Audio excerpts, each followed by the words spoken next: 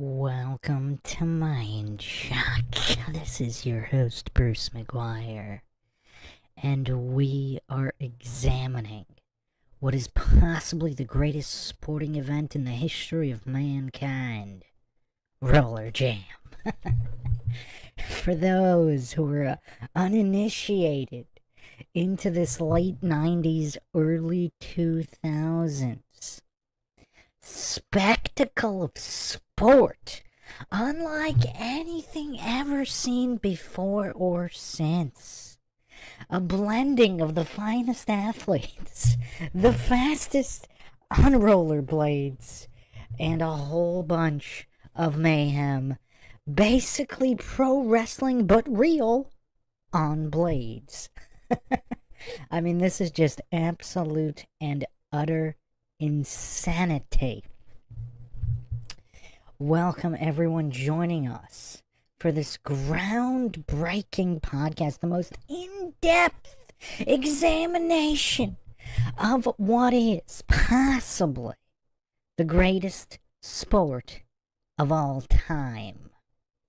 Now, how this only lasted a mere 2 seasons. There might have been a third season. I forget how they calculated the seasons, but I think it was broadcast for 2 main seasons.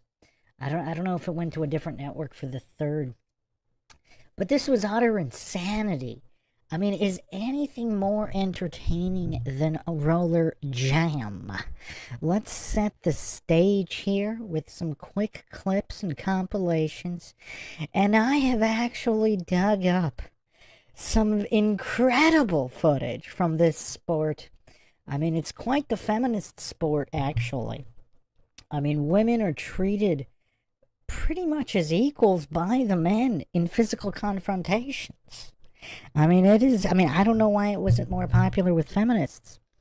I mean, as feminism grew more popular into the 2010s, it seems like a lot of the mainstream media, like pro wrestling and all these other spectacles of sport, moved away from embracing feminism and true equality between men and women. It's kind of weird. So welcome to all the usual suspects here. Lord Zed, Aaron, Rodney Thomas, Flat Bob, South to West, Clark Rice. Wonder if Dave Scott's going to be in tonight. The man who defeated Chuck Norris. That's how he got his wrench in the chat. Heracles here. Les Xylophone.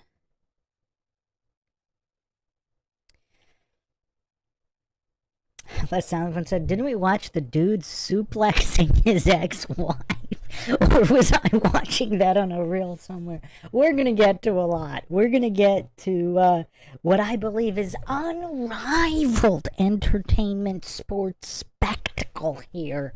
I mean, this is like modern Roman Colosseum, but possibly even more entertaining. I mean, this level of bread and circus, I don't think we've ever seen before. And here on MINDSHOCK, it's going to be a logical, comprehensive, exhaustive examination with non-stop receipts. Non-stop receipts. As always, if you find the podcast interesting and informative, want to help support the podcast, want to help logic and reason return to a world where it is quickly going extinct, as evident by Rollerjam currently not being broadcast on every single channel on network television. You can donate to our PayPal. Just check the link in the description. Make sure you subscribe to the channel. Hit that bell for notifications. If you're not getting them, you can become a free patron on Patreon. The free tier will give you all of the updates. You can also check us out on Twitter, Facebook, and Reddit. And you can also become a YouTube member right here on YouTube to help support the channel that way. Questions, comments, theories, thoughts, suggestions, rebuttals, debunkings of any kind, leave them in the comment section. Or if you are with us here live in the live chat, I'll try to get to all of them.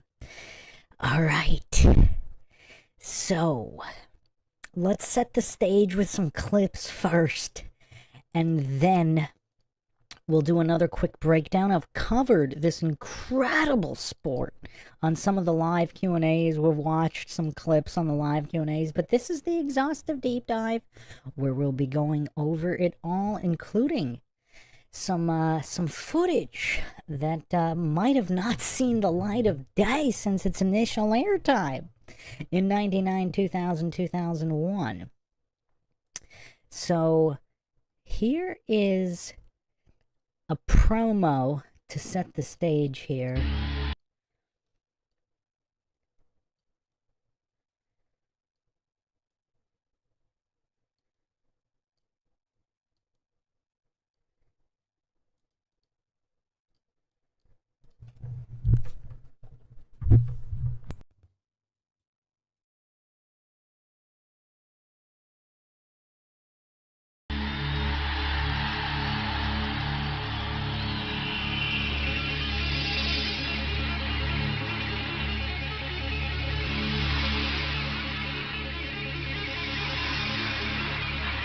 Ladies and gentlemen, welcome to the fastest, most exciting sport on wheels, Rollerjam.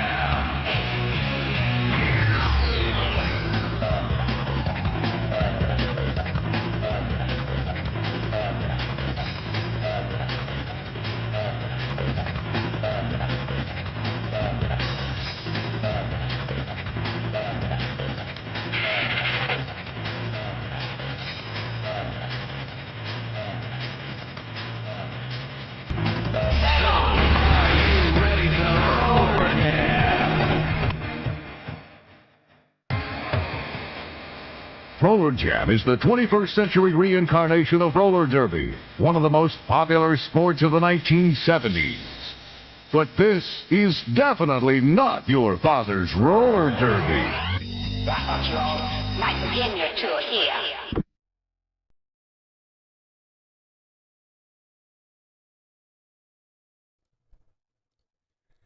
What a promo. Has anybody seen a more chill, goosebump inducing promotion of a sport in the history of television?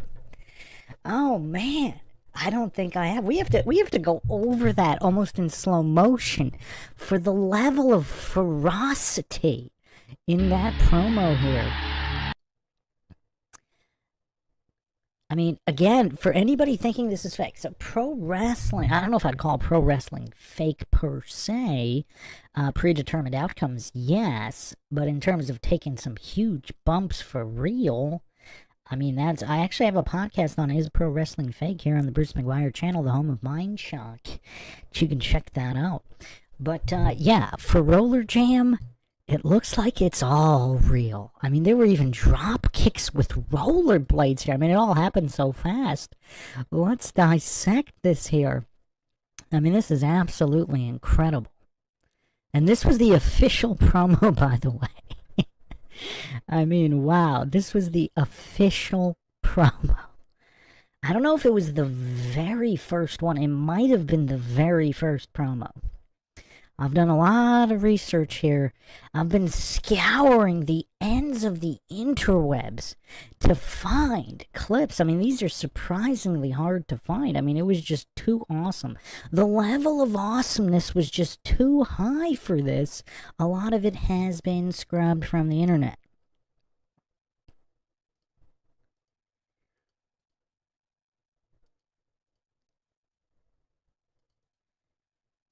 Also, they look like they were just having so much fun. Yeah, it doesn't look fake to me. Look at this. Is this a quadruple hair pull? Is this like a rhombus type hair pull situation? This is a rhombus hair pull situation. Oh, man. Oh. And it's not like the wrestling ring now. For anybody that's been inside a pro wrestling ring, it's actually not soft by any stretch of the imagination. But the canvas does have air underneath it. So it's not like hitting cement here. Like this kind of paved surface, I mean, this has gotta hurt.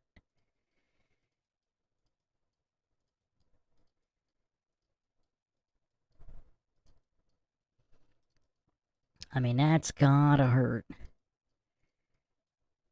Look at that fast reaction. You don't jump over people. I mean, that would have hurt real bad. Look at this butt bump of death. Look at that. Look at this monstrous. Look at the hang time this guy got on his dive roll. Look at this. I mean, this is crazy. Look at this roll here coming up.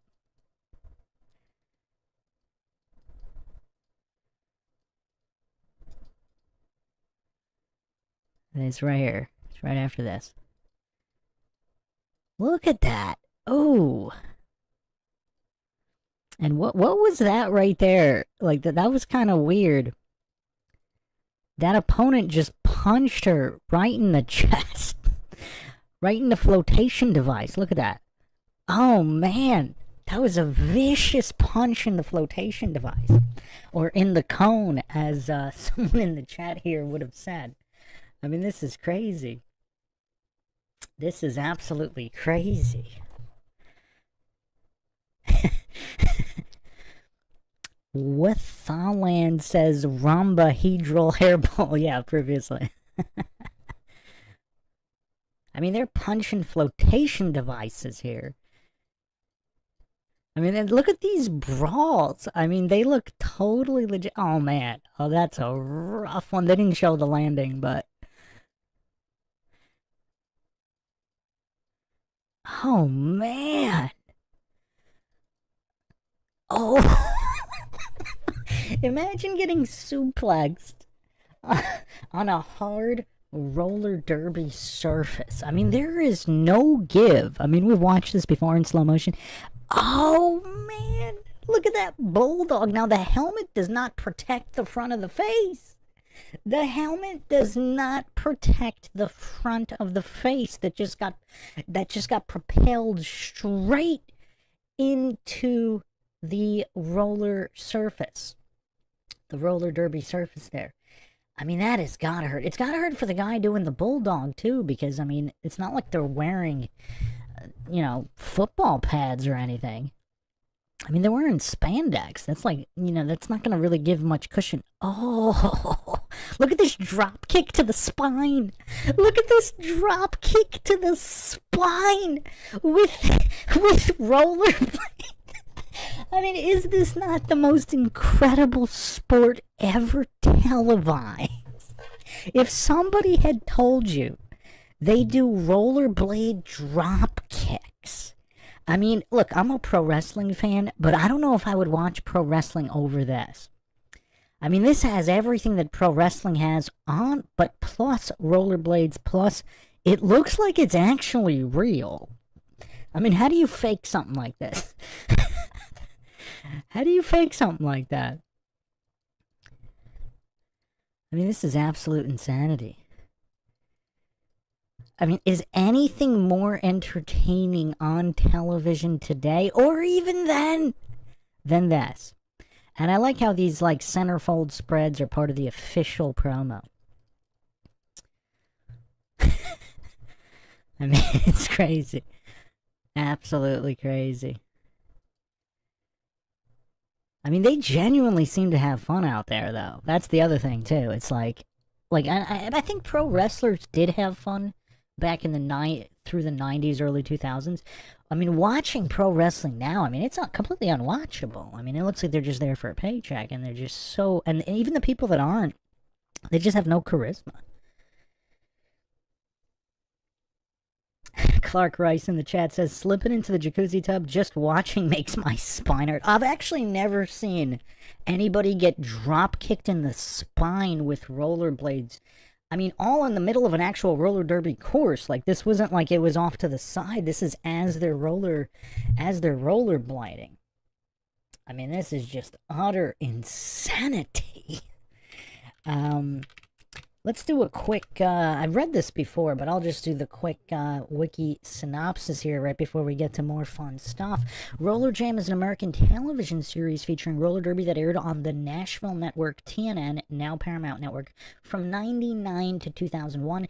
It was the first attempt to bring roller derby to TV since Roller Games, which we've actually, I went over that briefly. Roller Games was kind of awesome too, and Roller Games aired September 16th, 1989 to 1990, so not a long period of time either. I'll probably do a follow-up podcast on roller games as well, but Rollerjam's where it's at for now.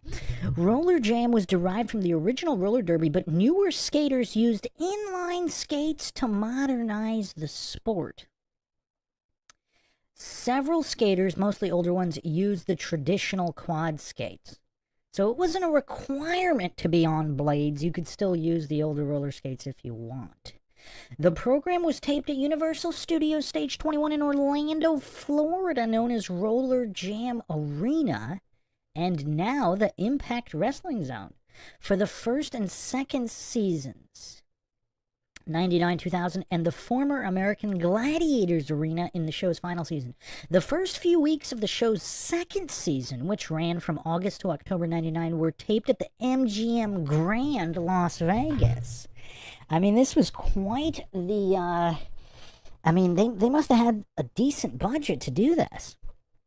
Creation Rollerjam was the brainchild of Knoxville, Tennessee-based television writers Ross K. Bagwell Sr., and Stephen Land. What a name. Stephen Land? I wonder if Ross K. Bagwell Sr. was related to Buff Bagwell, the pro wrestler.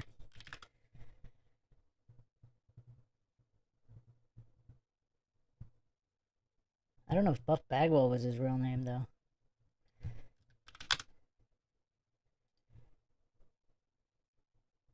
Oh, well, his real last name is Bagwell. His real name is Marcus Alexander Bagwell.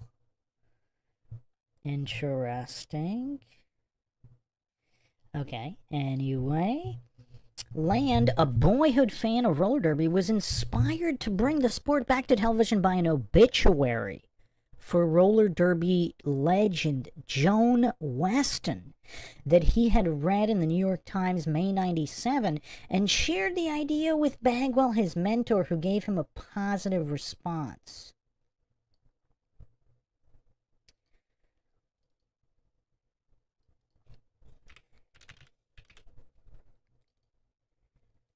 So I guess we owe all of Rollerjam to Joan Weston.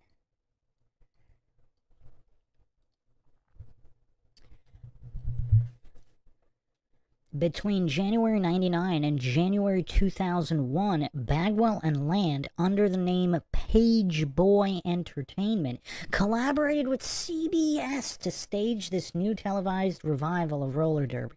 In May 98, Bagwell and Land pitched their idea to the Nashville network, TNN. The network agreed to air the show, but wanted it ready by the new year, forcing Bagwell and Land to create a league, recruit skaters, build a track, design logos and uniforms, hire a television crew, and record the program all in a span of about 7 months. Can you believe that the spectacle of Rollerjam was all created within 7 months? I mean, not only is this the greatest sport of all time, but it was all put together in a span of 7 months. I mean, this is crazy. I mean, this is really, really crazy. Flat Bob says, quad skates suck. I hate them. I don't even remember. I have roller skated on quad skates, but that was so long ago, I can't even remember it. I just remember rollerblades now. I actually rollerbladed not that long ago. I mean, it's been more than a year, but it has not been a decade. Man, we got to bring back rollerblading en masse. I actually went over rollerblading and a cool rollerblading documentary on one of the live Q&As. Maybe we'll get to some of that later as well. In an attempt to build continuity between Rollerjam and the previous roller derby incarnations, Bagwell and Land hired Jerry Seltzer, the son of roller derby creator Leo Salzer, to be commissioner of their new league. So look at this official pedigree being established in this sport. I mean, this is truly incredible. The first episode of the show was taped in November 98, a week after Thanksgiving. Overview: Rollerjam featured several teams of skaters competing in the fictional World Skating League, or, I mean, is it actually fictional if they're actually doing it? Jerry Seltzer served as on-screen WSL commissioner, although he only made a few appearances. The initial teams, each consisting of 7 men and 7 women, were the New York Enforcers, the California Quakes, the Florida Sundogs, what a name, and the Nevada Hot Dice, another great name, the Texas Rustlers, and the Illinois Riot. The original names of the latter 3 teams were the Vegas High Rollers, the Texas Twisters, and the Illinois Inferno. Their names were changed prior to the start of the first season. 2 notable veterans from roller games, Rockin' Ray Robles and Latin Spitfire Patsy Delgado, were featured in the second season of Rollerjam. Despite strong funding and 4 seasons of broadcasts on TNN, the venture never became a live attraction. Fabricated storylines and characters in the mode of professional wrestling were being featured more than actual competitive skating around season 3 and 4, raising the ire of many skaters and fans of legitimate roller derby. Well, here's the thing. Roller derby's awesome, but injecting some storylines, I mean, that just makes it more fun, and it looks like all the actual pro wrestling moves were done for real. So that's kind of awesome. For people who don't believe that, we'll be examining more of that. We've examined this on some of the live Q&As. This is the first dedicated podcast to Rollerjam. The rule sheets, periods. Games were played in 4 7-minute periods with as many as 60-second jams as possible. Women skated odd-numbered periods, and the men skated the even-numbered periods. In traditional roller derby, the game has 8 12-minute periods, again with 60-second jams. Jams began and ended on the referee's whistle, and a buzzer sounded to reinforce this. Skaters. Whereas traditional derby employs a pivot skater, Rollerjam did not use one. Instead, each team had 3 blockers, each wearing a white helmet, and 2 jammers, each wearing a black helmet with red stripes. Inline skates were legalized in an attempt to modernize the sport, but certain skaters still opted to use the quad skates. Jams. In seasons 1 and 2, the game was played like traditional derby in that the first jam began from the black start-finish line, while the skaters had to continuously skate until a timeout was called or the period ended. In seasons 3 and 4, this changed to every single jam starting from a standstill start from the black line.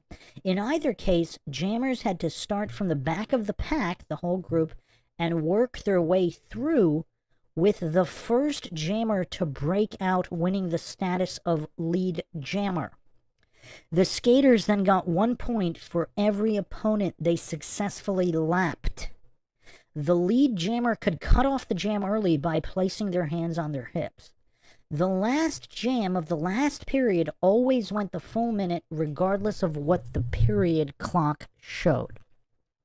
All right, so fairly straightforward, although it didn't always play out that way with all the shenanigans going on, but penalties. At the referee's discretion, skaters would sit in a penalty box for violating the rules for various reasons, such as fighting.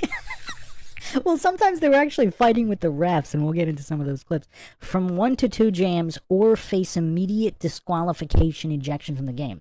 Skaters frequently racked up these penalties and were willing to take it if they felt it would bring them a moral victory. Winning. The team with the most points won the game. I mean, that's tough. If the game was tied in regulation, originally the genders would continue to alternate in sudden death overtime periods until there was a clear winner. As this could go on for a considerable and indefinite period of time, it was soon replaced one skater from each team facing off in a tiebreaker match race. 5 laps around the track, whoever crossed the finish line first won the game for their team. Special features. In addition, special features which were not directly part of the matches which occasionally pop up.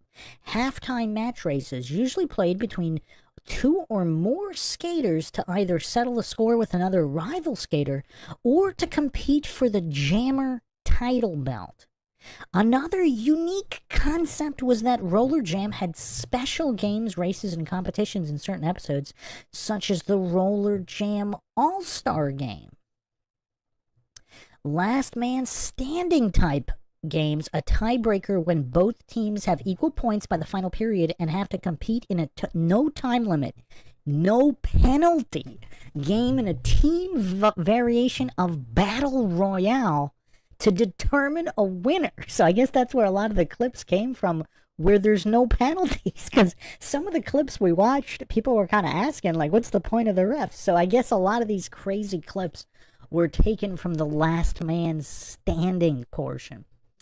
The objection of the tiebreaker is for skaters of both teams to eliminate the opposing skaters by knocking them over the rails or in the infield of the track until one team wins, earning the winning team 15 points.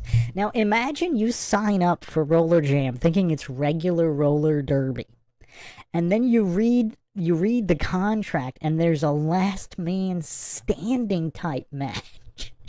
I mean that's crazy. That's crazy.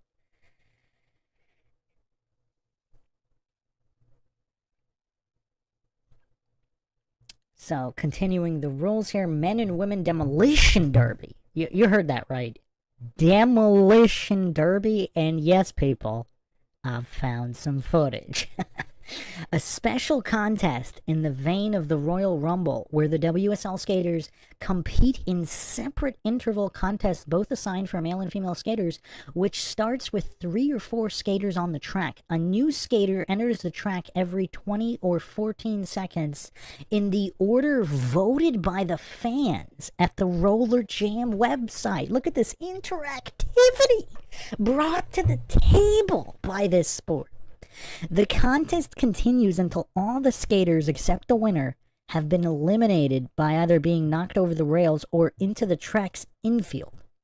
Table race. And yes, you heard that correctly. Just when you thought this sport couldn't get more entertaining, skaters race 4 laps while avoiding crashing into the 2 tables set up on the track to evade elimination from the race. And yes, people, I have found footage of this as well. Nightgown or lingerie races, similar to bra and panties match, where the female skaters are dressed up in their outfits and must race 4 laps without getting their outfits stripped, destroyed, or getting themselves knocked off the track, resulting in elimination from the race. We actually watched one of these on one of the live Q&As. Absolutely bonkers stuff.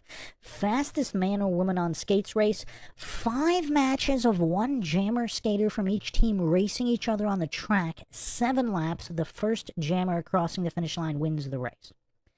Quad race. The winner keeps the quad skates. Loser wears inline skates for the rest of the season. So these were like special stipulation type races. Oh, man. Crazy, crazy stuff. Actors. 3 of the most notable actors featured in Rollerjam were veteran movie actor Tom Nowicki, who played the dual role of WSL General Manager Kenneth Lodge III, and Sundogs manager Leonard Lodge III. Cindy Moran, who played Amanda Hertz, the manager of the Nevada Hot Dice. Former ESPN and current CBS Sports Network play-by-play commentator James Bates, who played the Prophet. A character in Season 4 who would interrupt games to make speeches and later manage the Sundogs, and stage actress and former Mouseketeer Lindsay Alley,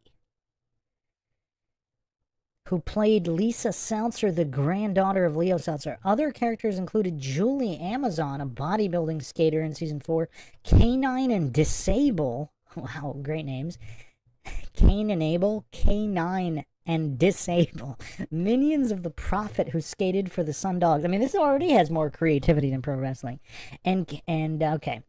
Devo, a convict character who skated for the Hot Dice. Little Nasty, a midget who was a sidekick to Tim Washington. And El Numero, a masked luchador who skated for the Enforcers. Wow. Crazy. Absolutely crazy. All right. So, who's ready? I mean, I don't even know where to start here. I'll put up a short promo. I'll put up a promo here for Inside Rollerjam. We're actually going to watch the whole thing, but I'm going to put the commercial first. Then we're going to go through a couple of just crazy clips just to set the stage, and then we'll go through the entire documentary Inside the Rollerjam. But this is just the promo for it to get everybody ready for what is probably the most entertaining sport in the history of mankind.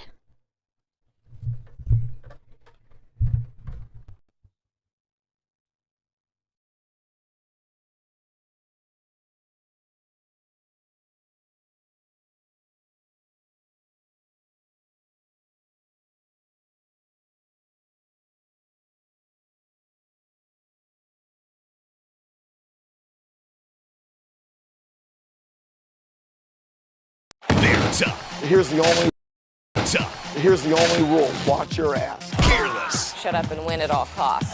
And indestructible. I've had 2 concussions.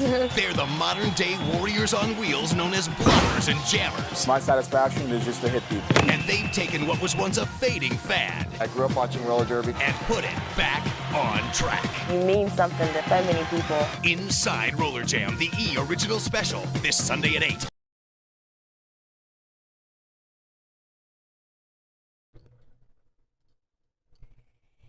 Okay, let's break this down here. Oh, man. Oh, man, we got knee drops here. And shout out to that cameraman. Look at that old-style TV camera. And that cameraman, I mean, he's got to be aware of just his surroundings at all times. I mean, to get some of these angles, I mean, we really got to shout out to some of these cameramen. I mean, they are the true heroes, because without them, we wouldn't even have any of this spectacular footage. Oh, man. Oh. What is going on here?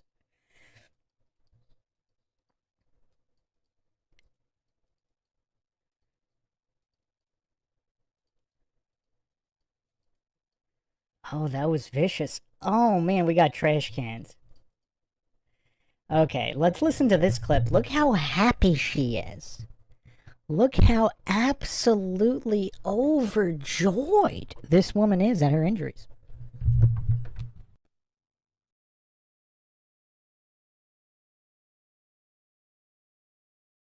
At all costs. And indestructible. I've had 2 concussions. I've had 2 concussions. I've had 2 concussions.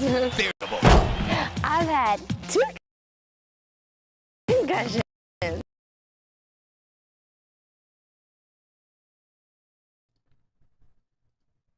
Has anyone seen anyone this happy? This absolutely overjoyed. I mean, she is absolutely beaming at the accomplishment of having 2 concussions. And that was at the time this was recorded. Who knows how many she racked up afterwards. Flat Bob in the chat saying, the only problem is with all of today's fruitcake and snowflake fruitcake. I haven't heard fruitcake generation, but that's funny. Snowflake generation, I don't think any would even attempt to play. There might be a couple. I mean, they're still parkour guys, right? Look at all those parkour guys jumping between buildings. I mean, they're pretty cool.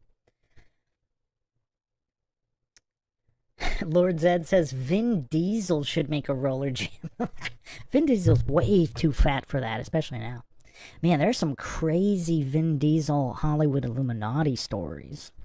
We gotta go over those on a podcast. But okay, anyway. I mean, again, look how happy this woman is to have experienced not 1, but 2 concussions at the time of this interview. At the time of the... I mean, she's absolutely overjoyed. Is it possible for her to be more happy? Everybody look at the screen now. Is it possible for a human being to experience more joy than that? And I don't think she's acting. Does anybody think she's acting? I wonder how she's doing today with all those concussions. Is there CTE involved? Welcome, Rethink Inc. Alright, let's go through the definitive Rollerjam compilation, which I've gone over before, but let's do it again.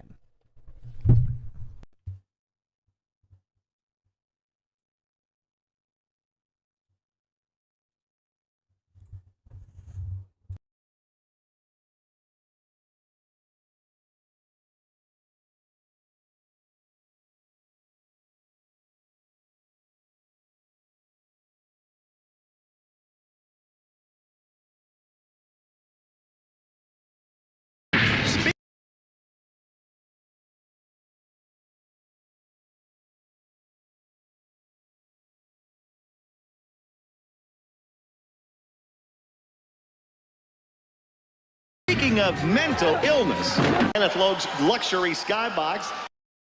Speaking of mental illness, Kenneth Loeb's luxury skybox. She was having a good time talking about it, but Amanda didn't think too much of it, did she? Matthews offered back, and Blitch sets up, and Blitch takes Matthews down, and I mean hard. That happened on the other end of the track, and we can hear it, and now Timber. Oh, look out. If they're all like this, you'll never get there. No, you can't take that kind of abuse through a whole season, and then what follows it up to with the Timber, like you said, Roy. There you go. Full weight right down on her back. Conomac and Matthews are tooth and nail. Oh, Jamie Blowing in the air there. So did Shea Brown. He's out of there? No, because Shea Brown railed her. To give edge, Conomac. Although you wouldn't know it by that, would you? No, you're right. Obviously can block as well as Jan, but now she's going to get dumped by Conomac. That's all they gave her. But here's a big play by the Quakes. Stacy Blitch and Conomac just dragging her by the head just about. I've been talking to a lot of cool people online, a lot of females, you know, guys a little bit, but actually, I've been talking to a guy in prison. Game with you that was in prison. Does he even practice with your team? He don't need to practice, man. It's Mo Sanders. I think his stamina will be to bed. He's that good.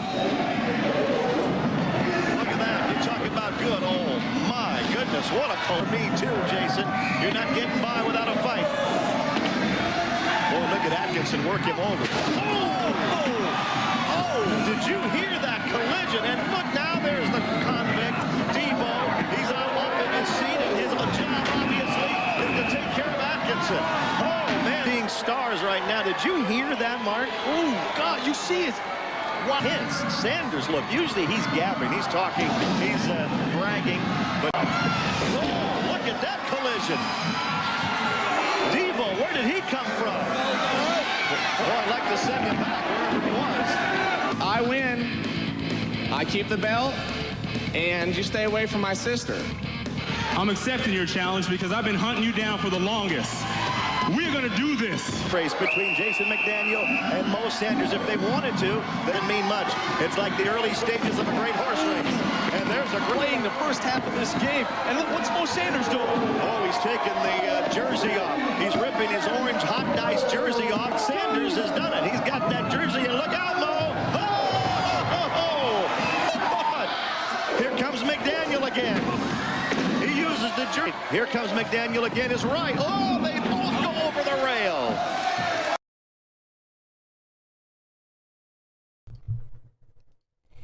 Is anybody else thinking this is fake? I mean, this is absolutely brutal stuff. I mean, it's even chair shots without the helmets on. I mean, this is absolutely brutal stuff. We're going to go over this video again. I'm just going to let it play through so everybody can absorb it, and then we'll go through and dissect.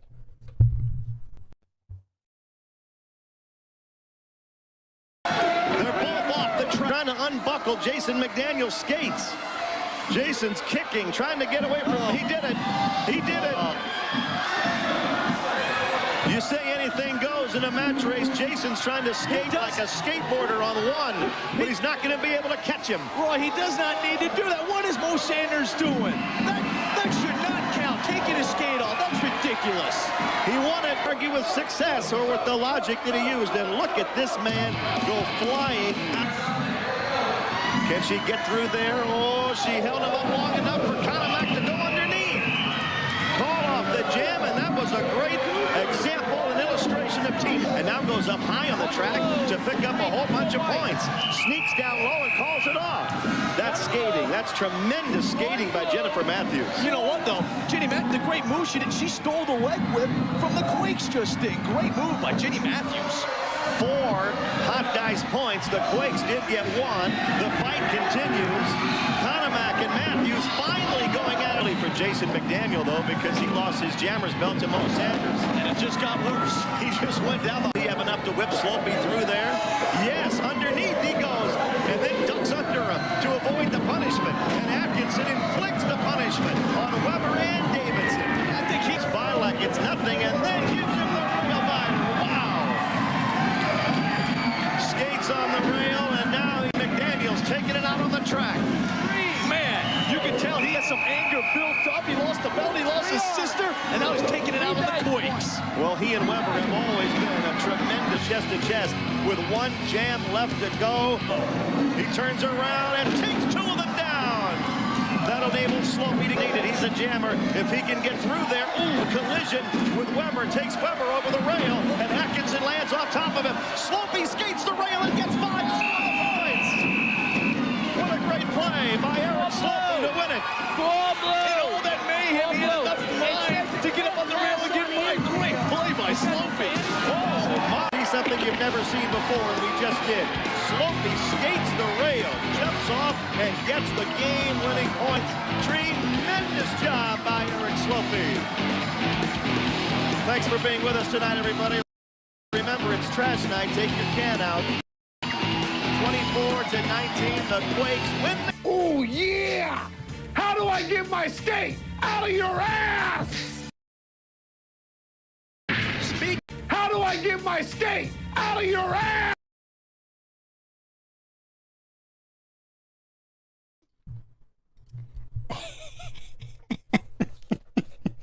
I mean, wow. Has anybody seen anything more entertaining than this?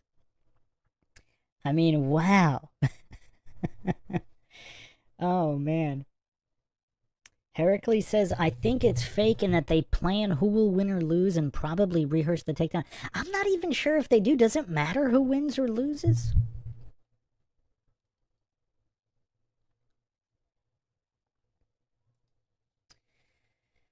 I mean, maybe they do, but I mean, there's no, I really don't think they could practice that much, because how would they even know? Because with 7 people, they wouldn't even necessarily know who's going to end up where at which point in the circuit, right? I mean, that's just too much. I mean, unless they all practice with everyone, but I mean, some of these, it doesn't look like they did it that many times either. I mean, there's not really repeats. It's not like pro wrestling where these people have finishers and stuff. I mean, these are just wild skirmishes, and most of them look like one-offs. Like, these situations don't look like they ever repeat, so I don't know how would you even train for all this stuff. Clark Rice says, I haven't laughed so hard in a long time, but I've got 2 concussions. Oh, man, I'm going to have to add that to the rotation of clips. Oh, man. Oh, man. All right, so let's break down some of these... Let's break down some of this, and then I'm going to be getting into some clips we haven't seen yet, even on the live Q&As. Oh, she didn't even protect her. That looked kind of like a hard shot. What is that? Some kind of a binder book? That looks pretty robust. That looks kind of hefty. That looks kind of hefty. Oh, man. That looked brutal. That looked absolutely brutal. I mean, when you add in the speed of them just racing plus doing the pro wrestling moves, I don't even know how you would practice that. I mean, look at that. That's some kind of light spandex. That's not going to absorb anything. I mean, there's no give on that track. I mean, I don't know how you practice any of this stuff. She's not even looking at, like, the girl on the bottom, she's not even, she doesn't even know when she's going to get hit. And look, there was no give whatsoever.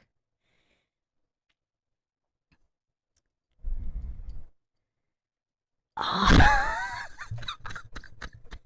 Oh man, this is absolutely brutal. Oh, there was no give whatsoever there. Because in pro wrestling, I mean, if you watch pro wrestling, they're constantly kind of protecting themselves, not just selling the other person's maneuver, but they're protecting themselves in certain ways to absorb impact.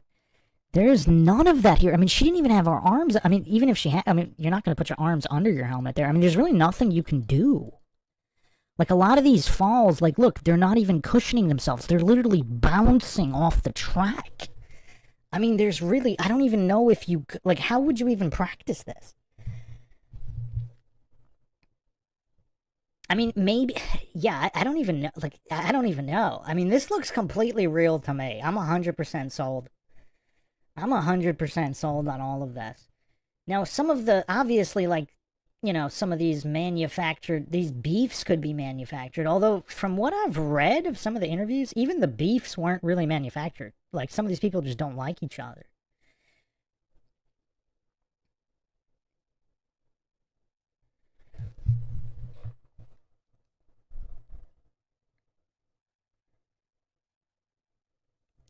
Clark says, this is the best example of fair use I've ever seen, but then I've had 2 concussions. Did I mention that? Oh, man.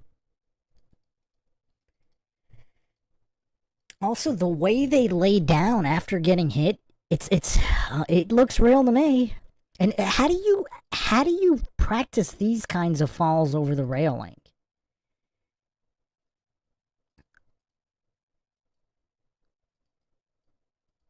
I mean, you could break it. Look at this bounce. Look at that bounce. You don't see that in pro wrestling, because in pro wrestling they do practice flying out of the ring.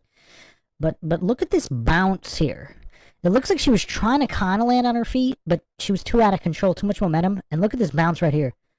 Oh, that looks exactly like someone who has not practiced that. Like, same thing with it, that you can die. Like, there's no way they're practicing this and dragging her on her head. I mean, that's insane. And I don't think that's ever been done again. I don't remember seeing, this is the only time I remember seeing anything like that. It looks like they're trying to slam her and flip her hard, but again, that kind of looks like they haven't practiced that.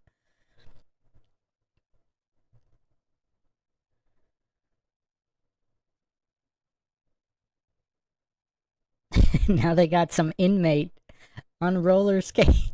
They should have that cop in there. And look at these shoulder checks, too. I mean, these are just brutal. Like, how do you fake that? I mean, they're coming in with so much power. I mean, they got knee pads and elbow pads, but there's no shoulder pads. Oh, that looked hard. I mean, there's no shoulder. Look at that. Look at that elbow right to the face.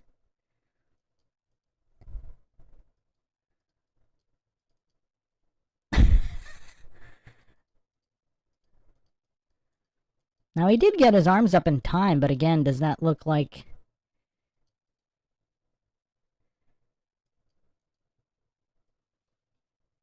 Oh, man, that's just... Look at the way they fall here. I mean, it's completely uncontrollable. He could have easily kicked them in the head with the rollerblade or in the throat. Like, there's no control whatsoever there. This looks exactly like guys who have not practiced this. I mean, somebody could have died.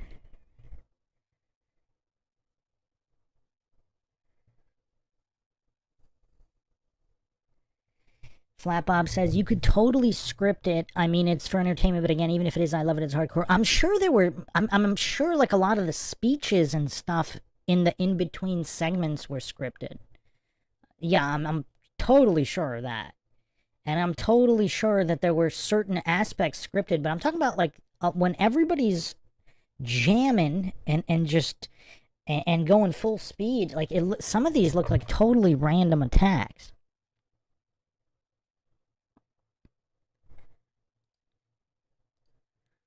And again, it kind of looks like maybe they did practice this stuff, but it looks like they didn't.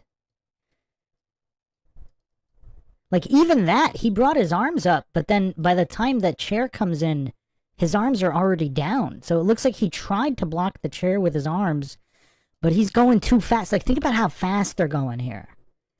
Like, he's going so fast, he thinks the chair's going to hit him, but by the time it comes, look, his arms aren't even on his head. It looks like and look at his blades, he's already off his feet. Like, how do you practice something like that? I mean, it genuinely looked like he tried to defend himself the best he could, but he really didn't. And look at these. Some of these are just from the back where like, he hit his own guy there. Like, how is that scripted? He tried to hit the other guy, but he ended up hitting his own guy. Pretty hard. Oh, that was totally vicious. I mean, I guess that could be scripted. I mean, he seems like a scripted character for sure, unless they didn't tell the other people. I mean, that was really stiff. Keep in mind, like I said, I've watched a lot of pro wrestling here, so I can compare pretty well. Like, most of the pro wrestling stuff, they're defending themselves and they're selling. They're making their opponent look like they hurt them. And, of course, the canvas has a lot of give. There's no give here. Look at that. He took out his own guy. I mean, that's some of the stiffest clotheslining I have ever seen. It also doesn't look like he's holding back. Like, in pro wrestling, when you watch some of the punches and stiff arms in pro wrestling, they're clearly, like, they're going fast at the beginning, and then they're pulling back for the impact. And they're relying on the other guy to... Like, there's no pullback here. Like, he literally decapitated... Like, he looked like he was trying to decapitate him. He literally took him off his feet. Look. And the second guy, he didn't take him off his feet. So it almost looks like... I don't know, did they not tell these guys about the guy? Because he's totally a scripted character. But that was the hardest double clothesline I have ever seen in my life. There was no pullback whatsoever on that.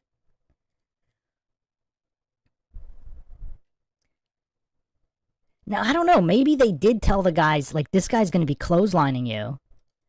But, because look at that. Like, the second guy, if it was scripted and they were trying to make it look more powerful, it seems like they would take their feet. Like, you see how the first guy, it looks like he's just taken off his feet by sheer force, whereas the second guy is hit slightly later. But look, that's on the throat, too.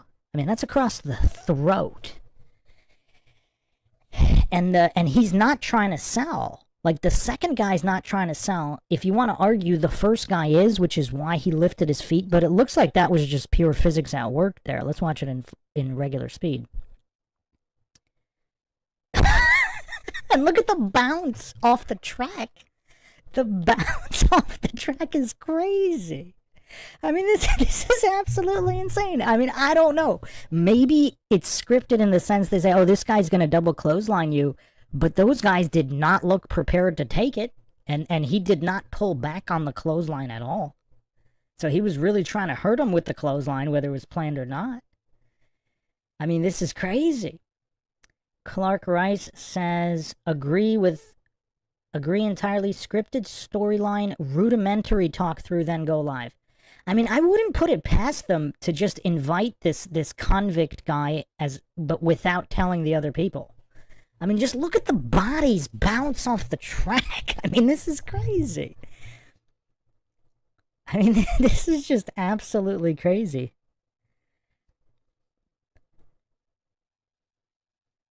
Flapop says, I think the narrative for which team is going to win is probably scripted, but the action on the track is all organic.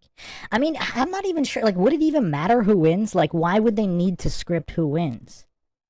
They might do a pro wrestling style promos like, oh, if this team scores more points. Because I'm not sure. I'm really not sure they would have scripted who won, because, I mean, they're circling the track so fast for it to be predetermined. Like, they would have to hold back on their skating, right? Because they can't have the people lap and score points. So if and how do they script that many hits? Like, nobody knows where anybody's gonna be, because I mean they have to skate. They have to constantly skate around the track. So I think they might just prepare promos for whoever wins and then go off of that. But I don't know. I don't know. Big Pine Sailing says scripted practice, pre-planned, doesn't matter. They're really doing it. Well, yeah. Here's the thing too, because if they it doesn't look like they practiced this. It looks like they're like, because in pro wrestling you can clearly see that they practiced it and they take safety precautions, and there's a lot of faking the hits. I don't see any faking here. I mean, that first guy can't even move.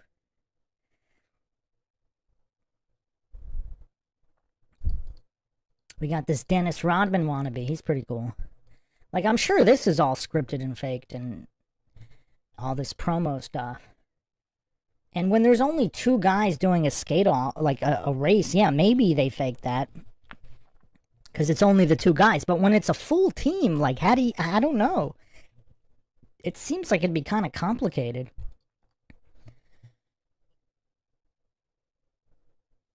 Like, this might have totally been scripted, maybe. A flying butt bump. Although, I'm not even sure about that. Like, would you risk... like, I don't know. I mean, it looked like he hit him kind of hard there, too. Maybe not as hard as he could, but that doesn't look like a pro wrestling punch. And he's spiking him on his head by the shirt. I don't know. I mean, I'm sure there wasn't, like, they're not really trying to kill each other, because then they would just, like, stomp on the throat with the rollerblade. So I'm sure they're trying to be cognizant of, okay, we're really not going to try to absolutely kill the individual. But it's like a real fight in high school or something where you want to hurt the guy, but you don't want to kill the guy because you don't want to go to jail. I mean, look at that. You think they faked that? Like, he didn't even use his arms to absorb the... Like, he just took that right on the spine. And also, like, notice, like, in pro wrestling, I've watched a lot of pro wrestling. The guy that's getting attacked or slammed, he can clearly see his opponent come up, like, what his opponent is doing for timing, and they even give, either sound cues of, like, stomping a foot, or tapping their leg, or even verbal cues. Here, a lot of these attacks, it looks like the person they're attacking doesn't even see them. Like, he's not looking at him. He doesn't know he's there. And he just pulled out his legs there. And that's not that vicious or anything, but the point is, it looked like he couldn't see when he came up on him.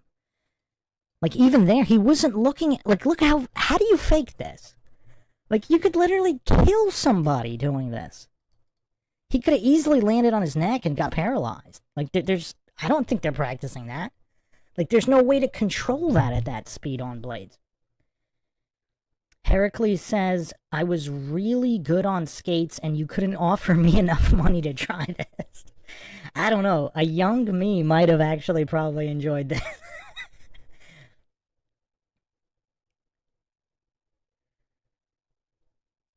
Clark Rice says, Rollerjam was way ahead of its time.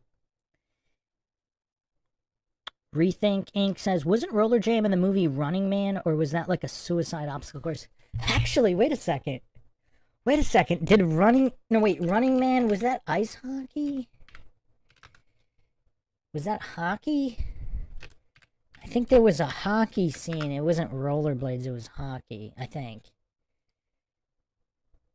Kind of forget now. Yeah, I think it was hockey, wasn't it? Was it ice skates? Or was it roller hockey? Or was it actually ice hockey? I don't even remember now. I've seen Running Man so many times, and I'm totally blanking on this. Totally blanking. Yeah, I think it was ice. Heracles says, I think it was ice, too.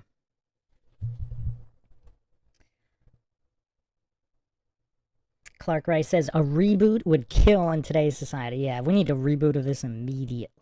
Can you imagine the athleticism, like getting parkour guys into this? Because the parkour guys are flipping across buildings with no safety. I mean, it seems like they would be good for this if they learned how to, if they don't know how to rollerblade.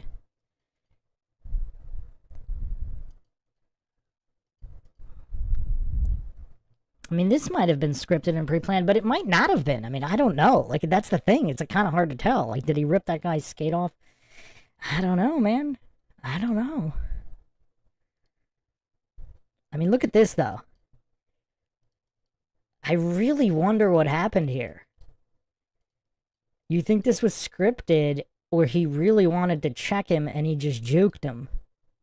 Because he was going so fast as if he would really wanted to hurt him with the shoulder check.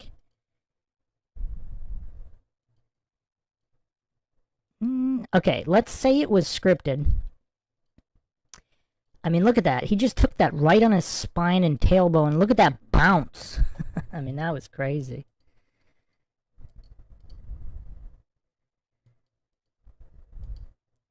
And look at some of these falls. Like, they're literally falling on top of each other. They don't even really do that in pro wrestling. Like, in pro wrestling, they have safety measures where you're not necessarily landing directly on top of your opponent on a canvas. And this is a really hard surface with no give here.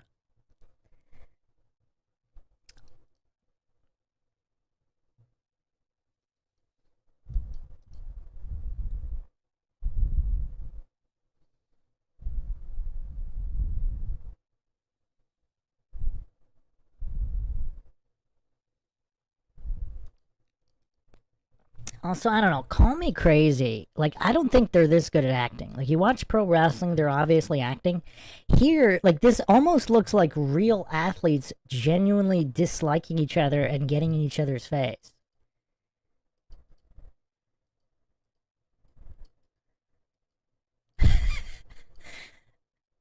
I mean, I don't know. I think they were actually given an order like, yeah, don't stomp on people's throats with the rollerblades, but pretty much anything else goes. Like, those guys didn't see the guy that came up. Like, how can you script it when you don't see the guy coming up behind you? Clark Rice says, I used to work the drop zone at airborne school. These concussions seem legit. Big Pine Sailing says, they do a good job hiding the padding and trampoline in that stage the guy dove onto. I don't think there was padding. Did you see the way the guy's body bounced? In pro wrestling, there's usually padding, and you can even see the padding in pro wrestling. They have, like, rubber mats and stuff all around. That guy bounced when he landed. Clark Rice says, the bounce causes the double concussions. It's a CTE nightmare. Well, not to mention all the damage to the bones and joints. Because when you bounce like that, like, there's no absorption. Like, if you watch pro wrestling, like, the canvas has a lot of give. I mean, it still hurts. But the canvas it's not like solid pavement. So the bounce off the canvas is almost like a trampoline style bounce. Here we're getting like outdoor pavement style bounces where the bones and ligaments are just being destroyed.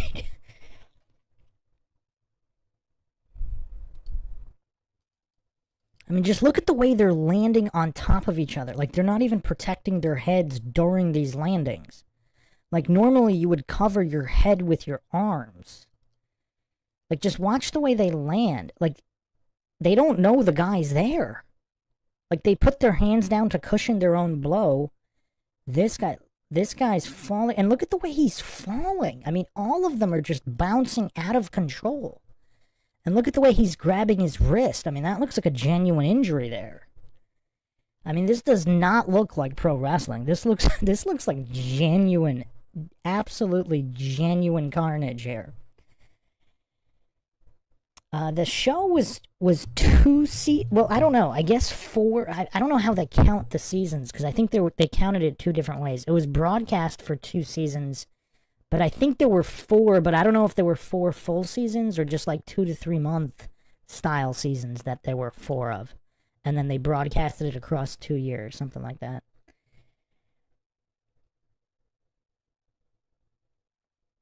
Flat Pop says, actually, if you look real hard, both guys in the orange were looking to the side, so they definitely knew he was coming. Well, let's look at it again. Unless they looked earlier. Because, again, they would obviously be checking their surroundings. And yeah, he looked there to see how close they were. Yeah, that guy did too. Yeah, they see him there. Yeah, so, well, and look at this landing. There's no way anybody would plan to land like this. This is the most unsafe landing. Like, there's just no way. Now, I don't know if that look was because they planned it or I mean, you'd constantly be looking behind you while you're skating because you know people are going to attack you. So I don't know if that look was just the regular look. Because they knew they were coming, but at the moment that he jumps, yeah, the guy on the right looked like he saw him jump, but the guy on the left didn't. And just look at the way they land here. I mean, could you land in a more unsafe fashion? Because again, like, look at all the guys. All the guys are constantly looking behind them. Look at this. Everybody's always looking all over the place. And then look, nothing happens to... Like, look at the guy in the orange... Yeah, hold on. Let's get a circle here.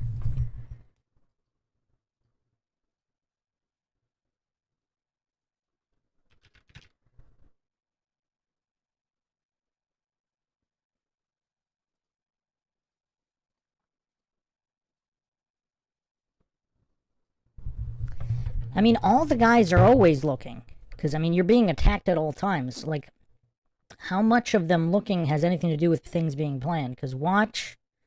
Yeah, after these guys... Like, watch this guy... Watch this guy right here. He's constantly looking, this guy, and nothing happens to him.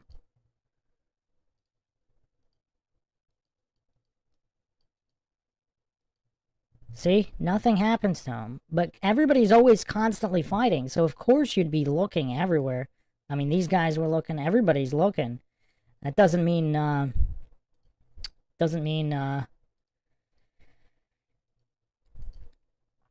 something was scripted or planned necessarily. The way they fell was, it just didn't look planned at all, that the way that they fell.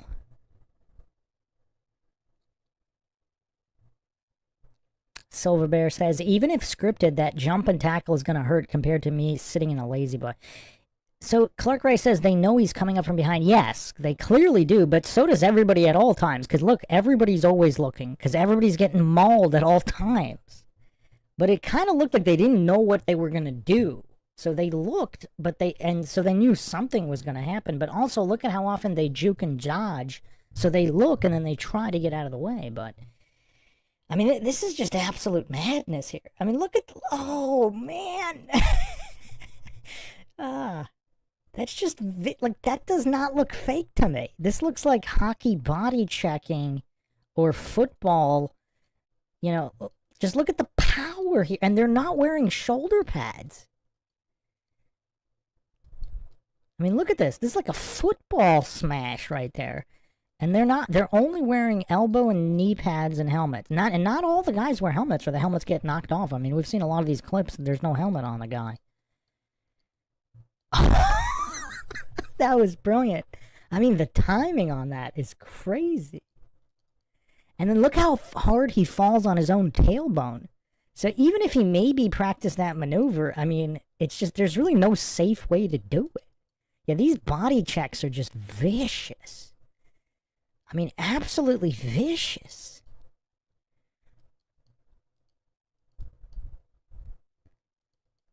And he didn't even put up an arm. Like, there's no defense. Like, it's weird. It's looked like if he knew it was coming, it would... I mean, I don't know. It's crazy.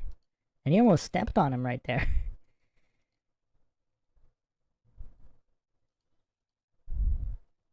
That guy wasn't even moving. That was on the ground there.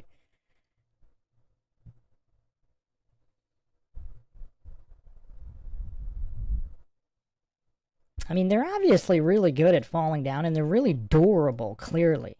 Clearly you have some durable people here. Oh... That looked like they didn't know what he was going to do. Look at that helmet fly off. It looked like they didn't know what he was going to do, whether he was going to clothesline or what. He does a drop kick to the hips or to the leg. He takes their legs out. Look, it was to the thighs. His helmet bounces clean off. I mean, that looked like it hurt. I mean, just look at the body bounce. Oh! Oh, man. See, that looks like something they might have practiced. Like the double team to get on the railing, maybe. Unless he just said, help me get on the railing there.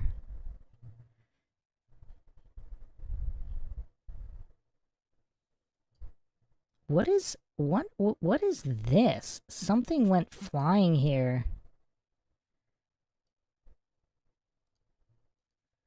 Something went flying here.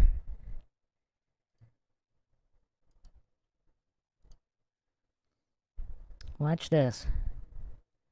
When he gets hit with the trash can, look at this object here.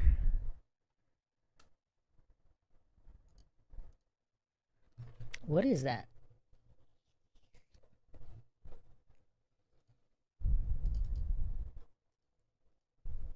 Then it went flying here. That was a hard hit, planned or not.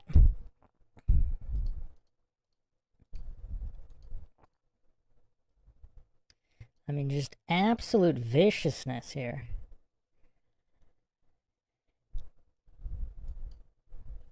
I mean, this is crazy. This is absolutely crazy. All right, let's get into even more crazier stuff. Clark Rice says, I feel like a monkey fascinated by a shiny spoon when I watch it. I mean, we're going to get into some unprecedented antics here. I mean, this might have been the most feminist sport ever. Let's get more into this. Let's get into crazy land here.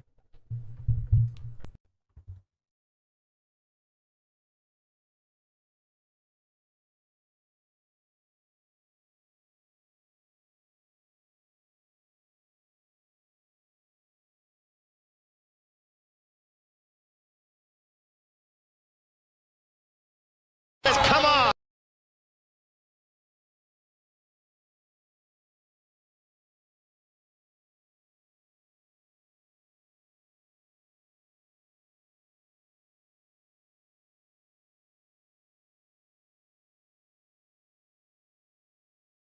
You can read his lips. Come and get it. Now Loden is going to be turned around. Spun upside down. Oh, goodness. And Stacy Blitz is beside herself. No! Don't. Oh, look at this. No. Oh, my gosh. Oh, shit. I can't believe this, Roy. I think the wedding's officially on. This is the greatest thing I've ever seen. Atkinson. This is the greatest thing I've ever seen. He's not going to hang around to celebrate. Oh, my gosh, I love it. You talk about teaching somebody a lesson. Loden thought she could win the team, win the game for her team. Came out with the men and winds up flat on her back.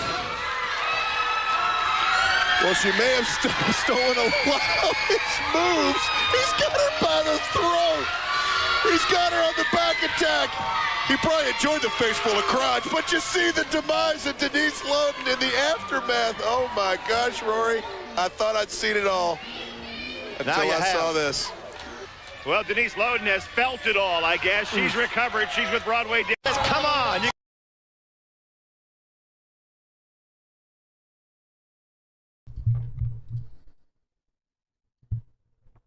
Okay, let's break this down here. I mean, is this the most feminist sport ever? Has any other sport embraced feminism the way that Rollerjam has? So let's break this down. So first of all, look at this shoulder check right to the chest. I mean, that looked painful. Look at her face here. Look at her face. Shoulder check between the cones. You can read his lips. And he grabs her by the chin strap. She looks like she's still catching her breath from the shoulder check, right? She doesn't know. It looks like she doesn't know what's going on. Because that shoulder check to the chest. And I don't know at which point. It looks like, is that a 4 on the top? So if this is the 4th period, this is after skating for quite some time. She might be exhausted already. Then moves the shoulder check. And then look how hard he pulls her down. And then she doesn't jump at all. So in pro wrestling, when somebody power bombs you like that or sets up, what is that? I forget what that's called. Because that's not a power bomb is when you bring them back down on their back the other way. This was like a power bomb set up into a suplex. But she doesn't jump at all. He lifts her straight up. And then look at this. There's no give here. And look at the other ladies in the background celebrating. It looks like they really didn't... Doesn't it look like they didn't know what that was going to happen, but they're overjoyed? Look at how hard he brings her down. They both bounce. But she bounces so much harder because he's coming down with all of their... Look at that bounce. I mean, that's just disgusting. That's a disgusting bounce there. I mean, you can collapse a lung doing that. I mean, she looks out of it. They look overjoyed. I think that's the girl with the 2 concussions on the right? She looks like she's having a ball. She really looked like she found her true calling in Rollerjam.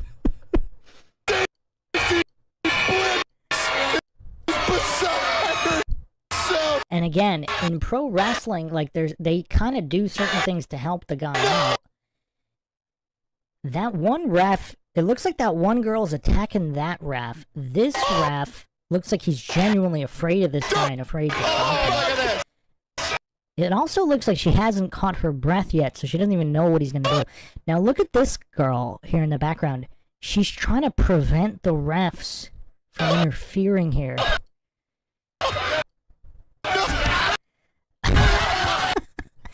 Oh man. Let's watch the background here. It looks like the refs are genuinely fighting with him. Like he shoved her so hard. It looks like she punched him beforehand. I think the wedding's officially on. I want to see the ref situation here. Like, do they think they're acting here? I mean, I don't think they're acting. They look like they're genuinely concerned for her safety, but also that they weren't. Even that guy in the background is like, what is going on? So it looks like it wasn't his ex. It looks like it was his fiancée, because the announcer said the wedding is on. Like, look at the guy in the background. He's like, what is going on here? And the girl in the foreground here, it doesn't look like they were aware. Even, let's say, even if this was somehow planned, it looks like they didn't tell any of these people. Yeah, Clark Rice, the announcer said, looks like the wedding is off. Heracles says, is that Tanya Harding? Oh, man. But look how concerned they... I'm not buying that this is acting. They can't act that good. I mean, these are like... These aren't professional actors here. Hang around to celebrate. Oh my gosh. I love it. You talk about teaching somebody a lesson. It's just so hilarious how happy these two are. Or these three. I think there was some genuine real-life beef with a lot of them behind the scenes. I actually found some Angel Fire websites from back then that discussed some of this. But we'll actually see it in the documentary. By the way, I haven't watched the documentary. I have it. We're going to go through it, fair use, obviously. But look at this check here. Look at... Oh! That was with the point of the elbow. That actually might have even gone to the solar plexus. That was with the point of the elbow. I mean, look at this guy. Look at this feminist here. Practicing feminism. I mean, this is crazy. He's totally treating her like an equal. She may have stolen a lot of his moves. He's so rough, too. Like, if you watch pro wrestling, nobody's that rough in grabbing people into a power. It's kind of crazy. And look, again, it's all dead weight. She did not assist in any way with that. He's got her on the back attack. And it looks like he even drove her down with his arm even harder. And that's not on a canvas. In pro wrestling on the canvas, they actually, they do the opposite. They try to support their weight as long as possible. He probably enjoyed that bounce was so vicious. But you see the demise of Denise Lund. All right, let's in look the at the aftermath. refs here, because there's Oh something my weird going gosh, on with Rory, the refs. I thought I'd seen it all until I saw this. Well, Denise Did she just grab the ref by the throat there? Did she just punch the ref for real? I know everybody's watching this post. recovery. This smash into the post. Come on. But I'm more fascinated by the ref situation. Are they actually really fighting the ref? He shoved her so hard. I think she punched him before that.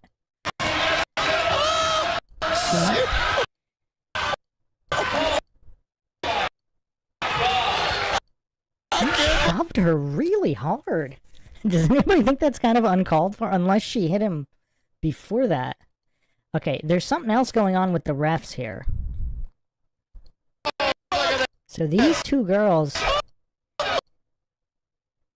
So she's holding the ref back. I don't know if she kind of grabbed him by the throat a little too hard there and he didn't like it, scripted or not. There's something else weird going on. Watch what their feet are doing. So it looked like that ref, the ref on the left, it looks like he's genuinely trying to pull the arm of the blonde here in the blue. She wants to make sure that this other ref doesn't prevent this post situation. Now look at her leg. She's trying to trip.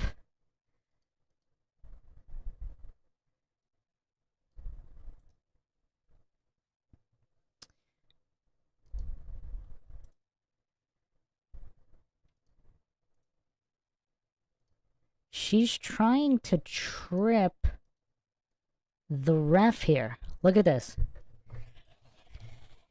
She's trying to... it looks like she's genuinely trying to prevent the ref from interfering here. I mean, this is kind of weird. There's a lot of stuff going on here. Look how hard this ref is kind of pulling her kind of hard. Look how rough this situation is. So first of all, look at him trying to hold her arm here. Like, it's kind of rough. Like, I don't know, faked or not. It's pretty... I mean, that's kind of rough there. And now, she breaks free. It looks like she kind of is grabbing him by the throat here. Because he's the ref on the right is really rough with her a moment after this. And not only, so she's got this ref by the throat, and look at her stick her leg out to try to trip or prevent the other ref from getting to this guy. I don't know. Is this scripted? That's kind of intricate if it's all scripted. I mean, what does everybody think here? Because that's kind of an intricate sequence here where she's choking. I've never seen anything like this in pro wrestling. This kind of setup. And again, it's really rough. Like, this would be considered extremely stiff pro wrestling. I mean, it's just so rough the way these refs are handling them. So look at this. She's got one arm around this ref's throat, and then she's also sticking her leg out to trip or prevent the other ref from interfering with this, I don't know what we're going to call it, crotch busting. I mean, she's giving her best effort to make sure that this situation is not interrupted. Bam! And look, the ref, it looks like the ref actually was trying to get to him to stop him. Look how far, the ref is actually falling over the rail here. I think the ref situation might be, I don't know, everything going on with the refs. It seems like this is real. Look at the refs. So she's going to one ref, then look at her sticking her leg out to prevent the second ref from getting there in time. And then the ref looks like he's diving to try to grab the guy to prevent this destruction here. Look at her body bounce up. Man, this is so brutal. This is so brutal. But look at the refs. Look how off balance they are. The refs make the situation with the refs right now is leading me to believe that this could all be real. Because again, I don't believe anything like this has happened exactly like this. We're gonna watch some other crazy stuff, but oh man. Flat Bob says, that was the one clip that makes me think it's totally legit. That is absolutely brutal. And I love it. This is better than any pro wrestling, better than any football, soccer, basketball, or any other sport. This is the absolute pinnacle and perfection and entertainment. No, but just watch the refs, though. Watch the refs. There's something about the ref situation that makes this, and her reaction. Is she really that good at it? Because look at this. The roughness. Like, what happened right there? Look how hard the ref shoves her. She almost falls over the railing. I think she kind of clipped the guy's throat kind of hard. Because he looks genuinely mad here. Like, the ref is shoving her so hard. Look, she's almost falling over the railing. This ref did not like the way she handled him. I wish we had more angles of what's going on with the refs. It looks like she might have elbowed him too first. I think the wedding's officially on. The way he just skates away without taunting, and look at that bald spot. It looks like he's balding from just all the stress of being a roller jammer. I mean, come on, this has to be real. You don't go through this much stress. Like that bald spot right there. That's some serious evidence for all of this being real. I mean, just look at the balding spot there. Clark Rice says, Bruce, we gotta bring this back and run syndicated betting parlors. And then rig the action like Whitey Bulger. Vis-a-vis. Oh, man. Okay, hold on. No, but just look at that bald spot. And look at his demeanor. It's like, I don't know, did this lady cheat on him? Like, what happened behind the scenes here? Because even in pro wrestling, like, some of their storylines are actually based on real storylines. If anybody doesn't know about the whole Matt Edge and Lita situation, I mean, they capitalized on the real story for their storyline. So is that what happened here, where they kind of took something real that happened, and something happened as a result of that? But I mean, I don't know. This just looks really weird. But look at that bald spot. Look at that balding area there. Is this balding induced by real stress? Flat Bob says, he was stressed because women wear down on you. I have a feeling he had been waiting to do that to her for a long time, and he finally had his chance to do it on TV. Chin Chin says, never heard of Rollerjam before. I just showed up. Welcome to the party, my man. Welcome to the party. This is the greatest sport in the history of mankind. But let's continue this examination here. I think the whole situation with these two girls and the refs, and again, I don't think their acting is that they can act that well. Like, these refs look pissed off. It looks like these ladies were really engaging hard with the refs to make sure that she got hurt. And they're just so happy. I mean, look at this pure joy. Who thinks they're this good of actresses? I mean, because again, watch pro wrestling. Their acting is so bad. Nobody is fooled in pro wrestling when they act happy after destroying people, because it's all fake. They look genuinely pleased at this result. Like, they obviously didn't like her. I mean, look at that vicious elbow. Oh, man. That looked like it was to the solar plexus. And look how roughly he's handling her. I mean, that's so rough. Oh, it's crazy. And again, she doesn't jump at all. This is all dead weight. And then watch this. And look at his arm right there.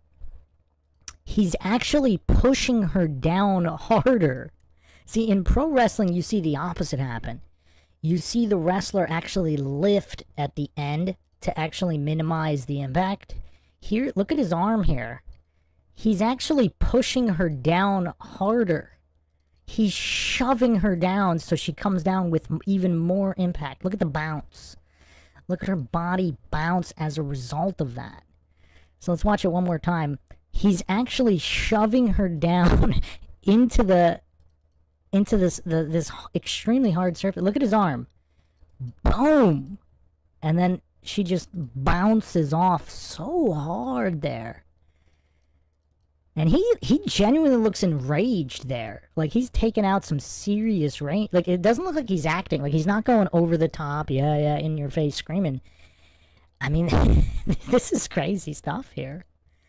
All right, watch the refs. Again, watch what's going on with the refs. So it looks like that ref, does that ref knows what he probably thinks he's just pulling her out of the arena. Right? Because that's what it looks like at this moment. So it's kind of unclear. If the ref isn't in on it, he might not be 100% sure. Now watch how rough this lady is with the ref. She's literally, she puts him in a chokehold. She forearms him around the throat. And then she sticks her rollerblade out to try to trip the other guy. And the other the other ref is genuinely trying to get to him. Like, he's trying to, look at it, look, he reached with his arms. I don't know, is he going to go through all the trouble to fake reaching with his arms like that? Because the other ref didn't. If he's in on it, because watch, now it's clear what he's trying to do. Because before, when he was just trying to pull her out of the what's it called, a rink? What's it called? Roller derby rink? Watch this guy reach for her with his arms for this guy. So he got tripped here. Well, let's back it up a little bit more. Let's finish this logical examination here. So right here it looks a little bit more clear what he's going to do, but the other lady already is choking. She's pulling this ref by his throat. She's forearming him by the throat. It appears that's why he treated her so rough left. Now watch with the feet here. She has the wherewithal. So, because I've never seen anything like this in pro wrestling. And also, look at this guy's face. I mean, this is sheer rage here. I mean, look at his face.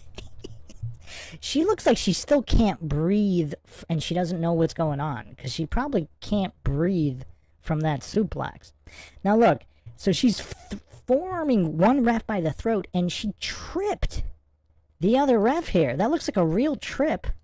And now he's off balance, but still trying to reach with his arms to try to save this woman. See, look, he's still trying to reach and grab while off balance here. I don't know, man. This ref situation is crazy.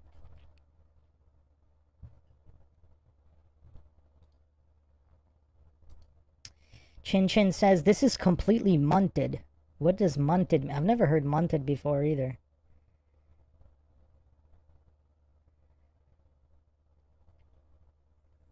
So, okay, anyway. Now, you guys think this is crazy? Wait till you see what else they did on Rollerjam. Let's examine it. Like, you think this is crazy. Let's see what the women do to each other. Alright, I hope everybody's sitting down for this, because we're just getting started. I mean, this is absolutely bonkers. I've just never seen anything this insane before. I mean, and again, it's kind of like, it really seems like this is all real.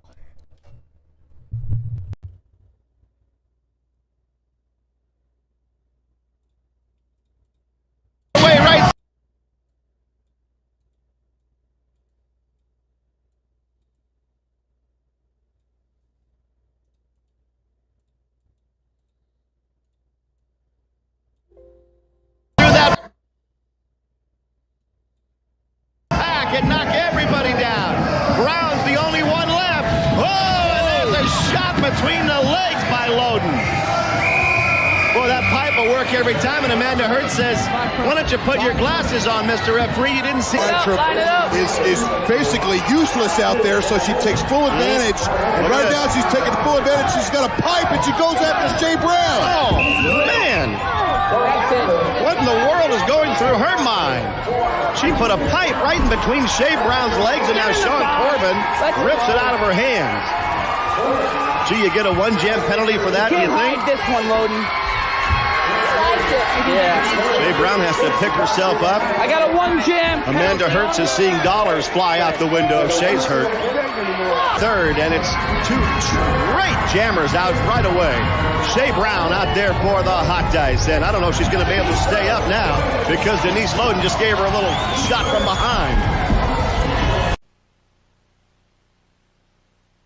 My goodness, Shea Brown took the shot from Denise Loden. That's a dirty play, isn't it? Loden to grab the last line of defense. Maybe Craig got her as well. They're going to give him one. What do you call that other than just painful? Shea Brown first her chin, now right there. Boy, the Danimer hurt.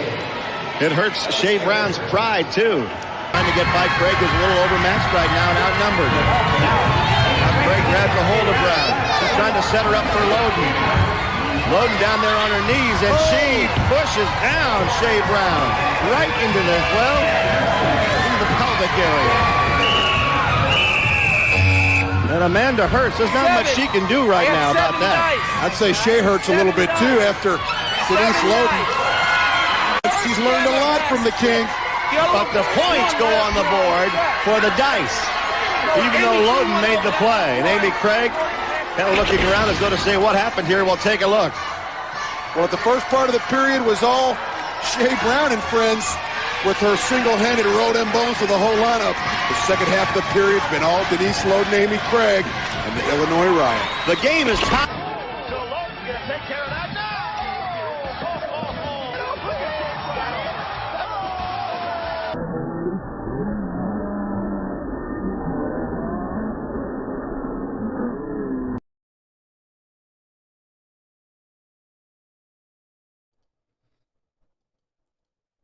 So now they're attacking each other with pipes. Who's this old lady coming out with a pipe attacking everybody?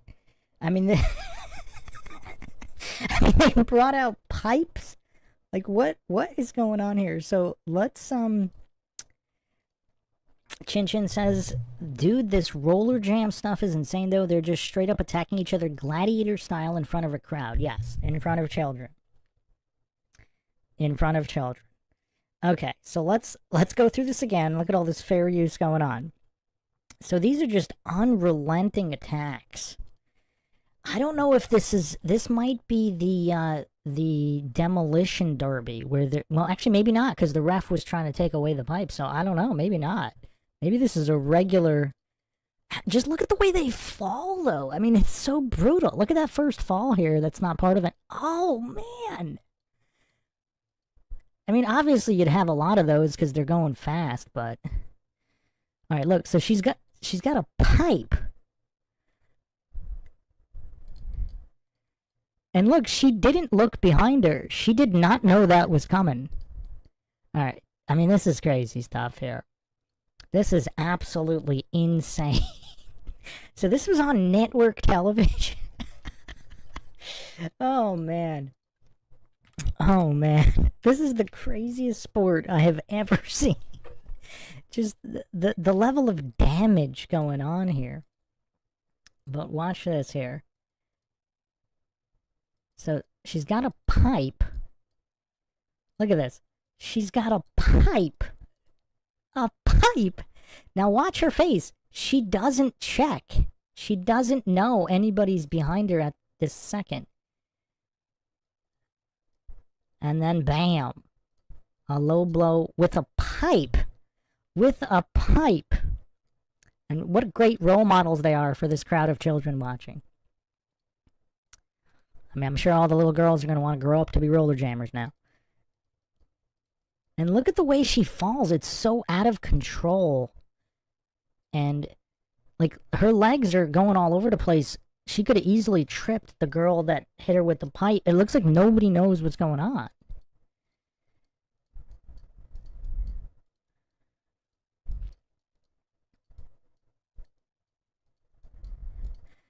And then she gives the pipe away before the ref can see it. But the ref saw it the other time.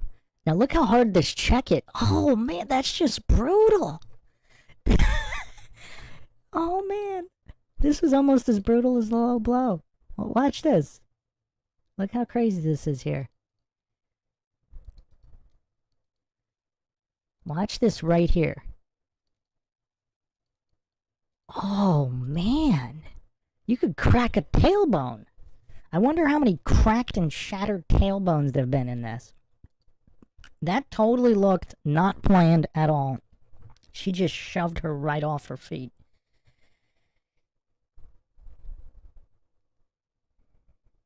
Clark says we could bring back Rollerjam in Vegas, pay-per-view, high stakes like a prize fight in the Sphere with Cirque du Soleil for veterans on mushrooms as a spiritual awakening. Chin Chin says almost pushed the helmet off her. Yeah, I mean, that was so vicious. She could have cracked a tailbone there, too. I mean, it was just so quick. So it looks like they're hiding the pipe until the ref sees the pipe. That ref totally saw the pipe. And then she... What is she doing? She lifted her straight up by the pipe. What is going on here? Oh yeah, the ref saw the pipe. Now he's fighting with her over the pipe. I mean, I don't know. Is this real or is this scripted? Like, she's pulling that pipe so hard and she lost that battle. And look at how rough he grabs her by the arm, too. Is this all scripted? I mean, I don't know. It almost looks like it's not. Like, these refs are manhandling people. And look at this guy. He's getting what he paid for.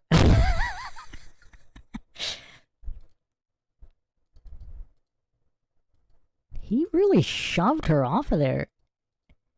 He's manhandling her so hard. It looks like he's really mad about her having the pipe. Who thinks the ref is this good of an actor? I mean, I really don't know. I really don't know here. If this is all fake, these are way better actors than pro wrestlers. Because it all looks real. I mean, it looks like he's genuinely reprimanding her for having a pipe. And then also look how in pro wrestling, I mean, whenever they do low blows and stuff, they get up in like 5 seconds. Here it looks like she's genuinely hurt here. And she's having trouble getting up.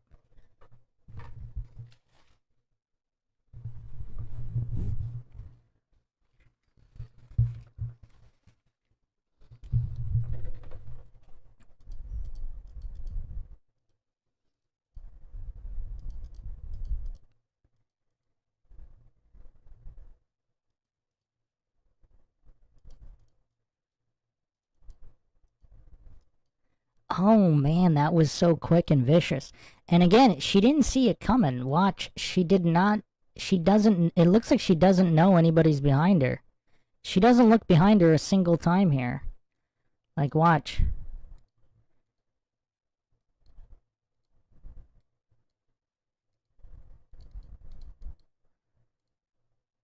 She's not looking behind her. I mean, maybe she knows somebody's closing in on her if she could hear them, but... See, like, she's not looking over her shoulder here. She doesn't look over her shoulder a single time leading up to this attack. But look how quick this was. Oh man, that was so quick. And look how happy she is. What is going on here?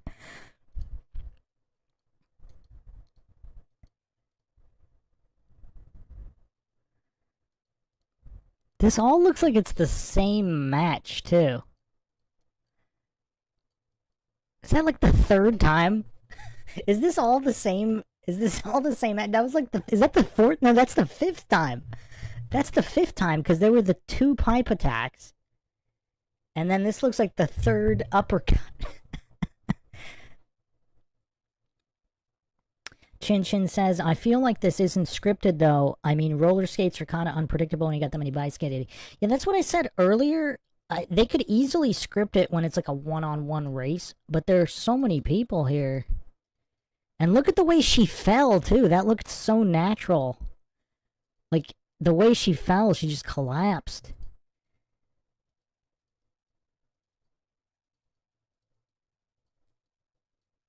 I mean, I don't know. Compare this acting versus pro wrestling.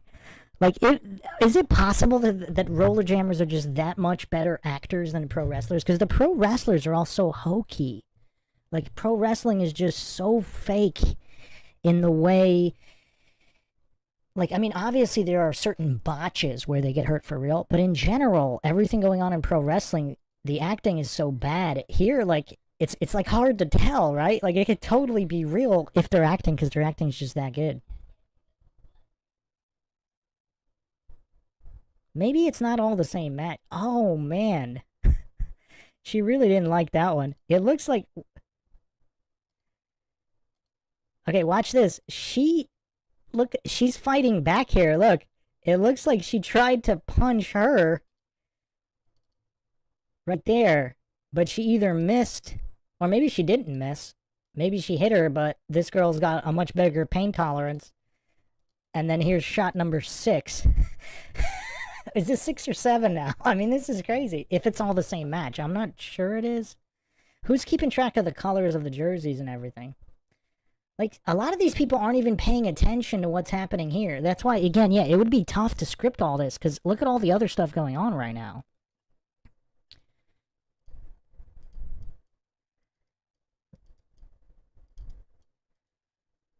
Yeah, that would really be bad for her if it was all the same night. And who is this random guy in a crown celebrating? This is the most bonkers sport I have ever seen. I mean, this is just crazy. And again, we're watching moments of certain matches. There's so much more. I mean, you got that convict in the orange attacking people. Like, this is only part of one match.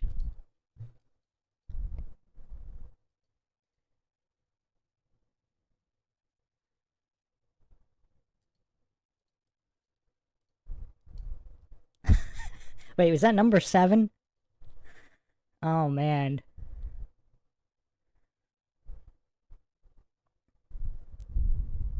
Is that number 7 or number 8? Where are the refs? Or are they just that strategic? They wait till the refs are on... Oh, now the refs are skating over. It looks like the refs were on the other side before.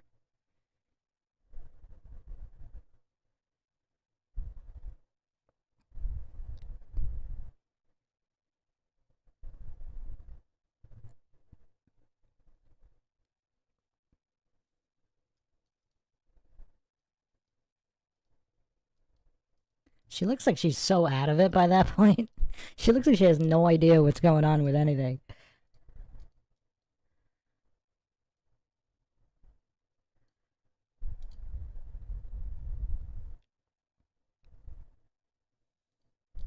Is she doing the Xena yell followed by some kind of... What's the name of this dance? The badonkadonk bump? What's that called? I remember that dance from like the early 2000s. That was like the precursor to twerking. Oh man, they got this old lady to come out with a low blow and then a pipe attack.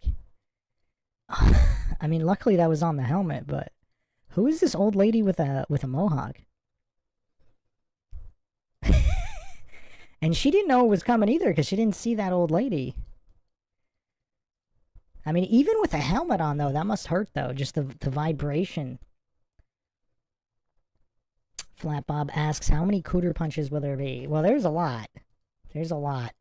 Now, it's not just punches. Let's see what else we got here.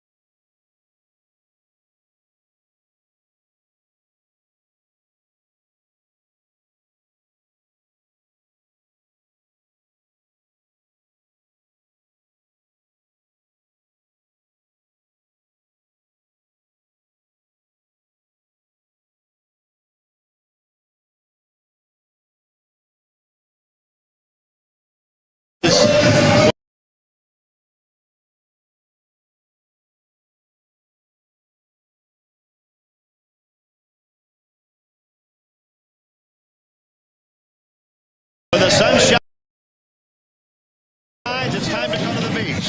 And now she's being led into Denise Loden. I don't know. What can we possibly call that shot, huh? I know we call that the muffler. For good reason.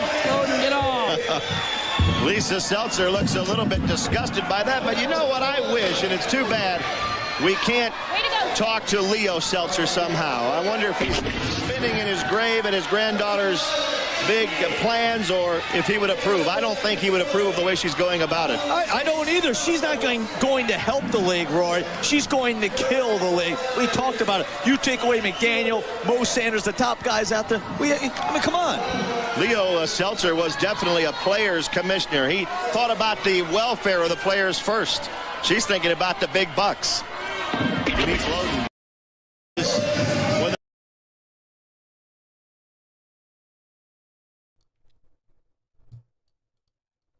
obviously all fair use all the time, but that looked like some kind of weird grab and twist. I mean, what is going on here? This is the most bonkers sport I have ever seen.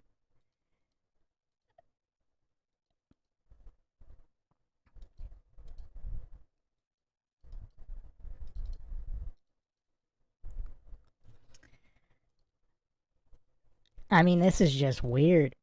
Chin Chin says, if that was acting, she is the best actor on earth. The way she was twitching in pain after that cooch punch, ow. Clark Rice says, trailer lady sneak attack sounds like my first marriage. Oh, man. Alright. Okay. It almost like there's something behind the scenes here that we don't know about. But, yeah, so the announcer says he calls this the muffler. This maneuver's called the muffler.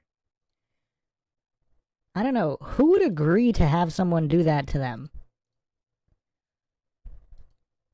I mean, the crowd looks absolutely stunned. I also wonder if this was the typical match. Is this what happened like every single match? They look so genuinely happy on inflicting this kind of suffering on other humans. I don't know if this could be faked. Again, I'm just, even the celebrations after impact, like causing this kind of damage and carnage. Like, you watch pro wrestling, it just, if it's acting, this has the best acting. And watch this too. Look at this flip. Look at this snapmare. I mean, the amount, the velocity with which she pulled that helmet. Look how hard she pulled her down. I really don't know if that's fake or not. I just can't tell. I can't tell. Because they're doing it with such, and look at that bounce off the tailbone again. I mean, how are people, I mean, the amount of vertebrae that must have been cracked and the amount of hip fractures. They don't have hip pads on. Like, it's not like they have football pads on with the hip pads and the tailbone. The way that, see, if she hadn't pulled her helmet, if she hadn't pulled her that hard, I would have said it's totally fake. Look at how hard she snaps that head down. She snaps it so hard.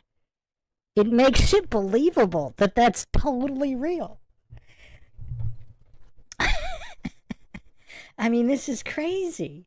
This is crazy. And just, there's really no way to cushion yourself either. Look at the bounce. Oh, the bounces are almost more vicious than everything else going on. Just the body's convulsing off the, and this lady's not even wearing a helmet either. Then she turns around to admire her handiwork.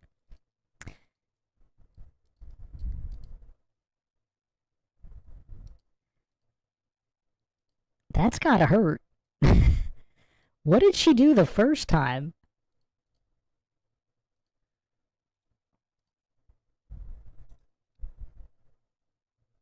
She attacked her twice.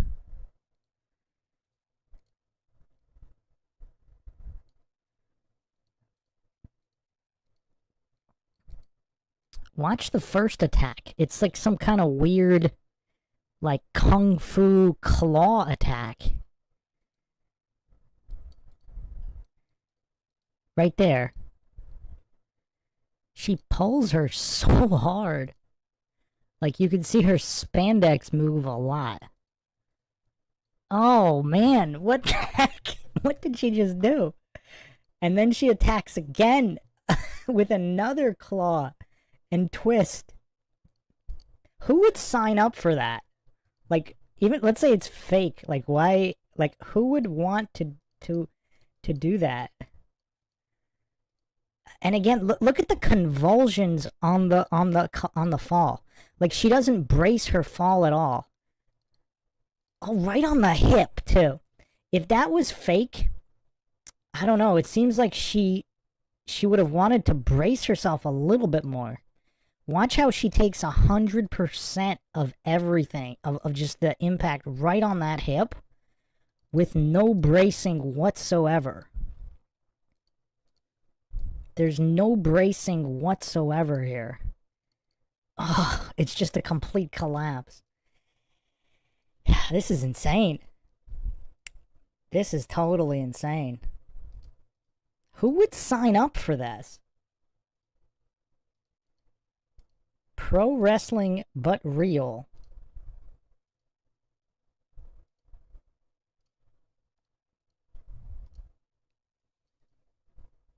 And she's convulsing pretty hard there. And this is just adding insult to injury here. That ref, look how angry the ref looks. That ref looks genuinely angry here. I don't know, just the way the refs are handling this. Like, compare the way the refs handle this to pro wrestling. Chin Chin says the muffler still has me rolling. Chin Chin says Rollerjam food, a forbidden martial art. I don't think any sane person would sign up for that beating.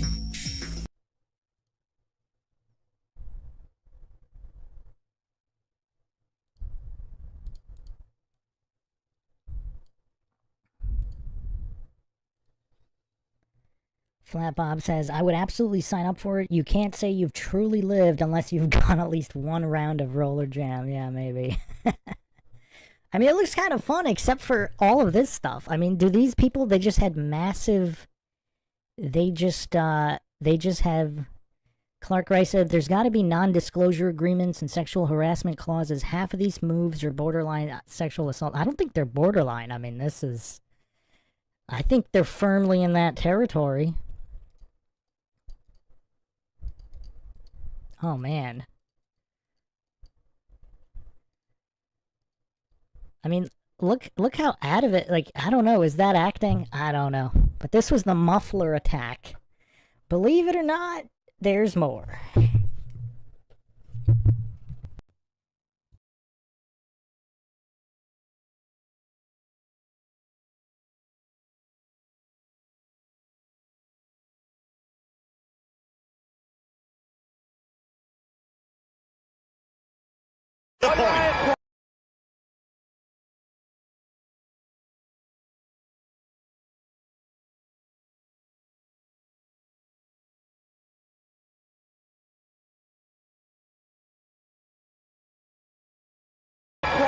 Well, she's not done with her, Rory. Denise Loden. Let's go.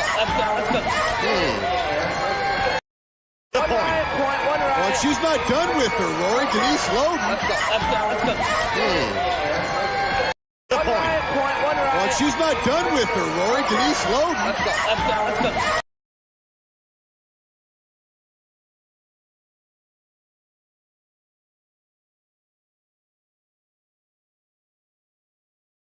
Oh, man. Rollerblade press. I mean, I don't know what is wrong with these people. I have absolutely no idea, but the refs do not look happy. Also, it looked like she got her helmet knocked off. Look at the helmet there. She got knocked down, and now she's pressing the rollerblade. I don't know how you fake that. Look how hard she's pulling her rollerblades while pushing down. I mean, that looks really brutal. Look at the ref. The ref is not pleased. Look at how the ref pushes away her legs. It almost feels like the ref has an attitude like these are toddlers that just need to be disciplined. I mean, look at the way the ref throws her legs, like pushes her legs away in disgust. The ref is not happy with this maneuver. Chin Chin says, these women are barbaric. Yeah, I mean, it's rough. Flat Bob says, I love the way she just punches the other girl's wallet? What is a wallet? Clark Rice says, osteoporosis is for life. Oh, man.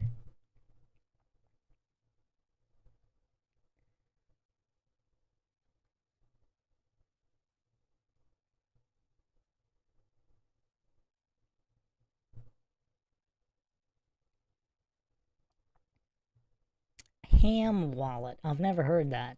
Ham wallet? Yeah, that's weird. No, but where did she even come up with this? Do you really think they would have scripted this? Like, who would come up with it? Just like that rollerblade dropkick to the spine in the opening promo.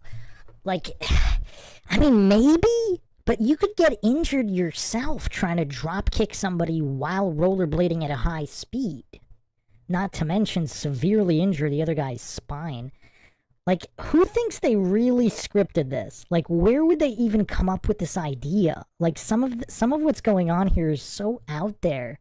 It seems like only really, really enraged humans with serious beefs would have thought to do this in the moment. Because I've never seen this maneuver before. Certainly not with rollerblades. I'm not sure I've seen this with not just without rollerblades either. I mean, just look at the exertion, though. Look at the exertion on her face. I mean, again, if this is all fake and this is acting, I mean, these are the greatest actors I have ever seen. I mean, they put pro wrestlers to shame if this is all acting. But look at the exertion on the face and arms. Like, she's pulling so hard here. I mean, just look at that exertion. You almost gotta feel bad for these refs having to deal with this. The refs and the medics. Like, how do you not feel bad for the refs and the medics here? I mean, this is just absolutely insane.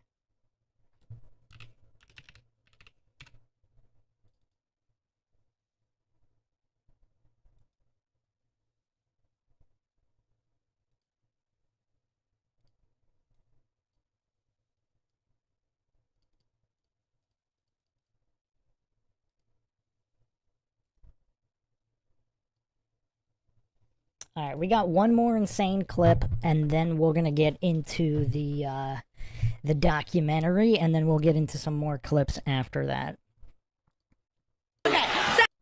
Here's the concussion girl. She always looks happy, doesn't she? She looks so happy all the time. I hope she's featured prominently in the documentary. Okay, now keep in mind, I mean, this is like a... I mean, obviously it wasn't marketed as a family show, but there's kids in the crowd and everything. It's kind of crazy.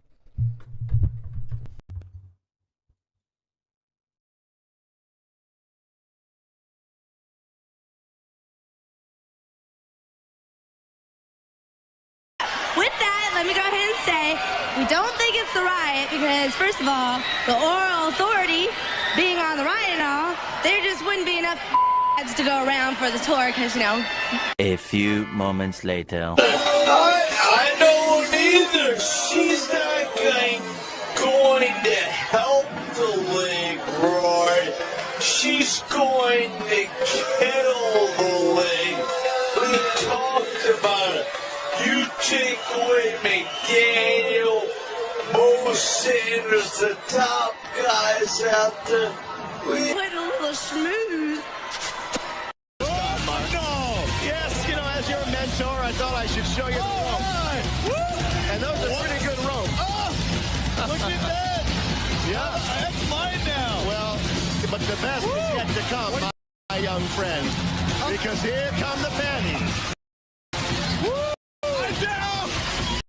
That's Denise. Okay, so.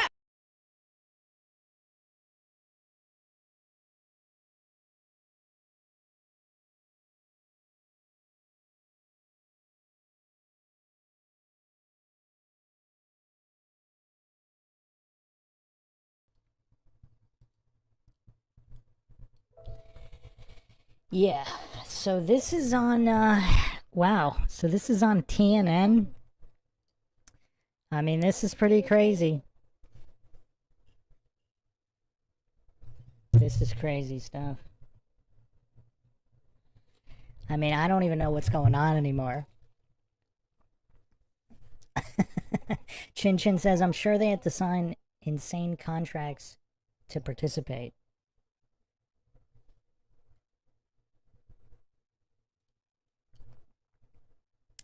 Clark Rice says, this might make the reboot somewhat problematic. Okay, so let's get to the documentary, because I haven't even seen this documentary yet, so this is a blind reaction to the documentary.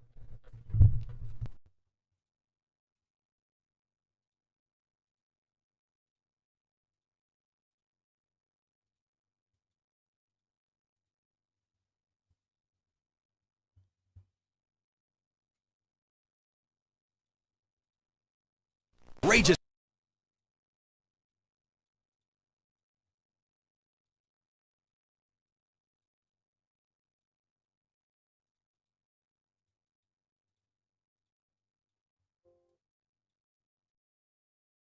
Action and sexy storyline. Outrageous action and sexy storylines. Stacy Blitz trying to keep her top on. But this unique sport, now known as Rollerjam, is nothing new. Coming up on the E! Original Special, the unbelievable story of roller derby, its rise to the top, its sudden death, and its recent rebirth. That guy can fly!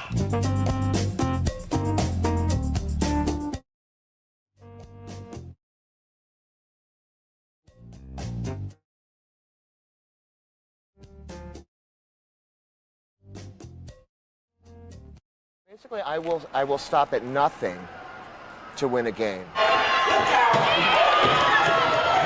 I go by the motto, you know, shut up and win at all costs. Just about everybody's going down except Loden and Brown. Oh, wow. When they start cheating on me, it's when I start cheating on them. I get serious then. Here comes Shea Brown, and look out! They're in a fight now. Shea Brown and Denise Loden. After more than 25 years out of the spotlight, the roller derby is back on the track. Oh, leapfrogs one and goes under the other. The hard-charging, fast-action spectacle, renamed Rollerjam, is attracting a new generation of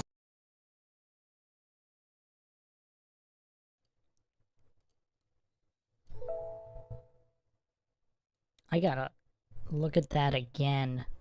I mean, look at the sheer velocity here. 25 oh, man. years And just the spinal reverberation off the surface. I mean, this is so crazy. Like, how do you train this? I mean, that just looks completely botched. I mean, people could die here. One and goes under the other. Look at how hard he's just snapped him down into. That's crazy. I mean, is this really scripted? Is back on the track. Watch this right here. Watch how hard he puts him up and just slams him straight down head first. I mean, that was vicious. That was really vicious. Yes, Clark Rice. I have an entire table race. I found an entire one. I don't know if they're gonna cover it in the documentary. We're gonna watch this documentary and then we're gonna go over more clips after. Or I mean, we might have to split. This is probably gonna have to be a series. We're already going for 2 hours and we've basically barely scratched the surface here.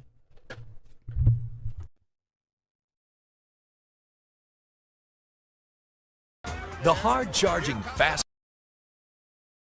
spectacle, renamed Rollerjam, is attracting a new generation of both skaters and viewers. When I tell people,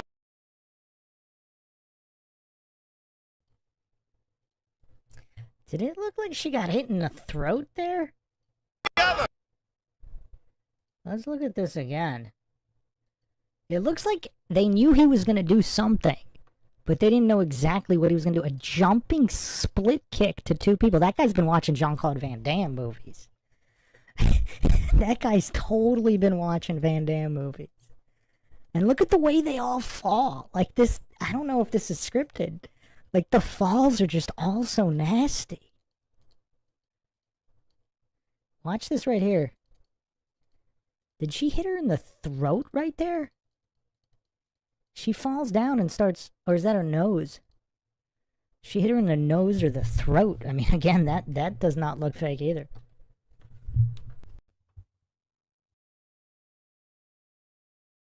And viewers.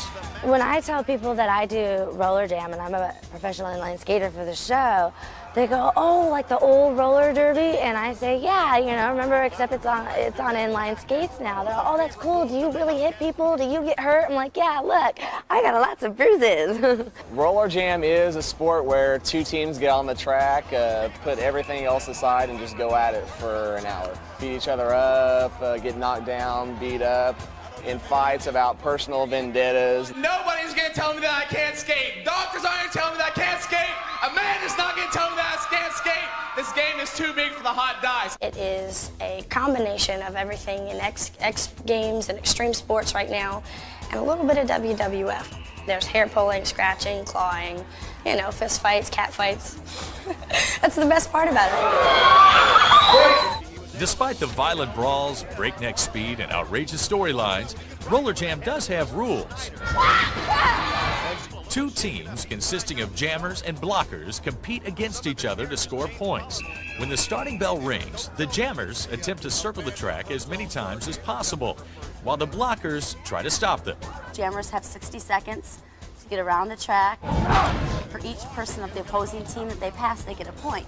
The object is to score points. The team with the most points at the end of the game wins. I'm a jammer. My whole job is to score the points.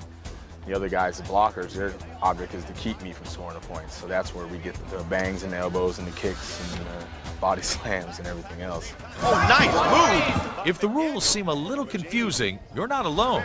The players aren't quite sure of them either. I wasn't aware there were any rules in Rollerjam.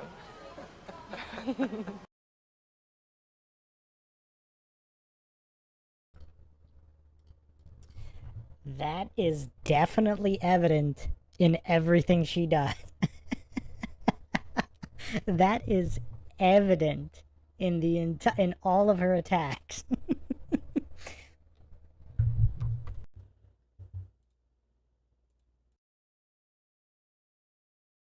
We cheat at any chance we get.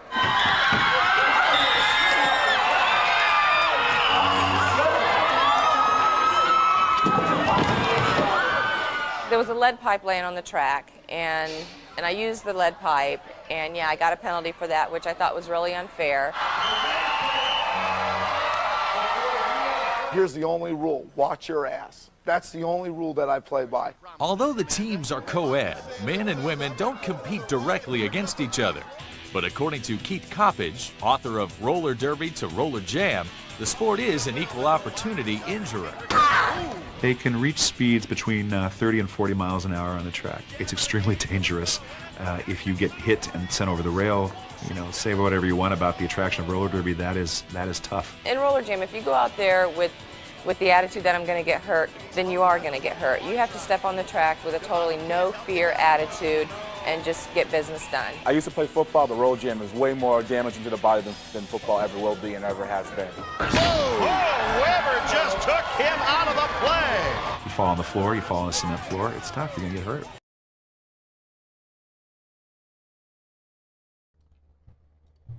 Okay, look, there's no way this is fake. She just smashed her spine on the edge of that metal railing.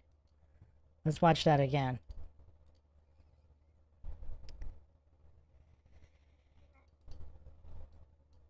Also, look at how he saves himself and then comes back up. It's a good strategy. But look at this. Oh, man! That can't be good for the tailbone. She just smashed her entire weight on. Is that a solid steel railing there? Like the bottom edge of the railing there? I mean, there's no give at all. At all here. This is not a canvas pro wrestling ring. And look at this power bomb. Like, it's totally real. She doesn't jump at all. She just lifts her up as high as she can to bring her over. I mean, this almost looks like middle school kids trying pro wrestling moves for real. Their opponent is not helping them at all. All right, now watch this spine bounce here.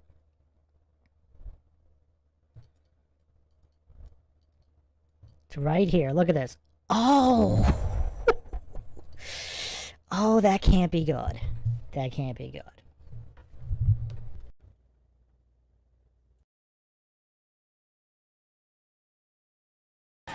It's a dangerous game.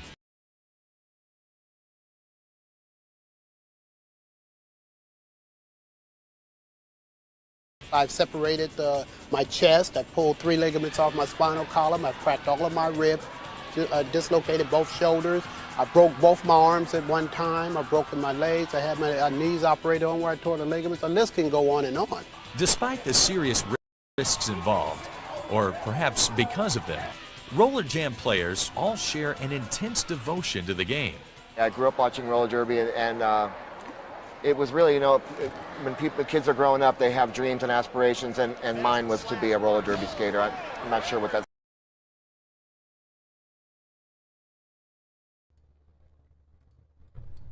That was one of the best power slams I've ever seen. Let's look at this. Just the velocity here. Oh, man. They could have broken their legs doing that. Well, apparently that other guy did, but... What? Oh, that was kind of a real punch right there. It looks like he really punched him in the face right there.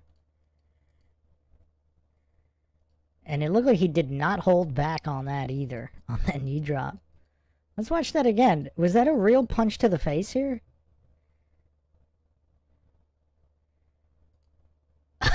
That looked totally real to me. We need to get the other angle from that other camera guy. This looks like he punched him so hard right there. And look at that. He went all up in the air with his entire body weight. Because in pro wrestling, like, you can see them catch themselves. Alright, now let's watch this power slam here. Oh! Oh, man, that's vicious. That is so vicious. I mean, that could have been some broken ribs right there. This is absolutely phenomenal. This is the most entertaining sport I've ever seen, and it's not even close.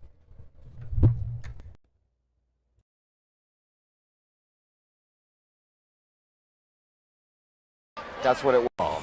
Or perhaps because of them, Rollerjam players all share an intense devotion to the game. I grew up watching roller derby, and it was really, you know, when kids are growing up, they have dreams and aspirations, and mine was to be a roller derby skater. I'm not sure what that says about me, but that's what it was. I'm a person based on instincts and like intuitions and stuff, and the moment I saw it, I was like, cool. Right on. Get paid to skate and hit people. What else could you ask for? I tell everyone when they ask me, okay, what is the cool? Hey, cool. Hey, cool. Hey, cool.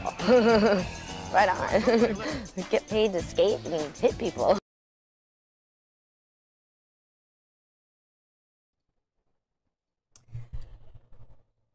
She was definitely born for this. I mean, people like this, she was truly born to be a roller jammer. Clark Rice says, kudos, Bruce. You are right about the camera work. They cover the action up close. Also, did you guys hear?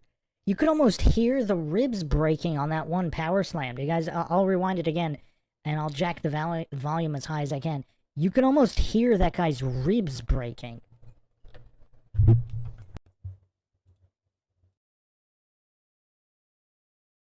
What else could you ask? Growing up, they have devotion to the game.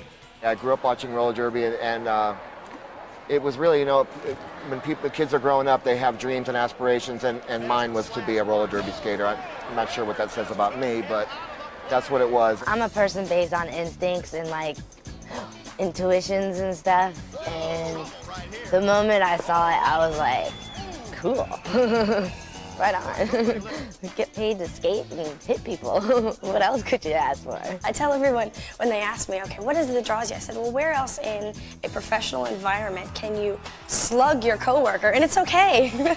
There's no recourse. Look at these two go at it. Blitz pounding the back of France's head. Roller derby is referred to as sports entertainment, a form of competition that falls. There's no recourse. Slug your coworker, and it's okay. There's no recourse.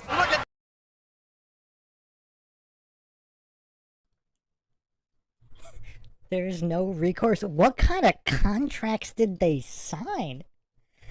What kind of contracts did these people sign? Did they sign like MMA style contracts where like you could be injured or dead and you can't hold the other person or the Rollerjam organization liable? I mean, I guess they would have to be doing this type of thing. I mean, look at the viciousness here. I mean, this level of viciousness, you don't see this in pro wrestling. I mean, these look like hockey fights to the back of the head. She's just pummeling to take the helmet off and then pummeling the back of the head. I mean, that's just nasty. And watch how hard this shot is. That was so hard. I mean, good thing she's wearing a helmet, but that was so viciously hard.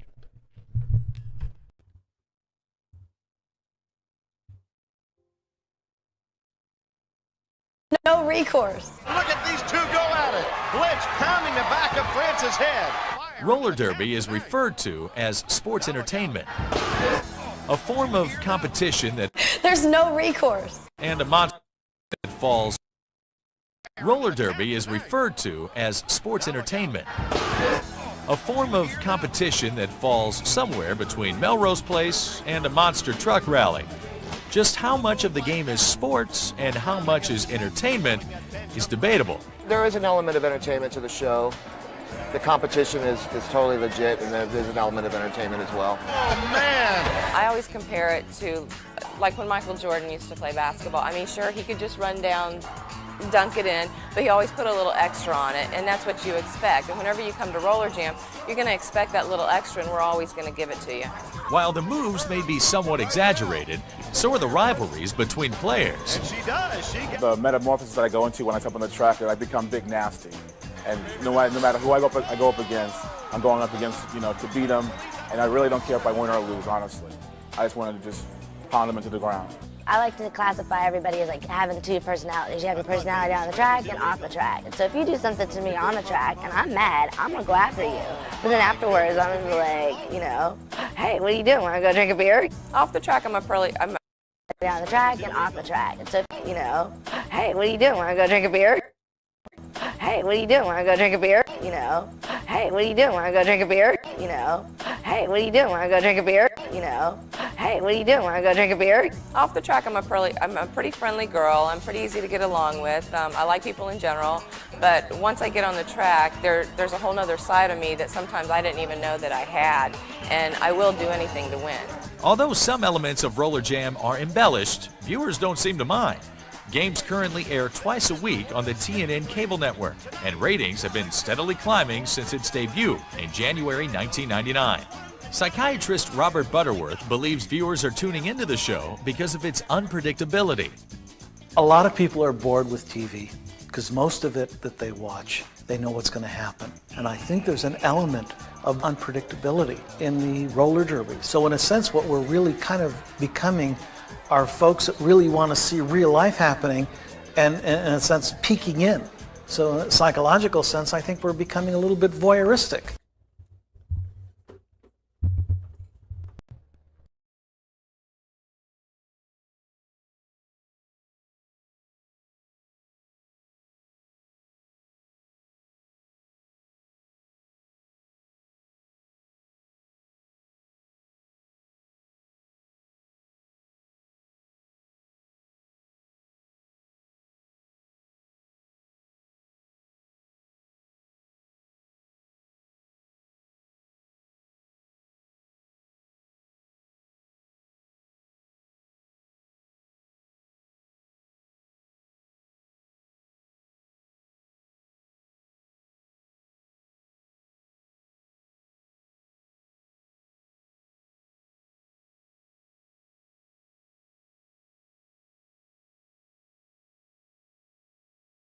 Oh, I've been talking on mute for a while. Okay, so I don't know what this guy says becoming. I mean, humans have been that for a long time, but I think he's spot on with the unpredictability of it.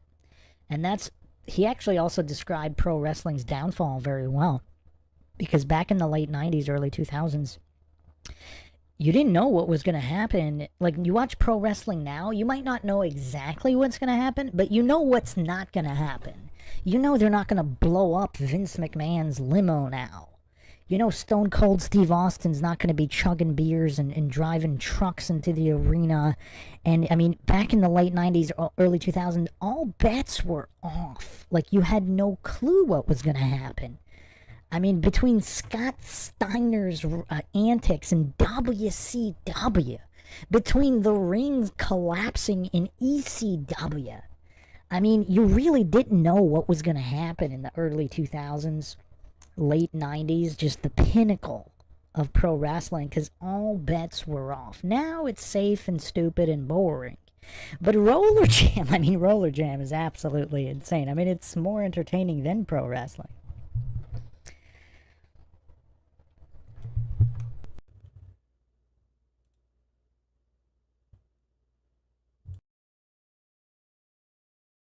Coming up, E gets more voyeuristic as we take an exclusive look backstage at the Rollerjam.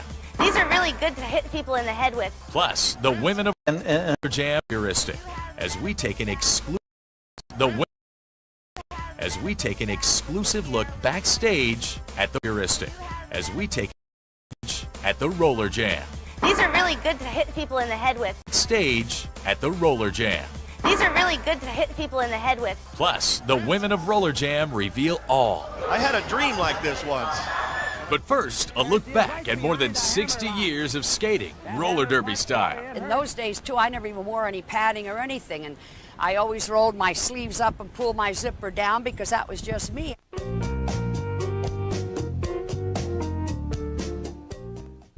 Welcome back to the E Original Special Inside Rollerjam. There's the double block set up, and she goes right through it. And then Rollerjam premiered on TV in 1999, but the over-the-top slugfest on skates actually began almost 70 years earlier in a somewhat different format. In 1935, my father, Leo Seltzer, had the idea of putting a marathon on roller skates. The skaters skated on a bank track, 18 laps of the mile. People would come to watch this new attraction. It was the height of the Depression, so they could get in for 10 cents and spend the time there. Leo Seltzer soon decided to take his skating marathons on the road. He assumed other cities would be just as receptive as his native Chicago. But according to Keith Coppage, author of Roller Derby to Rollerjam, Leo hadn't yet found the secrets of success. It was a very slow build from city to city. Sometimes they'd go in and would just bomb. They scheduled themselves for weeks at a time. If a race didn't work, they would shorten their stay. Without consistent audiences, the future of these roller skating spectacles was in jeopardy. But Seltzer soon noticed that during the competitions, spectators would cheer anytime one player accidentally slammed into another. When a reporter covering the skating marathon suggested physical contact be legalized, the roller derby was born. That was the moment that roller derby became the sort of rock'em sock'em thing. From 1938 on was when it became contact skating. As the roller derby became more popular, the skaters began traveling from city to city, attracting crowds wherever they competed. But a tragic event would almost end the sport for good. Sometime in 1938, there was a terrible bus crash which practically wiped out the whole troop of skaters. They lost about 22 lives. It practically ended the game, and there was quite a lot of discussion, should the game go on? And the skaters said, we need to see this through, and we'll remember the skaters another way. To this very day, and all throughout the history of roller derby, the number 1 is never used.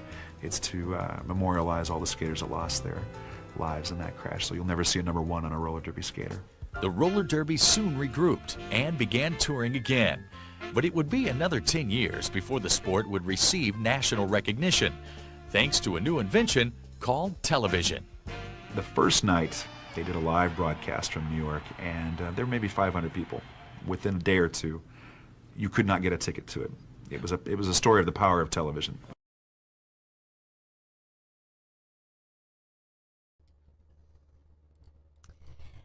Yeah, that's pretty interesting. I mean, people really wanted to watch this stuff. There's just something about it. I think it's the component, the high speed component. Because you could only run so fast. I mean, ice hockey's kind of popular, and the fights make it fun to watch. But there's just something still too official, I guess, about ice hockey. It's too professional sport. Whereas, like, roller jam's kind of like anything goes. Anything goes.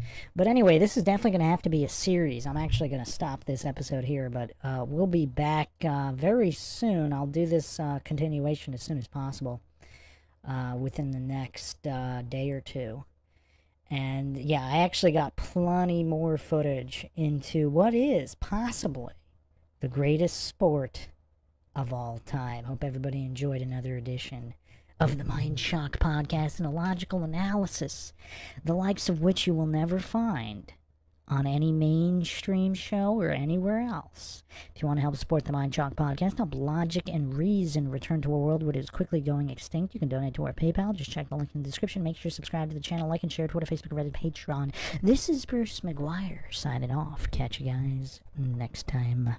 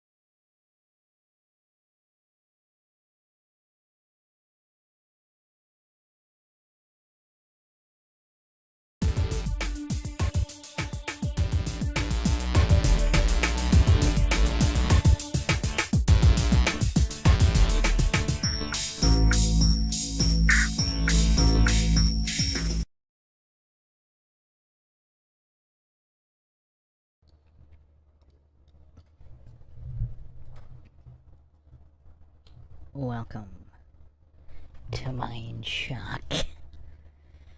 This is your host, Bruce McGuire, and you are listening to the Rollerjam series, the most comprehensive podcast on what might be the greatest sport in the history of mankind. This is episode 2. Make sure you've checked out episode 1 for our deep dive, unlike any other deep dive out there. As always, if you enjoy the Mind Shock podcast and you want to help logic and reason return to a world where it's quickly going extinct, you can donate to our PayPal. Just check the link in the description. Make sure you subscribe to the channel and hit the like button. Comment in order to get those notifications. If those are still not working, you can become a free patron on Patreon and get notifications through there. You can also check us out on Twitter, Facebook, and Reddit. You can also become a YouTube member right here on YouTube, help support the channel that way. And any questions, comments, theories, thoughts, suggestions, rebuttals, debunkings of any kind, leave them in the comments section. Alright, so I'm going to play a little another promo, just to set the stage. If anybody is just joining us here for episode 2, without being familiar with episode 1. And then we will pick up in the Rollerjam documentary, continuing to dissect and logically examining the most entertaining, the most monumental athletic spectacle in the history of the world.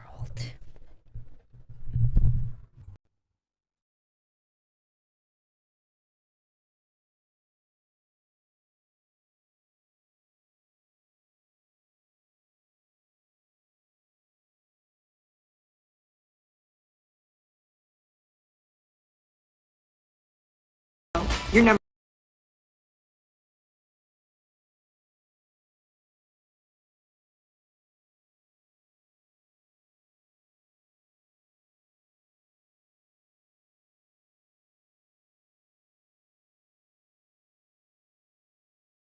your number one bitch is back. The Number one bitch is back. The Enforcer's rehabilitated superstar, Heather Gunnan, is back. We think. That's leather to you. Show 'em what you got, baby. And the quad father, Mark D'Amato, has put a contract out on Kenneth Logue. Logue, keep it up, and you'll be sleeping with the fish. Can GM Kenneth Logue III and his Sundog militia hold off a full-scale Enforcer attack?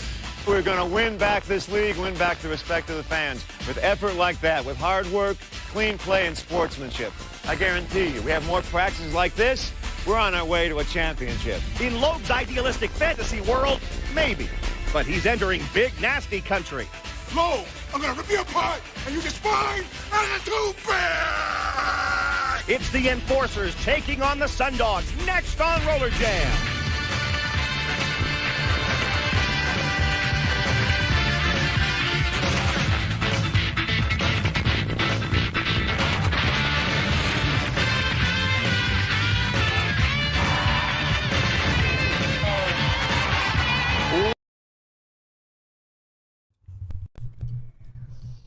Also, these promos, I mean, these are better than any other promos I've ever seen for any sport. I mean, just absolutely incredible promos. I mean, just look at some of these near decapitations. I mean, just the absolute viciousness here.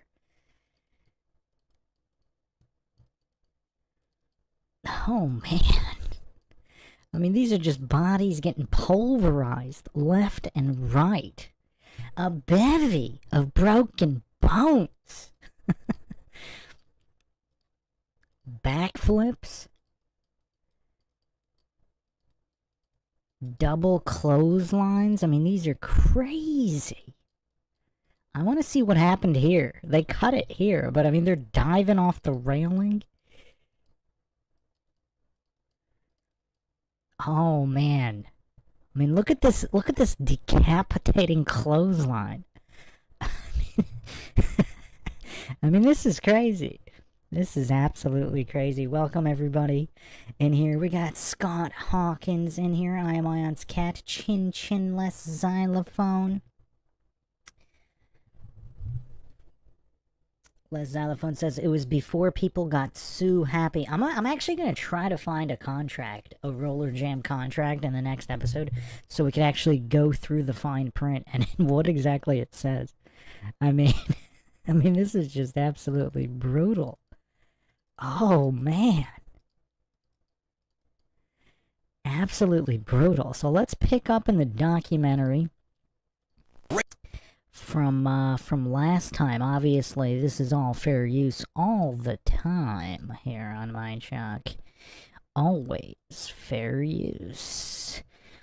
And we'll pick up right where we left off. I mean, this is just absolutely incredible. Oh man, Rollerjam needs to go viral again. We gotta get these podcasts going viral so this show can be brought back. I mean, there's quite a few games that were played. I should put together a supercut of all the promos. I mean, this will be like a 5-hour supercut of just the most entertaining antics on rollerblades.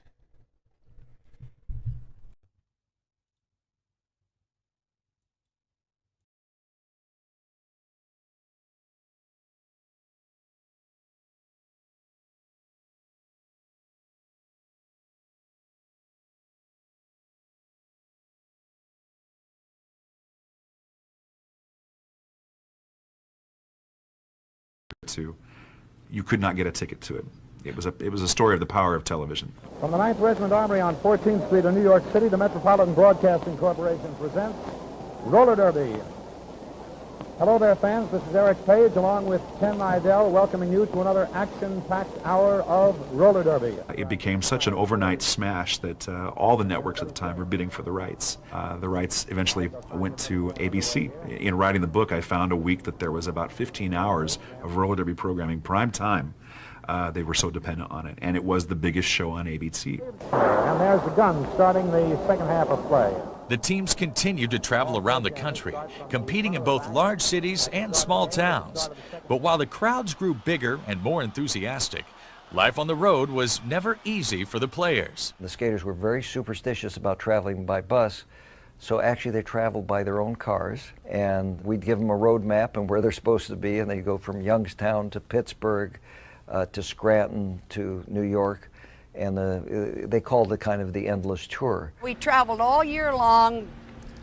On the holidays, we skated double headers, and Christmas, New Year's, and Thanksgiving. We'd have a one in the afternoon, then you'd have a big Thanksgiving meal and try to skate the game at night and stuff. But you know, it's just what you get used to, and you have to do it. In the mid-50s, television began to come into its own. But as Hollywood started to produce more sophisticated programming, there was little room for roller derby. Without TV exposure, the derby was in trouble. Overnight, the bottom just fell out. They were dependent on television to get the people in to buy the tickets to go to the games.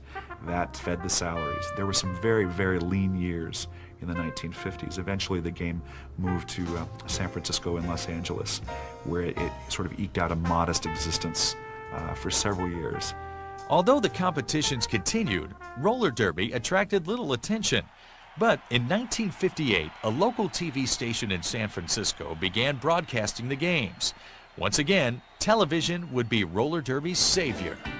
It was an immediate hit on this particular station. Live games began to be skated more regularly. It became the #1 show in a lot of rating situations. It beat out Bonanza and several other staples of 60s television. They eventually began to sell the series on film and videotape to stations around the country, at one point being on about 120 stations in virtually every market. An uproar here in the Oakland Coliseum Arena in this championship game right now. The roller derby was back and bigger than ever. During the 1960s, skaters such as Ann Calvello, Charlie O'Connell, and Joni Weston became celebrities. Wherever the derby traveled, die-hard fans packed stadiums. O'Connell. Here he comes now. O'Connell moving on Monty. Monty breaks away. But he's hit by O'Connell. But he keeps Butler from scoring. A man on the rail is passed for a point by Butler.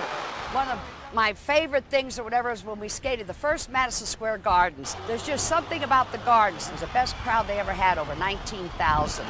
3 points give the Bombers the lead.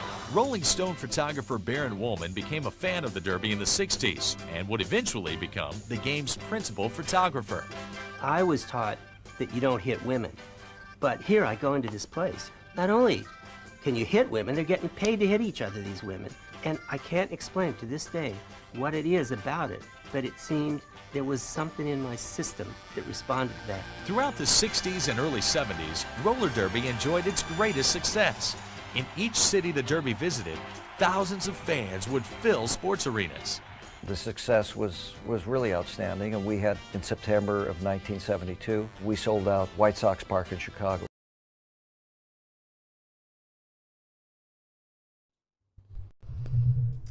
It's kind of a weird setup. I mean, the rink is so small, and it's just in the middle of the baseball field. You can't really see that far. That's a weird setup. And it looks like there's no TV screens back then, no giant screens, so it might be kind of hard to follow. I don't know. It's a really weird setup. Welcome, Flat Bob.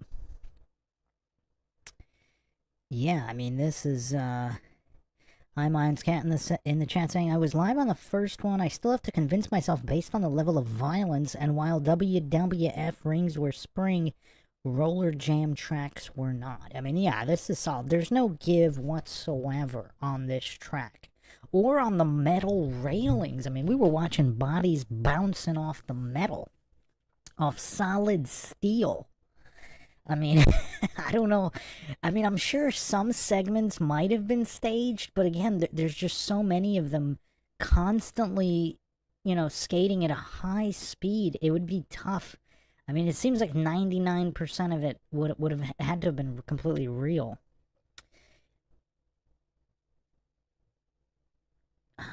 were the rails padded? We gotta check. Some of the rail could be padded, but the steel barrier on the bottom is not. And we were watching bodies bounce off of that.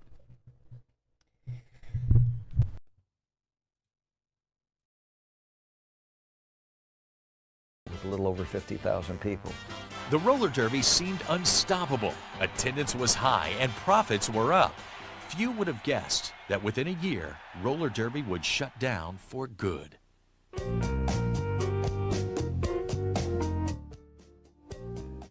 Welcome to the E Original Inside Rollerjam. The 9th Regiment Armory on The roller derby, precursor to today's roller jam, hit its peak in the late 60s and early 70s, playing to sellout crowds around the country. But despite its success, the demise of the derby was just around the corner. People didn't realize that the Roller Derby League was basically a small family enterprise, which I owned and operated all the teams and did all the scheduling. And we hit really a series of very bad events in 1972. A problem developed in that the skaters went on all these one-nighters, usually by car. And there was a gas shortage at the time, which really cut into an awful lot of the profits. Gas stations had long lines. Arenas closed down in the winter because they couldn't heat the buildings. People were hesitant to travel. With basically one family, the Seltzer family, owning all the teams, being responsible for all their needs and all the accommodations and insurance and everything else, it began to be too much. There were some losses.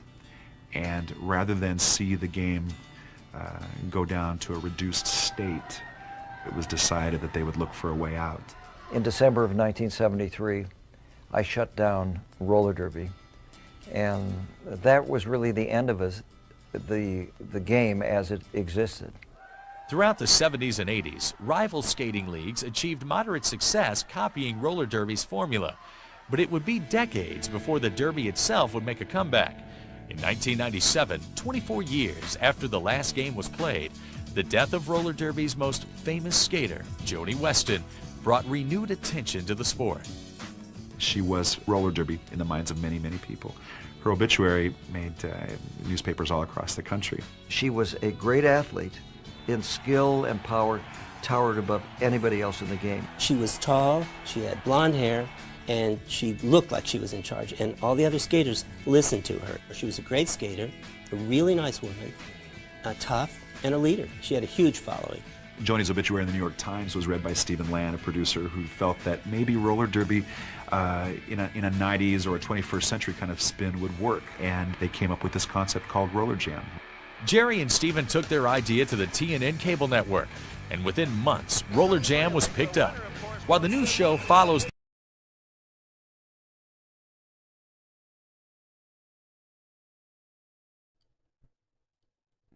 Yeah, the top black railing looks like it does have some kind of padding, but the edge, the steel edge of the entire track from outside this track on the bottom does not. And you can't fake those kinds of convulsions in just the basic physics of bouncing off of it. Haley Green, welcome. Bruce, you saved my life. I needed something to watch while I beaded some earrings. Have you seen episode 1, Haley? Yesterday, you weren't... I didn't see you in the chat, but it was quite an epic episode.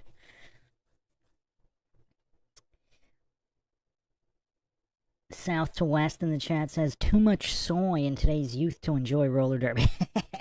Well, even if there's 99% of the soy, again, I mentioned this in episode 1, they're these parkour athletes. I mean, they're doing flips between buildings with no safeties. You fall, you die. Those are the type of people that might be involved, that would make some good entertainment here. And of course, I mean, pro wrestling, there are some athletic pro wrestlers. They're just really boring. You know, no real charisma.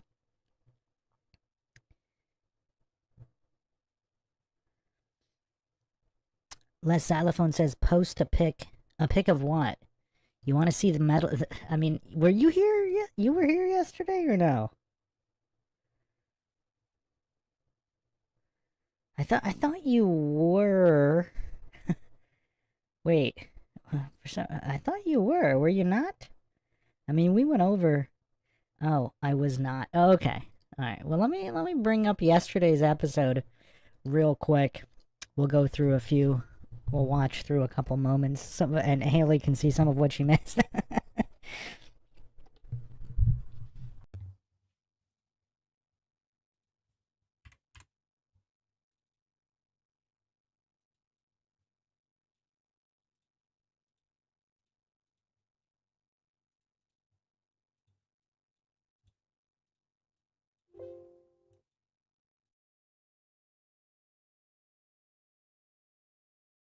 Is Izzy.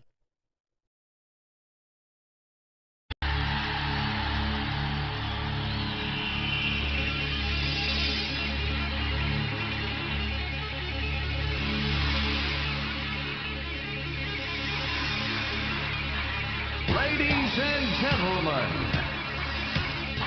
welcome to the fastest, most exciting sport on wheels, Rollerjam.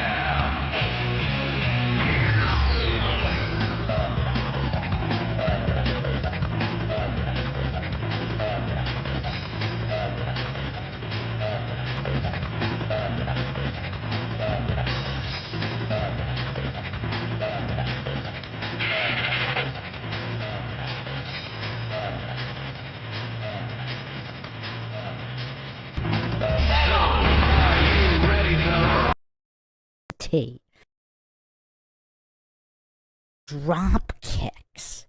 I mean, look, I'm a pro wrestling fan, but I don't know if I would watch pro wrestling over this. I mean, this has everything that pro wrestling has on, but plus rollerblades, plus it looks like it's actually real. I mean, how do you fake something like this? How do you fake something like that? Roller.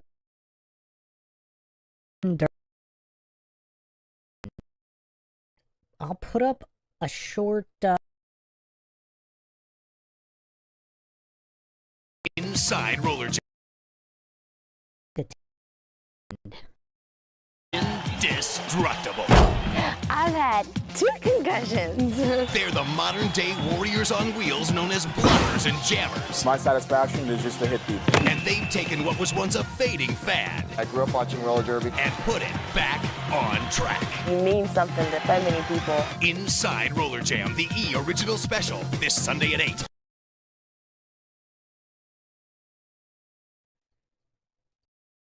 I've had 2 concussions. I've had 2 concussions. I've had 2 concussions.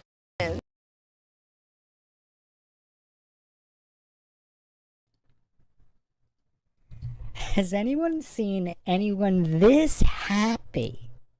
This absolutely overjoyed. I mean, she is absolutely beaming at the accomplishment of having 2 concussions. And that was at the time this was recorded. Who knows how many she racked up afterwards. Flat Bob in the chat saying, the only problem is with all of today's fruitcake and snowflake fruitcake. I haven't heard fruitcake generation, but that's funny. Snowflake generation, I don't think any would even attempt to play.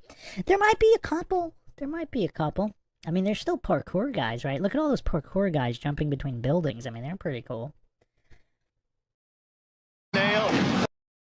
Time talking about it, but Amanda didn't think too much of it, did she? Matthews off her back, and Blitch sets up, and Blitch takes Matthews down, and I mean hard. That happened on the other end of the track, and we can hear it, and now Timber. Oh, look out. If they're all like this, you'll never get there. No, you can't take that kind of abuse through a whole season, and then what follows it up to with the Timber, like you said, Roy, there you go. Full weight right down on her back. Conamack and Matthews are tooth and nail. Oh, Jamie blowing in the air there. So did Shea Brown. He's out of there? No, because Shea Brown railed her. Got to give edge Conamack. I win. There you go. She's going to get... Look at that. You talk about good. Oh, my goodness. What a call. Me too, Jason. You're not getting by without a fight. Oh, look at Atkinson work him over. Oh, did you hear that collision? And look, now there's the convict, Debo. He's out off in his seat, and his job, obviously, is Did you hear that, Mark? Move by Ginny Matthews. So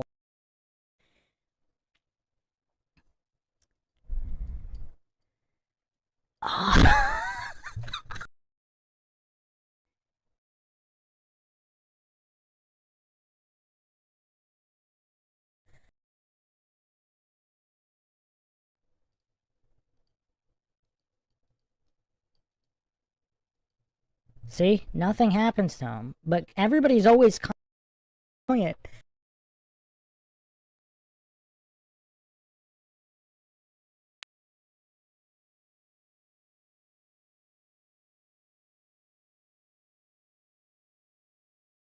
On, you can read his lips. Come and get it.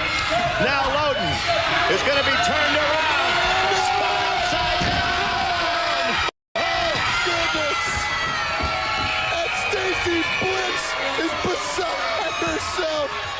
No! Don't. Oh, look at this. No. Oh, my gosh. Oh, shit. I can't believe this, Roy. I think the wedding's officially off. This is the greatest thing I've ever seen. Atkinson. This is the greatest thing I've ever seen. He's not going to hang around to celebrate. Oh, my gosh, I love it. You talk about teaching somebody a lesson. Loden thought she could win the team, win the game for her team, came out with the men, and winds up flat on her back. Well, she may have stolen a lot of his moves. He's got her by the throat. He's got her on the back attack. He probably enjoyed the face full of crotch, but you see the demise of Denise Loden in the aftermath. Oh, my gosh, Rory. I thought I'd seen it all until I saw this. Well, Denise Loden has felt it all, I guess. She's recovered. She's with Broadway. Come on.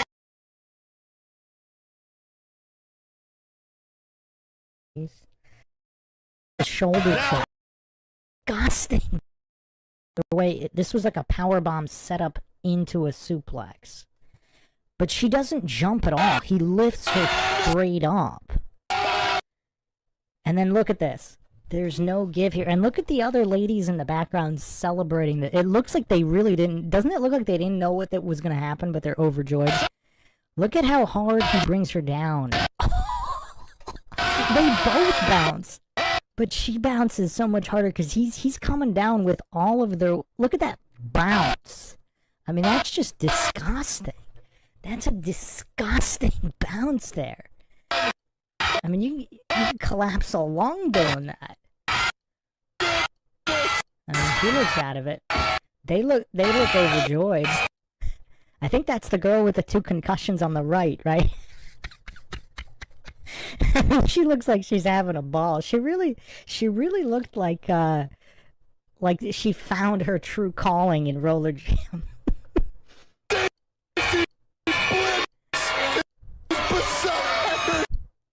And again, in pro wrestling, like they kind of do certain things to help the guy out. That one ref, it looks like that one girl's attacking that ref. This ref looks like he's genuinely afraid of this guy and afraid to stop him. It also looks like she hasn't caught her breath yet, so she doesn't even know what he's going to do. Now look at this girl here in the background. She's trying to prevent the refs from interfering here.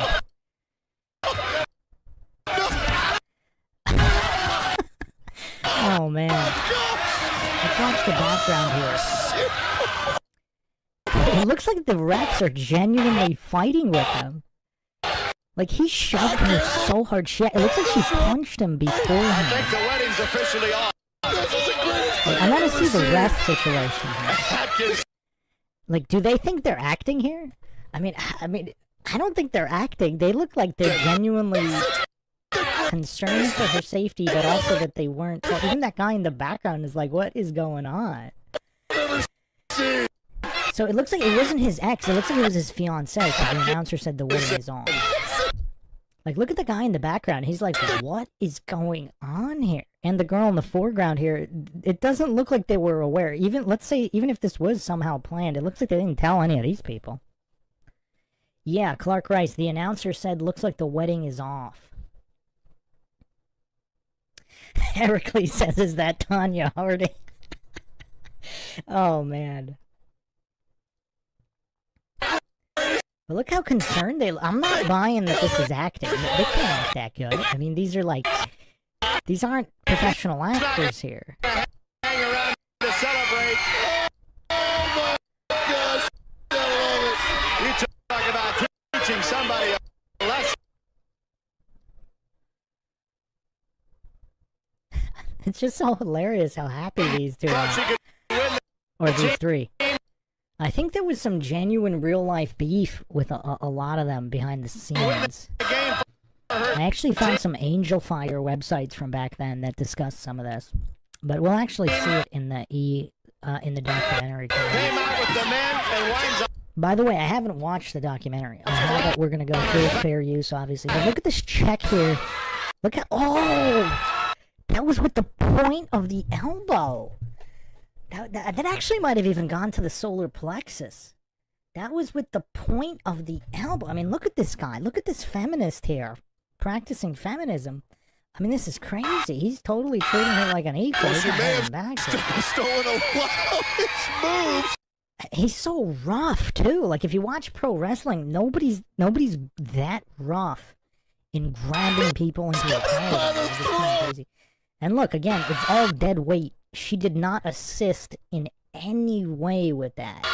He's got her on the back attack.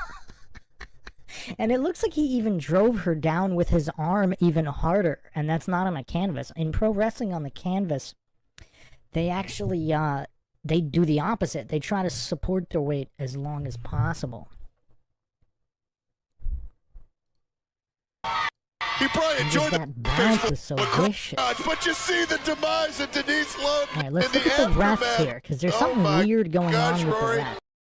Everybody's didn't like it. Look at him trying to hold her arm here. Like, it's kind of rough. Like, I don't know, faked or not, it's pretty... I mean, that's kind of rough there. And now, she breaks free. It looks like she kind of is grabbing him by the throat here. Because he's the ref on the right is really rough with her a moment after this. And not only, so she's got this ref by the throat, and look at her stick her leg out to try to trip or prevent the other ref from getting to this guy. I don't know. Is this scripted? That's kind of intricate if it's all scripted. I mean, what does everybody think here? Because that's kind of an intricate sequence here where she's choking. I've never seen anything like this in pro wrestling.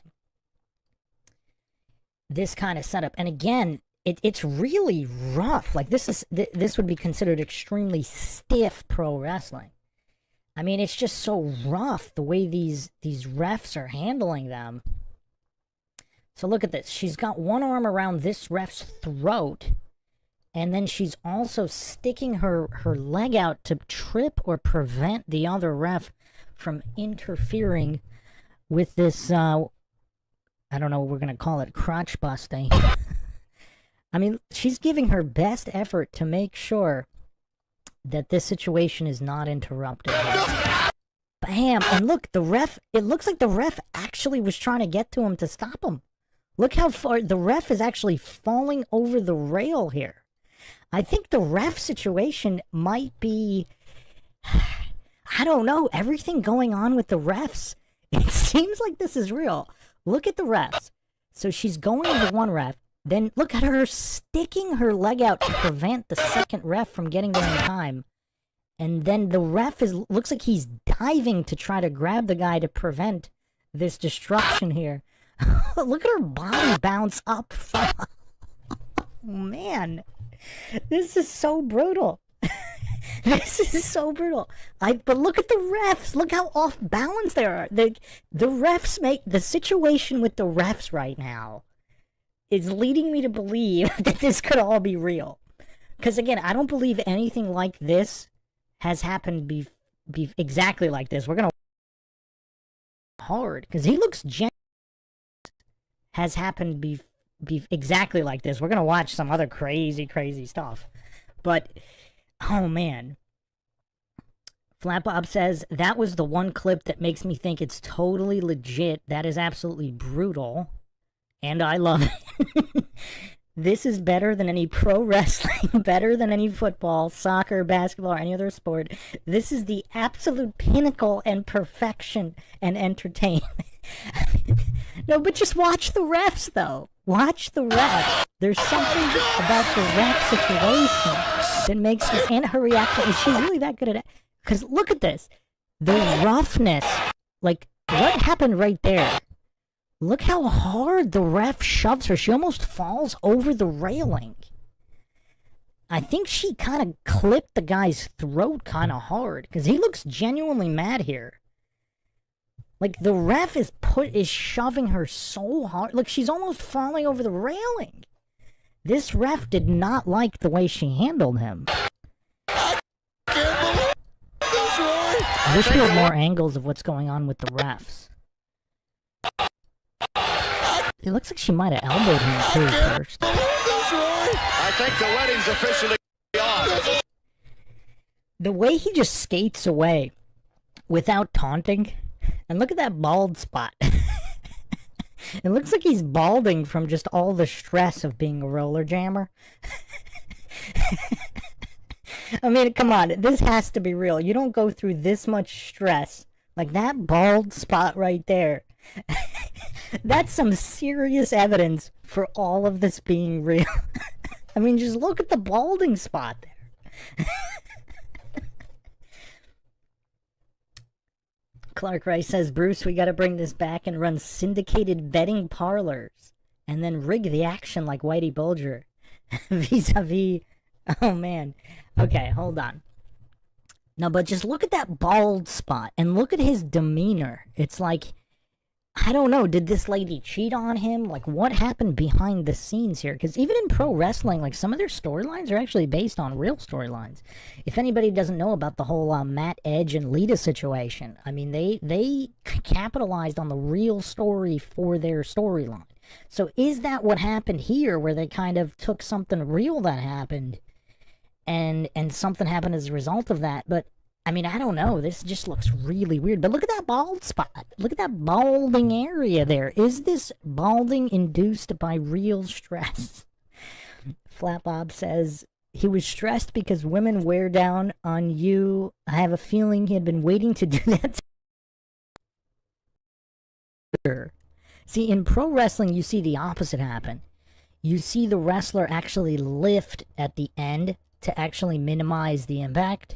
Here, look at his arm here. He's actually pushing her down harder. He's shoving her down so she comes down with even more impact. Look at the bounce. Look at her body bounce as a result of that. So let's watch it one more time. He's actually shoving her down into this extremely hard surface. Look at his arm. Boom! And then she just bounces.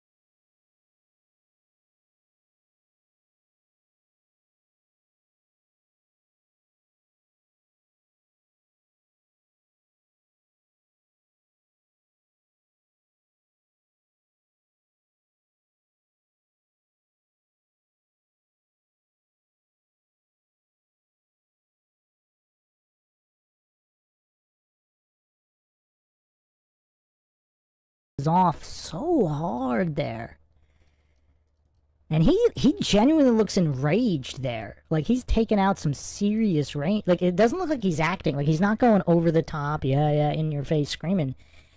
I mean, this is crazy stuff here. All right, watch the refs again. Watch what's going on with the refs. So it looks like that ref knows what he probably thinks he's just pulling her out of the arena. Right? Because that's what it looks like at this moment. So, it's kind of unclear. If the ref isn't treated her so rough left. Now watch with the feet here. She has the wherewithal. So, because I've never seen anything like this in pro wrestling. And also, look at this guy's face. I mean, this is sheer rage here. I mean, look at his face. She looks like she still can't breathe, and she doesn't know what's going on, because she probably can't breathe from that suplex. Now look, so she's forming one ref by the throat, and she tripped the other ref here. That looks like a real trip. And now he's off balance, but still trying to reach with his arms to try to prevent, to try to save this woman.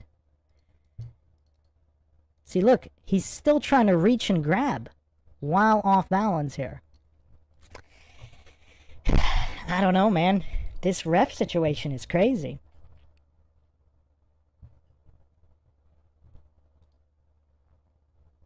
Is on Mr. Referee. You didn't see is basically useless out there, so she takes full advantage. And right now she's taking full advantage. She's got a pipe and she goes after Jay Brown. Oh, man.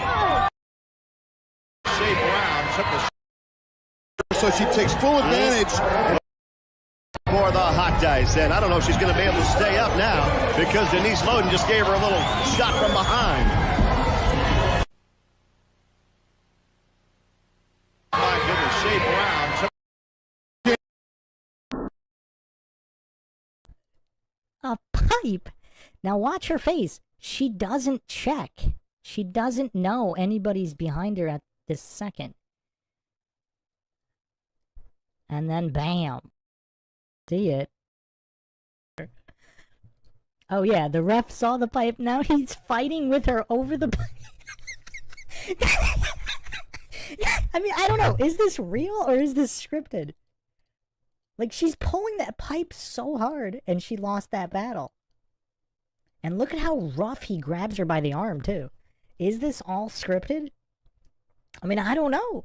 It almost looks like it's not. Like, these refs are manhandling people. And look at this guy. He's getting what he paid for.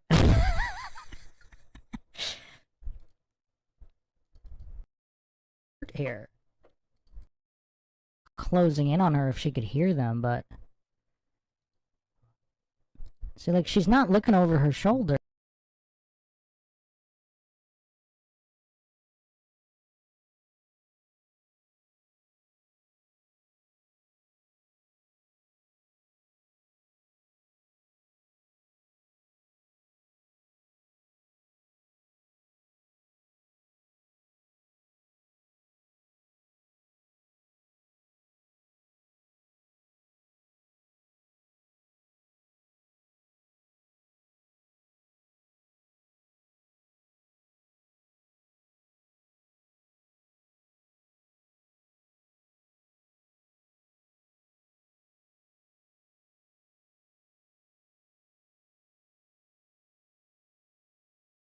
Here. She doesn't look over her shoulder a single time leading up to this attack. But look how quick this was. Oh man, that was so quick. And look how happy she is. What is going on here?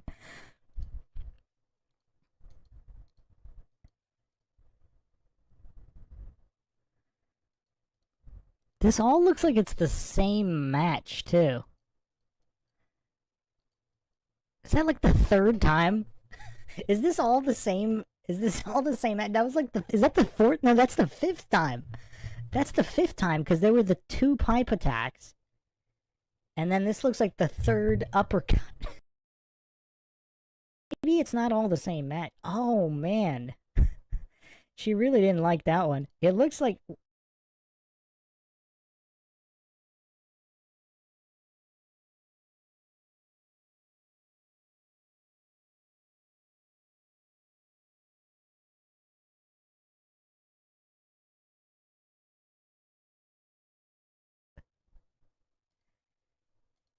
Okay, watch this. Look, she's fighting back here. Look, it looks like she tried to punch her right there, but she either missed, or maybe she didn't miss.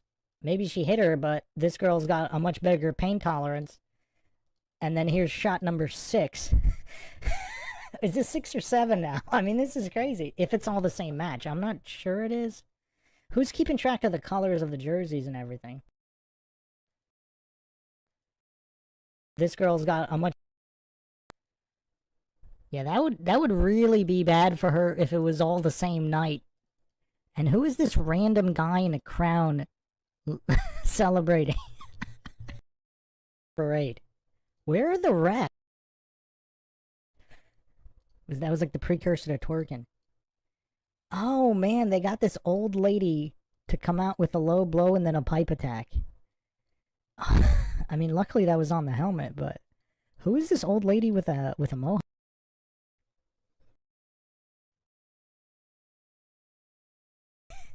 And she didn't know it was coming either, because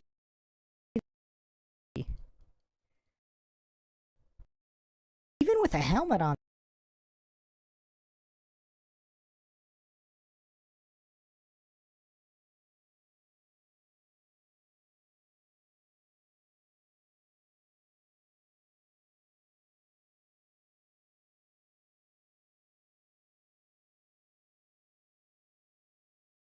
No, that must... Somehow. I just can't tell. It's like some... really brutal. Look at the ref. The ref is not pleased. Look at how the ref pushes away her legs. Chick with McDaniel. He was gonna do a jumping split. Brawl. Tell people that I do roller jam and I'm a professional inline skater for the show.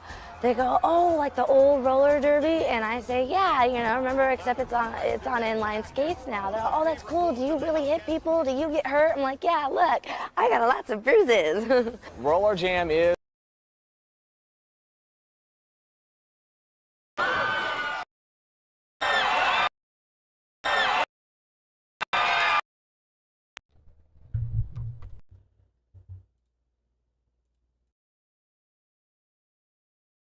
We cheat at any chance we get.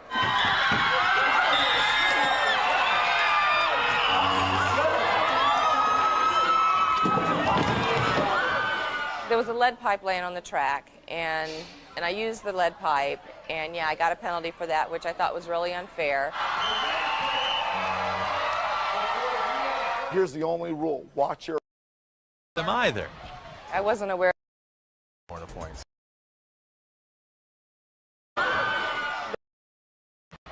I wasn't aware there were any rules in roller jam.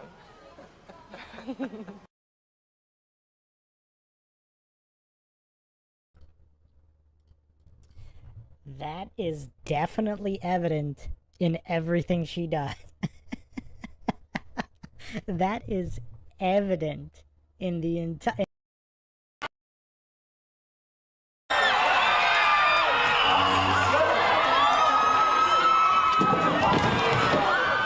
There was a lead pipe laying on the track, and I used the lead pipe, and yeah, I got a penalty for that, which I thought was really unfair.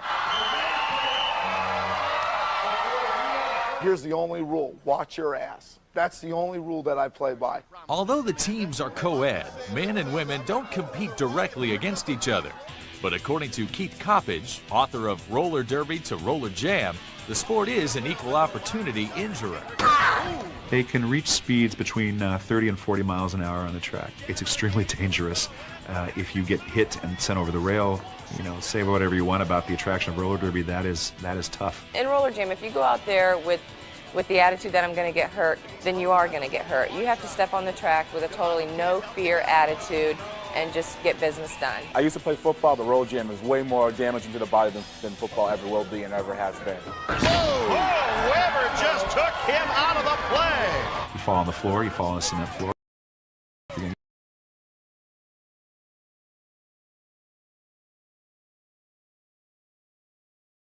Get hurt.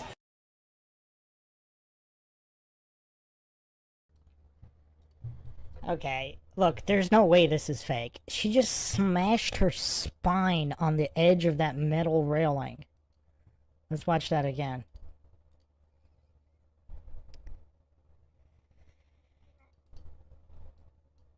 Also, look at how he saves himself and then comes back up. It's a good strategy. But look at this. Oh, man! That can't be good for the tailbone. She just smashed her entire weight on. Is that a solid steel railing there? Like the bottom edge of the railing there? I mean, there's no give at all. At all here. This is not a canvas pro wrestling ring. And look at this power bomb. Like, it's totally real. She doesn't jump at all. She just lifts her up as high as she can to bring her over.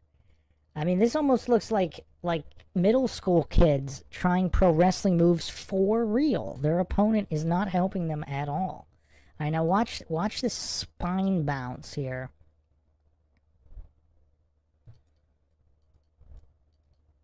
It's right here. Look at this. Oh! Oh, that can't be good. That can't be good.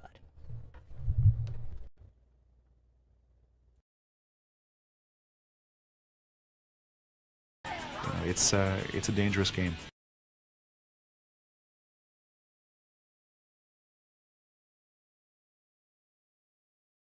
I've separated my chest. I pulled 3 ligaments off my spinal column. I've cracked all of my ribs, dislocated both shoulders. I broke both my arms at one time. I've broken my legs. I had my knees operated on where I tore the ligaments. The list can go on and on. Despite the serious risks involved, or perhaps because of them, Rollerjam players all share an intense devotion to the game. I grew up watching roller derby, and it was really, when kids are growing up, they have dreams and aspirations, and mine was to be a roller derby skater. I'm not sure what that's.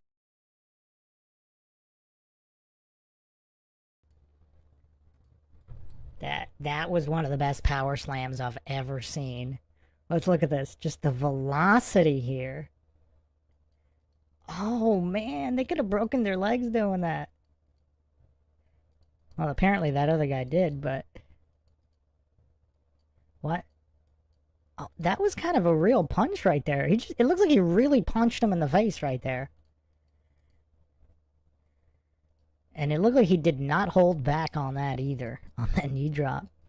Let's watch that again. Was that a real punch to the face here?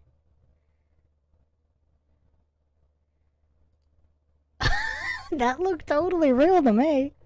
We need to get the other angle from that other camera guy. This looks like he punched him so hard right there.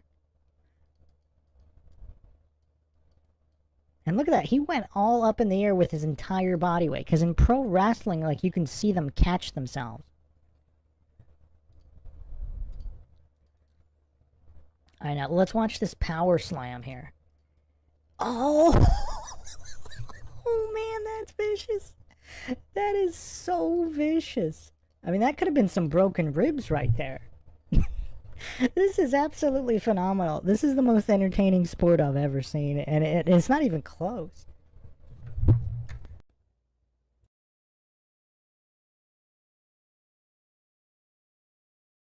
That's what it was. Or perhaps because of them, Rollerjam players all share an intense devotion to the game. I grew up watching roller derby, and it was really, when kids are growing. Here's the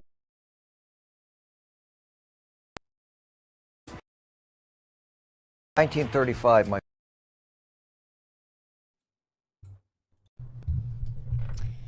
Okay, so that was last night's episode. So we found that bounce off the edge.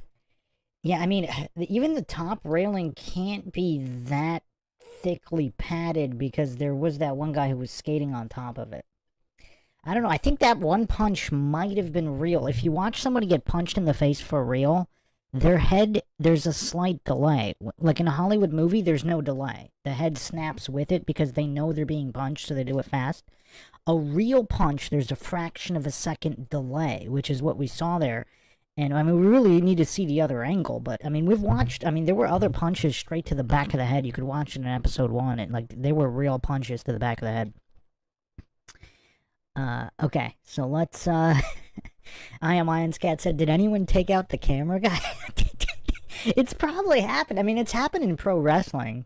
I mean, clearly an accident, but, yeah. Well, let's continue here in this documentary, but yeah, that was just, you know, we went through some highlights just for people that are new, but yeah, let's try to get through this here. I mean, it's absolutely brutal, staged or not, and the acting, like, these, if they're acting, they're so much better than any pro wrestlers because they are so convincing.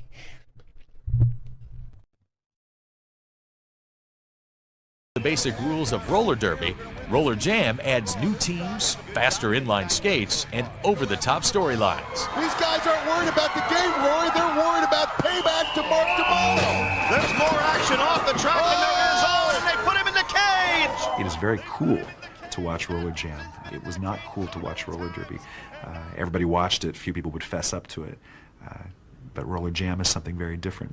In its almost 70 years of existence, the roller derby has undergone many changes, but one family of skaters has played a major role in keeping the derby on track, the Atkinsons. 3 generations of these supreme skaters have competed in the game. Buddy Atkinson Sr. started with the game around 1937, not long after it had evolved into kind of the game that we know now. His wife, Bobby Johnstone Atkinson, was a wonderful skater. She was the first blonde bombshell in roller derby. And their son, Buddy Jr., ended up skating in roller derby mostly for the New York Chiefs. His wife, Drew Scott, was a fine skater with the team. Their son, Sean, skates now for the California Quakes. He is the superstar. Everybody loves Sean. So the clan started then, and it's with us now. Buddy Atkinson Sr. and his wife Bobby raised their children on the road with the derby. On the road, it was a little on the rough side, but the roller derby always furnished us babysitters, which made it a lot easier. I was raised on the road. We traveled by bus, we traveled by train, very little airplane back then, and cars. All through the 40s, in about 1957, I wanted to skate. My mother and father were still involved with roller derby. I started training, then I went and skated pro in 58. I met Drusilla in 1958. She was skating on the team opposing ours. We got together because she got fired. My dad hired her, she became my partner, and she's been my partner ever since. Buddy Jr. and Drew raised 2 of their children on the road as well. My mom skated 7 months pregnant, and they used to have to let out the uniform. Only the uniform person knew about what was going on, so that was kind of weird. Everybody hears the story, says that's what's wrong with me. I've been like banged around too much. I had a 2-year-old and a 5-month-old on the road, and we were doing one-nighters all over the country, went from one end to the other end, the whole United States. I grew up on a bus going from town to town, going to every pavilion watching roller derby.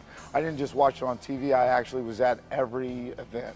People would probably want to know, well, what did you do for babysitting when you skated? Well, what I did is I took a dresser drawer for the baby out of the motel room, made a bed in it, carried it down the marina, and put it in the dressing room. And while I skated, he came in the dressing room and watched the kids. And while he skated, I came back in the dressing room and watched the kids. And that's the same thing that happened in my era. My mother and father did the exact same thing. My wife died and 3 years ago. We were about 54 years we were married. And that's what I missed the most, is seeing my wife being here with me. My grandmother, God rest her soul, I think she would be proud of the way the games progressed. She was one of the first to unzip her top. She wore her top a little low. She drove motorcycles when she shouldn't have drove motorcycles. She was a little crazy in her own way. There's a lot to live up to, 3rd generation skater. I'm so happy because my mother and my father were both Hall of Fame, and I'm really touched. And I'd like to share this moment with my son. Our children had a lot of people around them that loved them and took care of them and nurtured them, taught them lessons. The things that our children learned from skating is way beyond what most children are given the opportunity to be around. And I think it was fantastic. Coming up, more on Joni Weston and the daredevil women of the Derby. That hammer punch, boy, it hurt.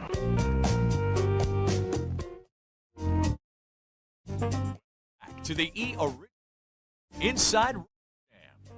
Robles and gambles, set up a double block. Oh, that guy can fly! I have one move, it's called the rail, when I jump up on the rail and try to smash my back into the opponent coming into me. Oh, and lead him right into that shot by McDaniel. For the skaters of Rollerjam, creating a signature move is the key to successful slamming. The screamer is basically a head-on collision where I just throw my legs out to the oncoming opponent, and the eliminator is I actually lay down on the track and flip them over.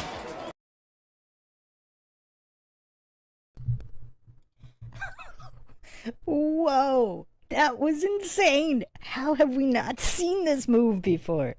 This is absolutely crazy. I mean, this could mean death. Let's watch that again. I mean, that was absolutely insane.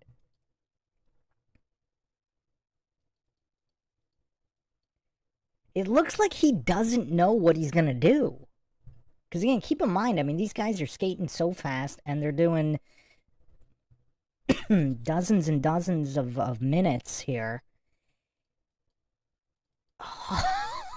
Oh man, somebody could get killed here. I mean, how many broken ribs were there? I mean, it seems kind of crazy that they don't wear those football pads with the hip and tailbone protector. It seems like that should be required for this. Because do they even know which one he's going to get? Look how many skaters there are all around them. Look at that velocity. Oh, man. Right on the tailbone. Look at that repulsion off the track. Look at that bounce right off the tailbone. I mean, this is absolutely brutal. I mean, even that, look, that's 100% body weight there. Like, if you watch pro wrestling, they'll cheat it. And it's not, and it's obviously on the canvas, but they'll cheat a lot of it. There was no cheating there. It's almost like these are people who think pro wrestling is real. Like, they don't know pro wrestling is fake and how to do all the little tricks to avoid damage. And then they go do it for real in Rollerjam. Oh, man. This is crazy. I mean, we need to counter how many tailbones were actually cracked in Rollerjam. I mean, these are so nasty. For anybody that's taken a fall, like, has anybody here fallen, like, maybe on the ice or in the street on their tailbone, or even on a hardwood floor? If you take all of your weight on your tailbone, that hurts so bad, even just from standing, like, without any velocity. Without any velocity before you fall.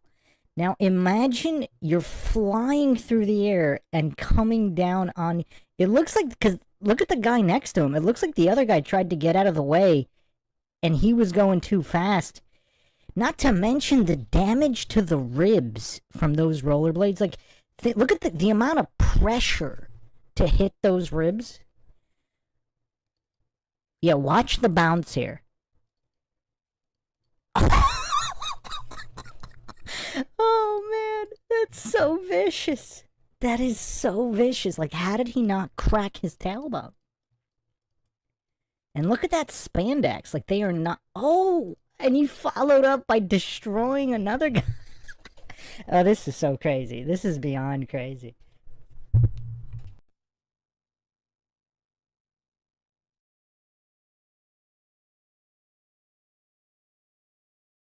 The opponent coming into me. Oh, and lead him right into that shot by McDaniel. For the skaters of Rollerjam, creating a signature move is the key to successful slamming.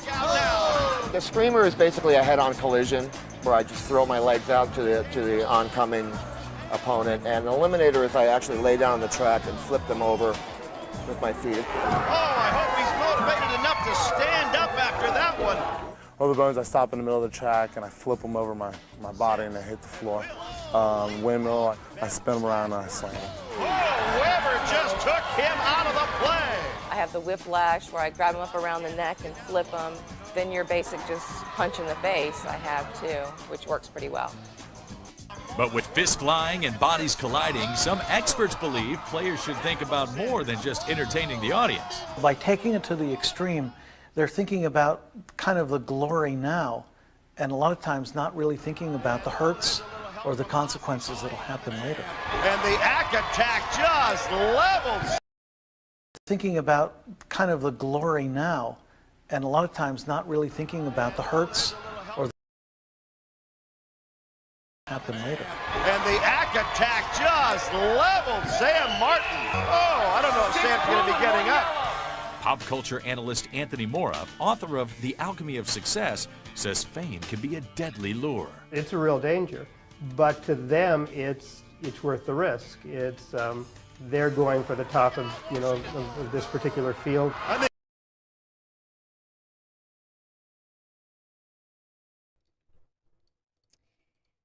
Okay, that might be a cheap aluminum trash can, but that might be the hardest I have ever seen somebody hit with that. Let's look at this. I mean, just look at this. I mean, this kind of viciousness, you don't even see this level of viciousness in pro wrestling. He doesn't even hit him in the helmet. Look, he hits him at the base of the neck. He hit him in the base of the neck so the helmet couldn't protect. And look at the convulsion after that. This is so insane. This is the most insane sport I've ever seen. It's like they're intentionally trying to aim around the helmet to do the most amount of damage possible. Watch how carefully he aims that to go below the helmet to get the base of the neck. And watch the convulsion after. Watch this convulsion. Oh!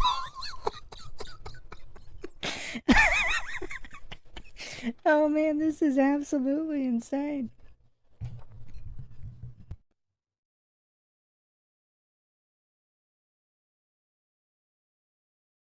He just knocked him cold. He's the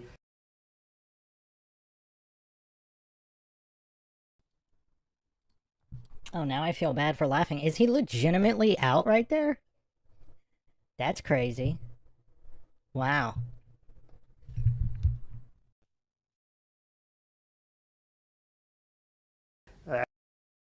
It's a real danger, but to them, it's worth the risk. It's they're going for the top of of this particular field. I think he just knocked him cold. He's unconscious. They want the adulation, they want the money, so it's worth their risk for them. The last taping here had a girl get a couple teeth shoved up in her gums. Another girl got like 3 vertebrae in her neck, crushed. I've had a lot of injuries. I've had head injuries. I've had shoulder injuries. But I don't know. I'm like a Timex. I keep it licking it. Keep on. I got like 3. I'm like a Timex. I'm like a Timex. I keep it licking it. I don't know. I'm like a Timex. I keep it licking it. Keep on. I'm like a Timex. I keep it licking it. I don't know. I'm like a Timex. I keep it licking it. Keep on. I'm like a Timex. I keep it licking it. Keep on ticking.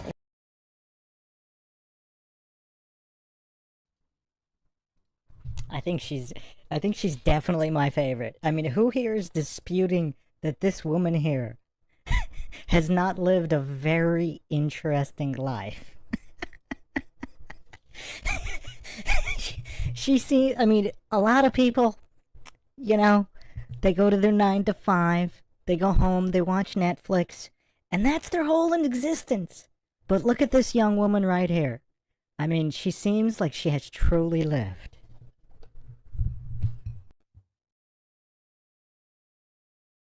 I had the shoulder separated, like this one separated, sprained ankles, nothing major.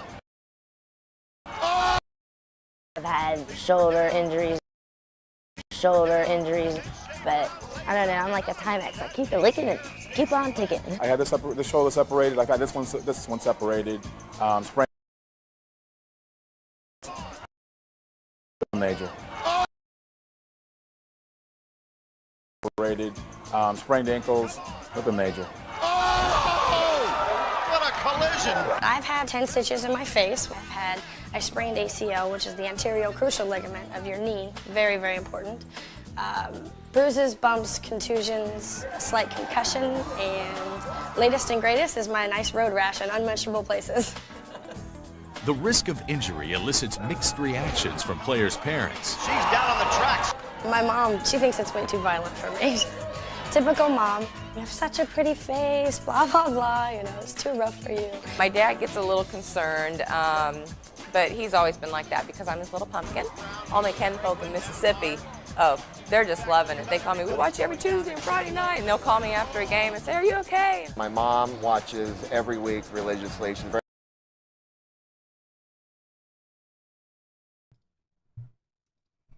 How does that bulldog maneuver work on a roller skating track? Because in pro wrestling, like, you could fake it. And it's a canvas anyway, even if you take it on the forehead. Like, that helmet is not bouncing. Her chin is bouncing off the track there. Like, what is going on here?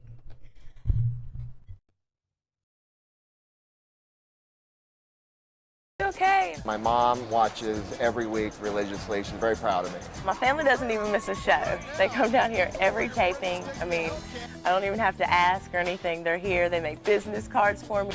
Can be even more dangerous than it looks. Welcome to the wonderful world of Rollerjam. This is the ramp. We all skate up, and there's like pyro flying up. We have to be careful that our hair doesn't catch on fire because of the hairspray. Oh, here's somebody we haven't seen yet tonight. So we come up here, and personally, I like to do the little wee, woohoo, star thing. Women's Demolition Derby coming up next. Jamie Colomac. And this is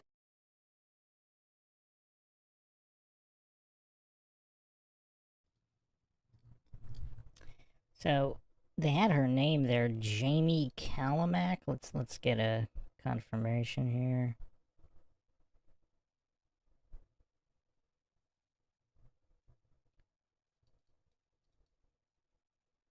Did they have? I thought they put her name on the screen. Yeah, they did. They definitely did at one point.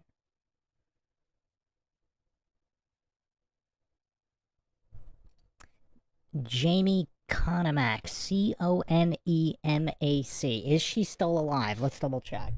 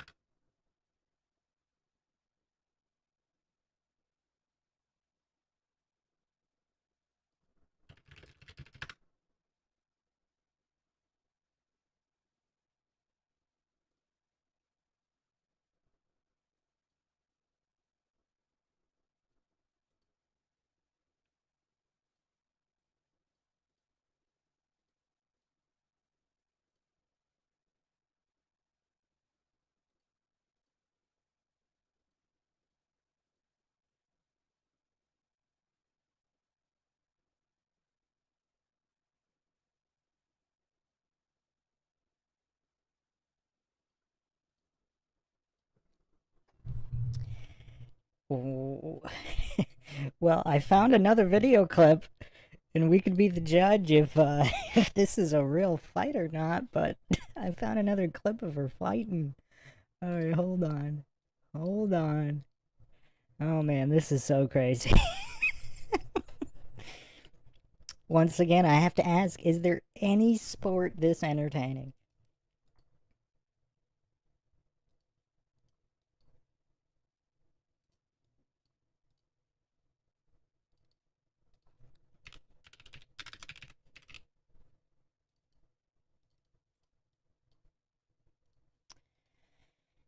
Okay, so let's see here.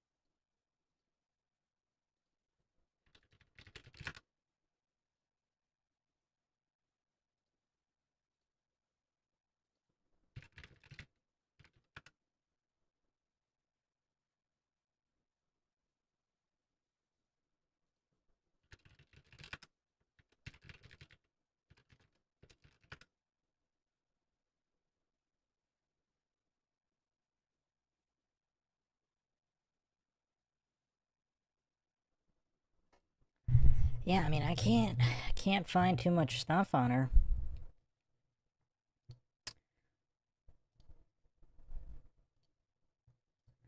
Yeah, I mean, can't really find much on her.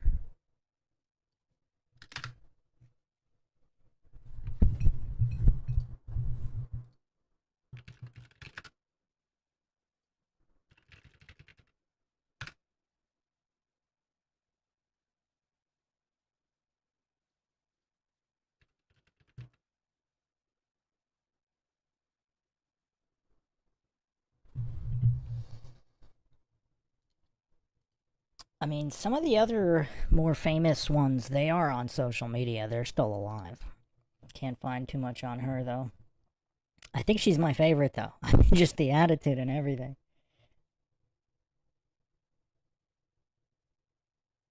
Flat Bob says, there is no sport this entertaining. Scott Hawkins says, I didn't know I liked any sports until I learned of this one. I Am Lions Cat says, the sport Calcio Storico is incredibly entertaining. The referees carry swords in case they have to break up fights, especially when the crowd tries to intervene. That sounds interesting. Scott Hawkins says, the career path and those injuries seem to have really worked out for her. Hey, man, you can't say she hasn't really lived, though. I mean, can you imagine how much fun that was, though? Even if it was only for a couple of years? To just go out there and do what she loved. I mean, she's, again, lived more than probably 99% of people out there.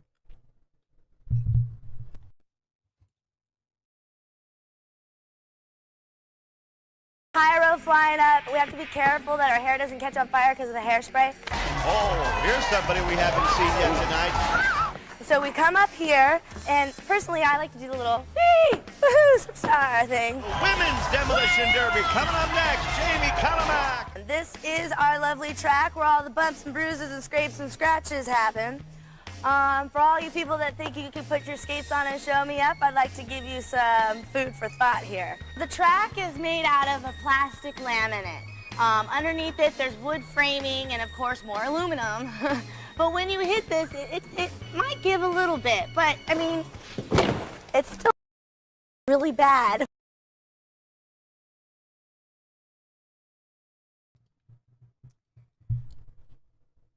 Wow. So that's plastic on wood and aluminum. Like, watch her body bounce. Like, even just do it. She came down so slow, and look at the reverberation of her entire body there.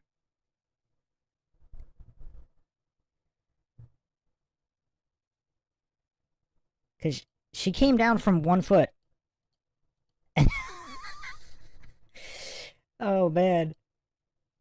She came down 1 foot off of 1 foot, and watch her entire body reverberate off of just 1 foot. Ow. That probably hurt just doing that. Can you imagine going 30 to 40 miles an hour and getting body slammed on top of that?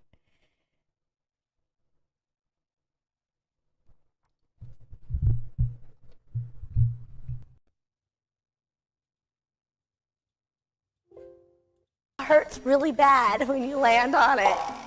This right here is called a rail, and this is your upright, and this is called a kick rail. It really doesn't matter how much padding, because if you're going at the right speed and this gets knocked into you, you can get jarred up pretty good. And set her up for Shea Brown. These are the team benches, a home team or an away team on either side. Not to mention, these are really good to hit people in the head with, too. And Loden sends Denise, or sends a Weintraub into the bench. We do have the medical staff, which is here waiting and ready in case if there are any injuries. So you do come here. I like to use this table to sleep on when I'm tired, but don't tell anybody. This is a really, really, really, really big truck where all the wires and everything come together and put the show together. You know, like camera 1, camera 2, camera 1, camera 2. So we're gonna take you inside the truck. I'm excited, I've never been here before.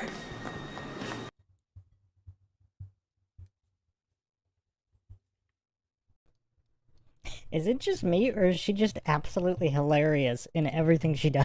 Just the way she talks. Oh, man.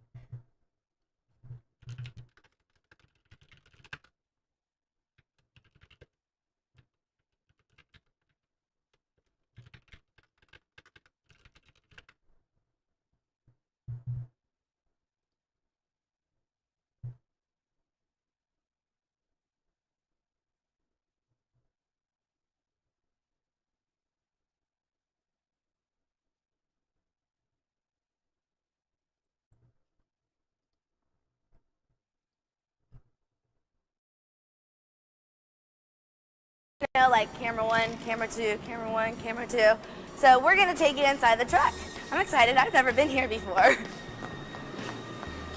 This is inside the truck and has that new truck smell. Carpet and everything, this is nice. I'm excited, I've never been here before.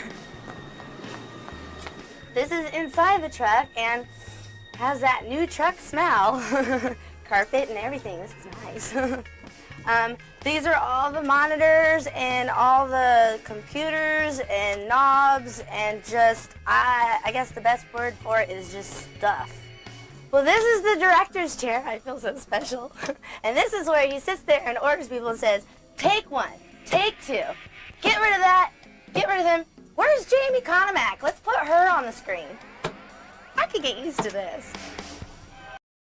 Where's Jamie Notorious women. Conomack? Let's put her on the screen. Where's Jamie Conomack? Let's put her on the screen. I could get used to this. Conomack, let's put her on the screen. I could get used to this. Still to come, roller derby's most notorious women tell all. I always hung around with guys because the girls couldn't skate fast enough and I beat up all the guys.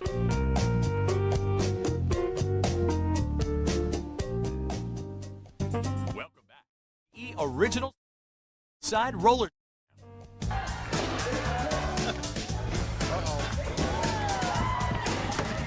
For the women of Rollerjam, slaps in the face and slips on the track are all part of the game. Whenever we go out there.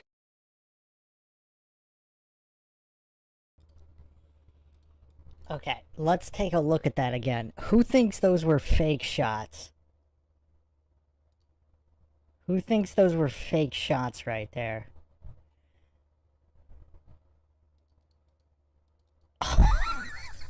That was just pure viciousness right there.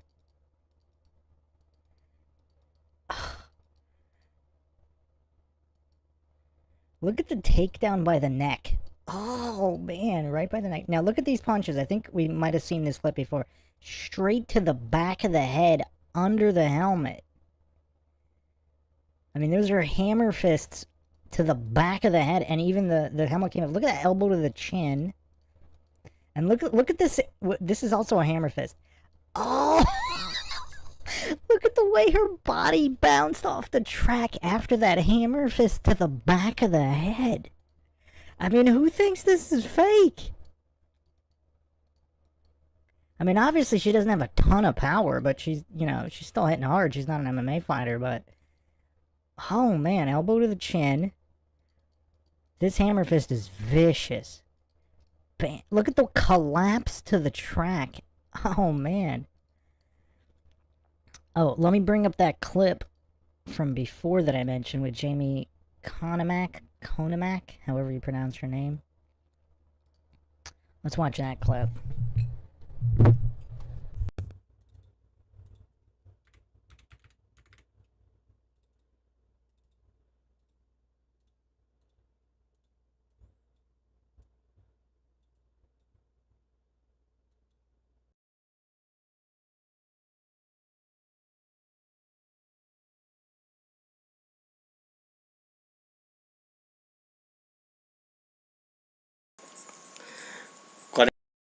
Segundos en el reloj, última jugada del tercer periodo y se mantiene el empate.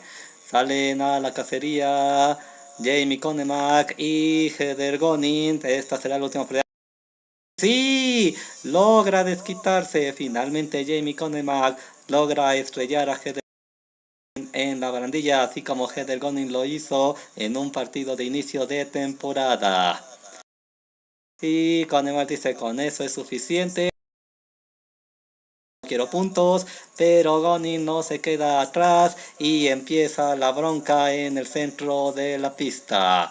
Los árbitros están distraídos, no saben a quién atender, si a Conomack y a Gonin o a las compañías que quieren entrar a la bronca. Vemos cómo se trenzan, cómo se dan duro. Parece que finalmente el árbitro entra a poner el orden.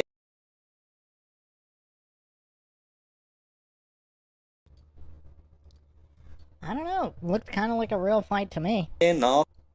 Kind of looked like a hockey style fight.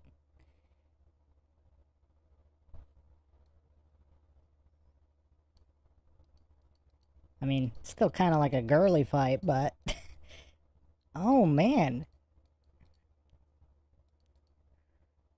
I mean, look at these shots. It's kind of hard to tell what's going on. Oh, man, that looked like a real shot right there.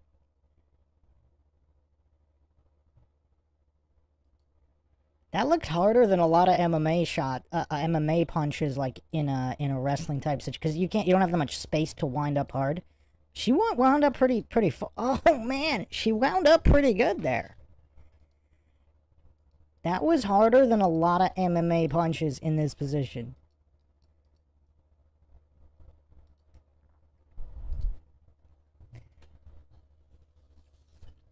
Oh, Les Xylophone with the blasphemy. I've seen better fights at the old folks' home. I mean, I don't know what kind of old folks' home you go to. Is it the old folks, a former kickboxer? Alright. Let's continue here.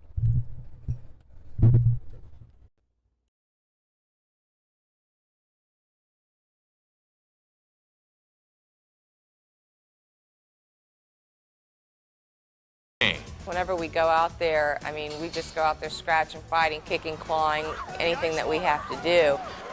Oh, man! But despite the bumps and bruises, these hard-charging chicks still look sexy on skates. Our girls basically are allowed to wear practically nothing, but they're great athletes. I mean, yes, we do show a lot of TNA, they say, but they also got to be able to perform.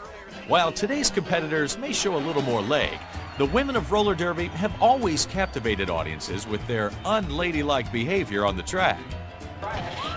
At the time that roller derby started, and this was almost immediately an innate criticism, was how can you let women compete on the same basis as men?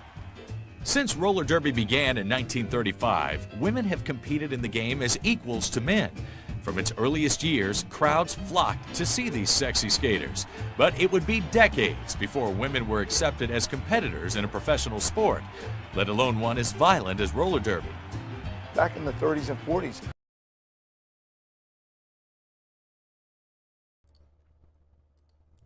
Well, what an incredible sport. Just pioneering feminism. Just absolute pioneering.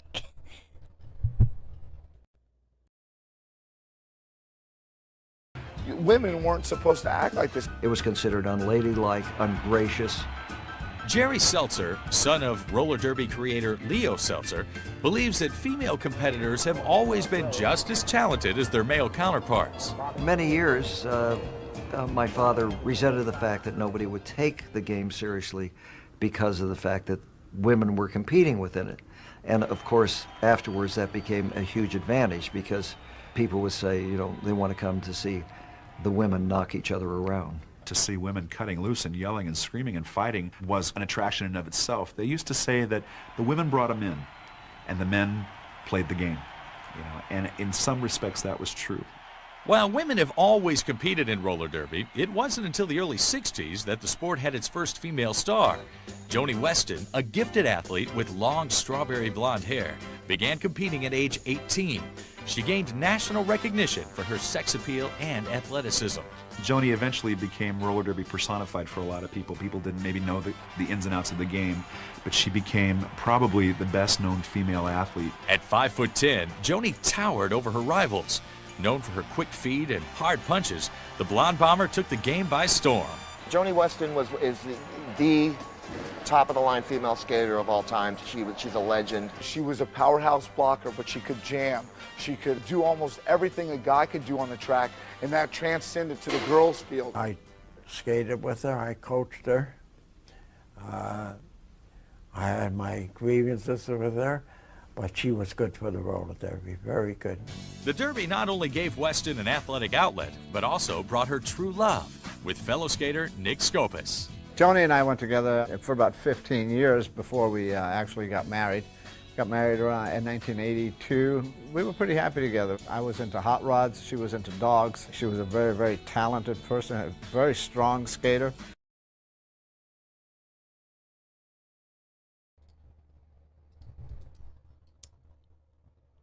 I mean, look at this. Rollerjam even bringing romance to the track. I mean, not so much in the modern case where, from the clips we were watching of the failed engagements, former fiancés at odds, but yeah, back in the day, I mean, look at this. Rollerjam or roller derby delivering the goods in every single category here. Absolutely incredible.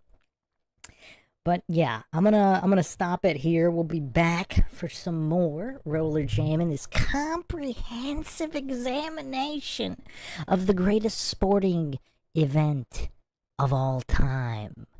I can't think of anything more entertaining or even more brutal. I mean, MMA in certain ways is safer than this because the fight ends. It could end in a minute or two.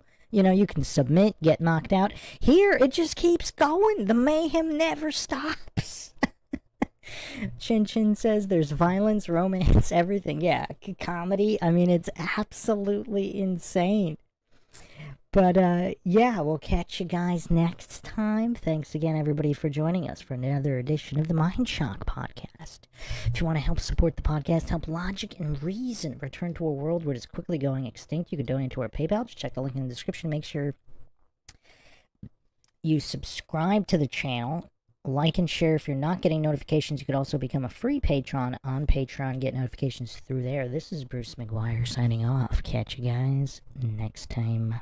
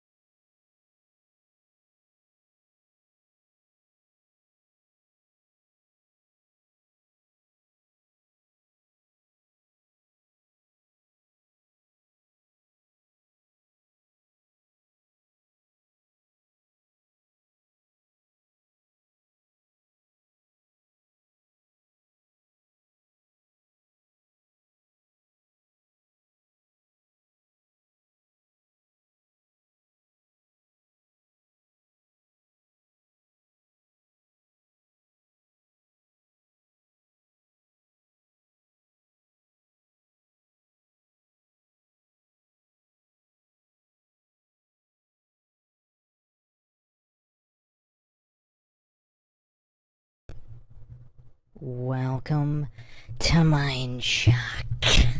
This is your host, Bruce McGuire, and you are listening to the legendary Rollerjam series. This is episode 3 in breaking down the most incredible athletic spectacle in the history of mankind, never seen before or since. Rollerjam. If you want to help support the podcast, help logic and reason return to a world where it is quickly going extinct, as evidenced by Rollerjam not even being an Olympic sport. I mean, who can believe that this is not an Olympic sport?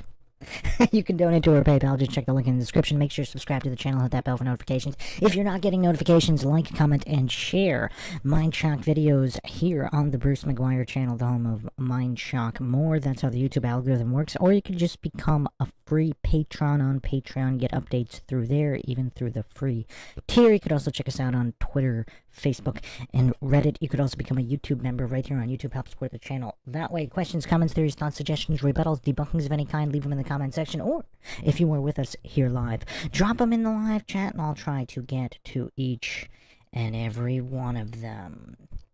Welcome back, all the Mind Shockers, for episode 3 of what is sure to be an incredible series here on MindShock, diving deep in a comprehensive and exhaustive fashion unlike any other media out there, mainstream or otherwise. Welcome, Lord Zed, Southwest, Flat Bob. I am Ion's cat. Hopefully everybody has checked out the first 2 episodes because we're picking up right where we left off in the Rollerjam documentary. Fair use all the time, nothing but fair use up in here. Alright, so let's pick up where we left off, and then we will dive right back into the mayhem, and I've even got some table matches to watch after this.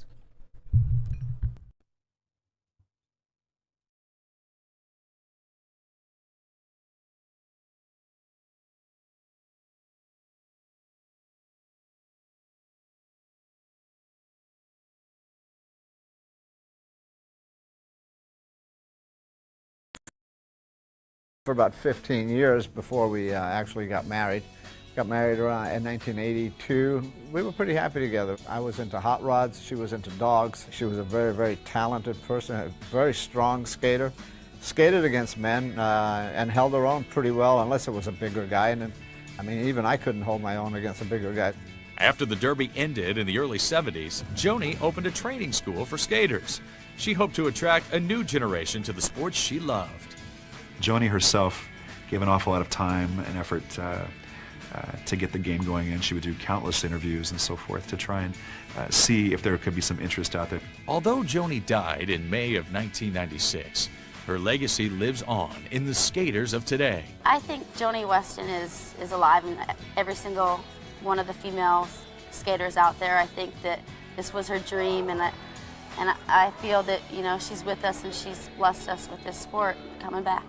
While Weston was by far the most beloved skater of all time, her arch rival Ann Calvello inspired a different emotion. Ann Calvello, as a skater, was very unique to us because Ann always wanted people to hate her. I would never try to hurt anybody intentionally or anything, but I just wanted to win, and if I didn't...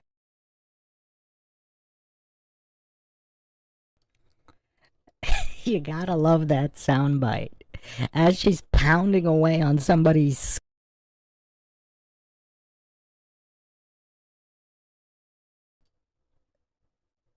You gotta love the soundbite here. Because as she's pounding the back of somebody's skull, she's saying she wouldn't want to hurt anybody intentionally. Let's take a look at that again here. Oh, man. Wow. I mean, these are like hockey fights.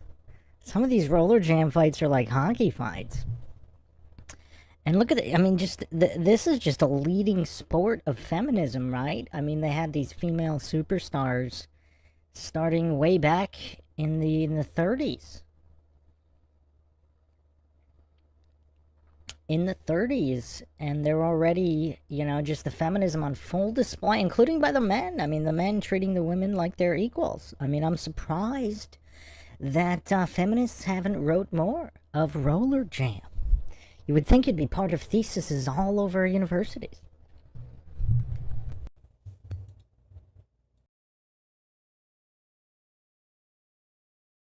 And if I didn't, well, most of the time I did, because I'm such a competitor even to this day. And there we have Ann Calvello moving out, the fiery Ann from San Francisco. Ann started skating in 1948 and quickly gained a reputation as the toughest woman on the track. She broke all the rules, getting a rise out of her fellow skaters and her fans. Anne is just the prototypical villainess in a role that she created. Oh, there's bad blood here. Calvello's bad girl attitude was often overshadowed by her bizarre sense of style. For St. Patrick's Day one year, she dyed her hair green. There was too many natural blondes around with the suntan. I just did my hair green. And this happened to be on when the Derby was in color on television, and the fans wrote in and talked to her, and they said, do it again, do it again. I used to put car paint on my nails because you couldn't buy these nail polishes. And I used to put for the lipstick and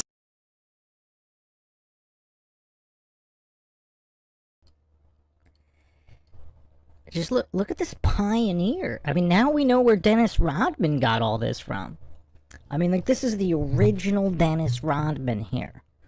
This powerhouse of a woman with all this style.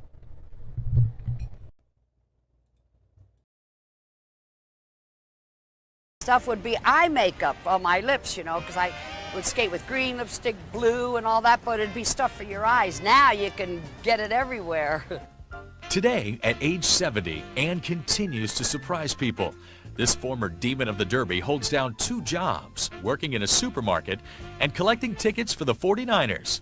And occasionally, she can still be seen circling the track. I really haven't changed that much. You know, I have a few wrinkles, but not much for being in the sun 70 years.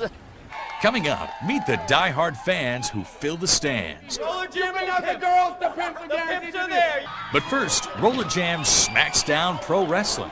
They hit a soft mat and a mat outside the track. We're hitting a hard surface and concrete.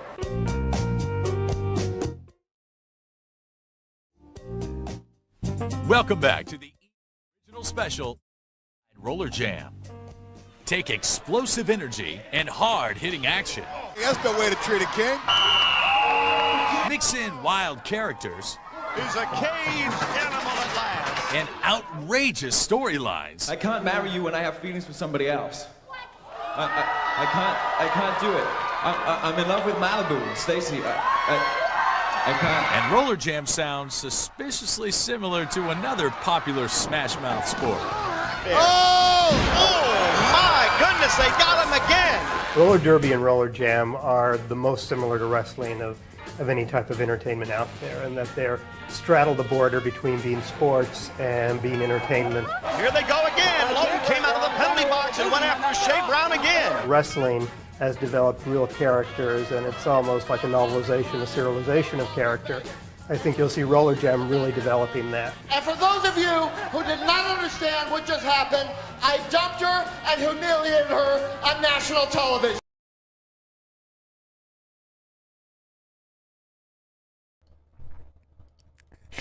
Semi-jacked Bill Goldberg here.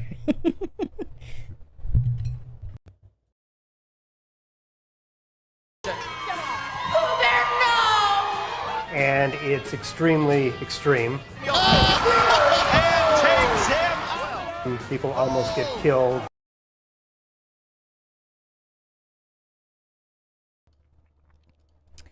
Wow, we haven't seen that before. Rollerblade kicks to the face. That's interesting. I mean, we've watched quite a bit of footage now, and I'm not sure we've seen that before. We got Derby Kitty up in here. I played roller derby, but roller jam is crazy.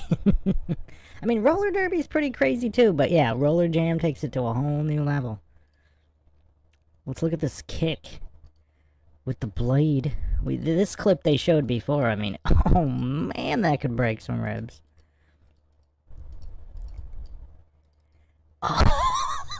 Oh man, that looked like real impact. I mean, that's some sweet blade music to the chin. I mean, wow. So here's the thing. I mean, I don't know if this is all planned, because look at how different all of these attacks are.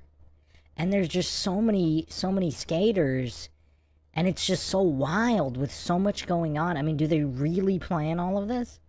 And the reactions that these people have to getting hit are so different and realistic, unlike pro wrestling, where they're all mostly the same. I mean, this is just absolutely... And look at the way she fell, too. Right on the tailbone. Like, in pro wrestling, like, they cushion their own falls, like, the way they fall. Like, they put their arms down, or they land super flat. Here, everybody's taking it, like, to the tailbone or to the hip bone while clutching whatever part of their body got hurt in a very realistic fashion. Because if you really got kicked in the chin, you wouldn't be worried about how your butt's gonna fall down on the track. You'd be stunned because of what happened when you just the kick. I mean, this is really crazy. I mean, all these falls are just, the reactions are so realistic. Who was in here before saying it was all fake? They weren't buying it. I mean, even the way they hit the track, like, there's not even attempts to cushion themselves. As if they have no clue what's going on. Because in pro wrestling, I mean, even if they don't necessarily plan an exact body slam, they've been body slammed so many times, they know how to take it. Whereas here, all of these attacks are so unique. Oh, man. That's just, look at the way she falls. Crack right on the tailbone. Oh, man. That's just vicious. That is absolutely vicious. Oh, man. Flat Bob says, I think all the action is legit. I just think the narrative is scripted. I know the injury is detained. Oh, no. For sure they came up with some kind of storylines. I don't think anybody was ever disputing that. Like some general storylines, you know, like that convict in that, you know, in the prisoner uniform. But as far as what they're gonna do, I'm not sure they planned out anything. I mean, maybe something to the event of, oh, this person's going to get thrown out of the track, maybe, but they don't plan exactly how they're going to do it, because the way that it unfolds so differently every single time, and the way the bodies just hit the floor, I mean, it's just crazy.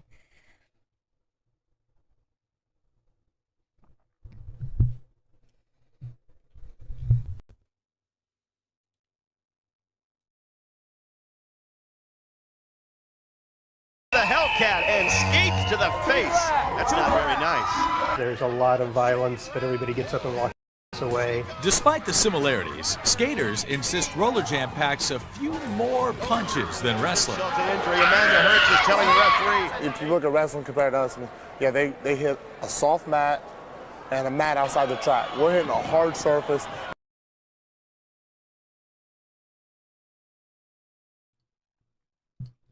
I mean, this is just so crazy. I mean, look at that. The guy doesn't even have a helmet on. The guy, I mean, this is...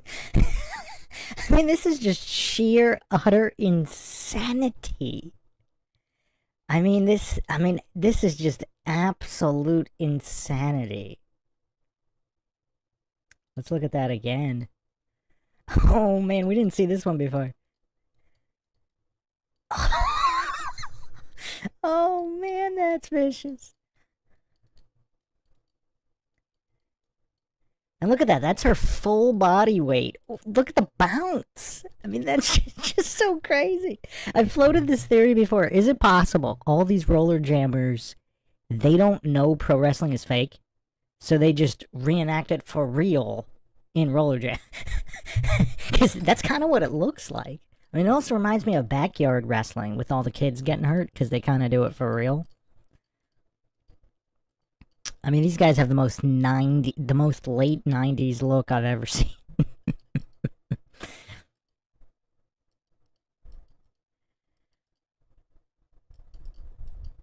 Oh, man. Just look at how awkward it is, too. Like in pro wrestling, when two guys vertical suplex somebody, it doesn't look this awkward. It looks like controlled. This looks completely out of control. Like nobody knows what anybody's doing. There's no assistance from the person getting slammed. I mean, he could have easily died right there. Did he land on the guy's rollerblade? I mean, because he's offering them no assistance. It looks like they're really trying to hurt him, and he's not helping them hurt him. Whereas in pro wrestling, it's the complete opposite. The person getting slammed is actually assisting the person slamming them. Oh, Les Xylophone, you were the non-believer. Did you miss the rollerblade kick to the face earlier here? I mean, just look at that double suplex. I mean, that was the most real one I've ever seen. In pro wrestling, it looks totally controlled, with the person getting slammed in on it and helping the guy slamming him. Here, it's the complete opposite.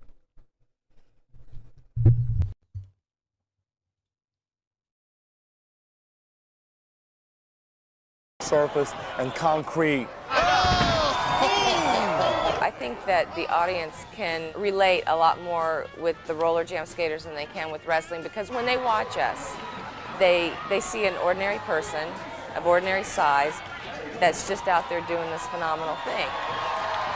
She's out here and she's all business now. I give the wrestlers credit, but on skates, it's hard. Not everyone can do this. And people that haven't seen it watch it and they're like, wow, you guys do this stuff on skates. It's amazing, it really is. It's an art. Look out now. As with wrestling, art and athleticism often take a back seat to outrageous antics, like tonight's evening gown strip-off. This over-the-top relay race combines beauty and elegance with nail-scratching, hair-pulling, dress-ripping. Well, you get the idea. This is right up your alley, Lee. Oh, this is the greatest thing I've ever seen. The most fun that I've had so far was that evening gown competition. The rules were 5 laps, anything goes. The girl at the end with the most clothes on wins. And so it was pretty much a free-for-all. That was just hilarious, in my opinion. I mean, I had a great time ripping the dresses off those other girls. I had a dream like this once. When I first got this job, I thought maybe that's what will happen, and now look. I think that the evening gown strip-off has by far been the most interesting and over-the-top thing that we've done yet in Rollerjam. They're still battling each other. Stacy Blitz gets into that infield and grabs those flowers and hits Lindsey Francis over the hip foot. That must really hurt.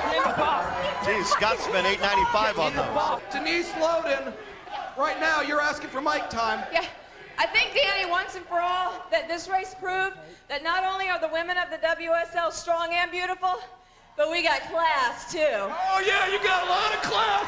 But these classy gals and their male teammates are also dedicated athletes who understand the value of physical conditioning. We come here 5 days a week.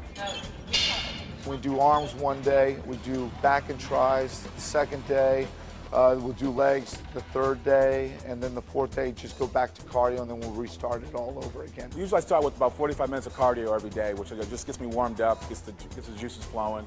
Depending on what I've worked out on, how hard I trained the day before, how hard I skated, it's how I feel. It's how I feel. I have the biggest guns in the whole league, okay? Yet for many of these hard-bodied heroes, there's more to life than skates and weights.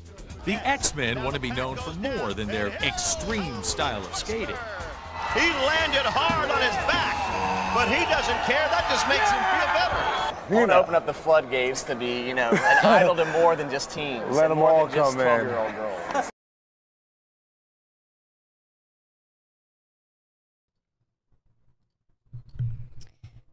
Let me look this guy up. I wonder if he's still alive. It's Jason McDaniel.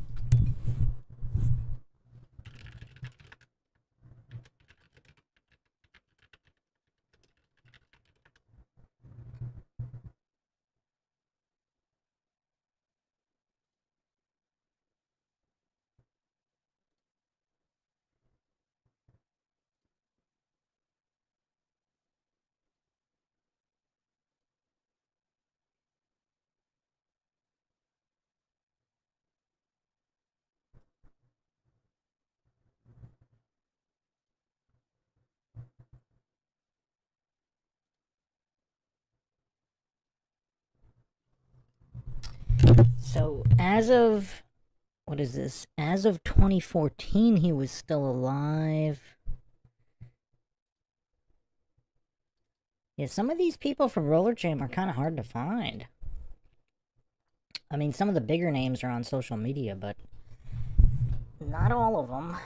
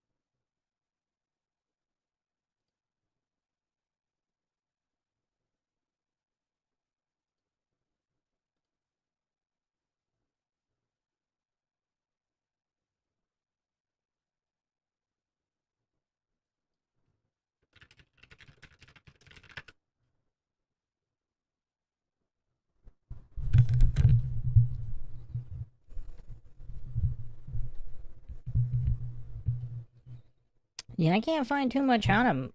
Are you sure that's the same? Phil in the blog says now an MMA fighter. I'm not sure that's the same Jason McDaniel. Obviously, it's a relatively popular name, but let's continue here.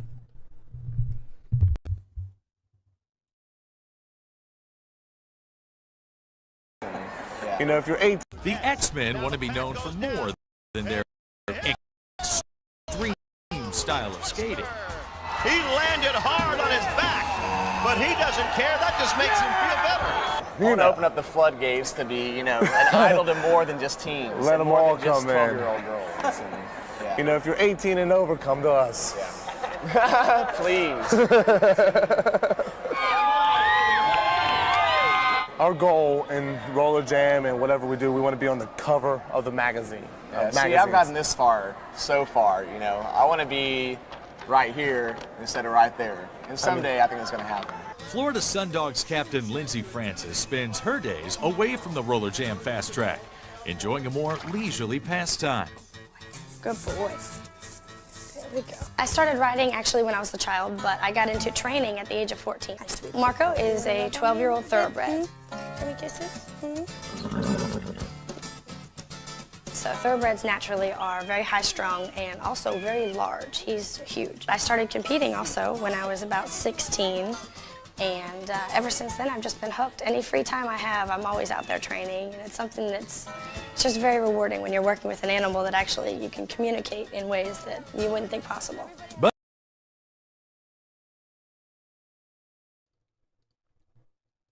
You know what? It was a total missed opportunity. A reality TV series about all the Rollerjam people behind the scenes. Like both at the Rollerjam arena and also what they do when they're not skating or training. That would be really cool. What a missed opportunity. Can you imagine? Can you imagine some of these personalities? Like that one guy who looks like Dennis Rodman? I mean, can you imagine what they're doing in their off time?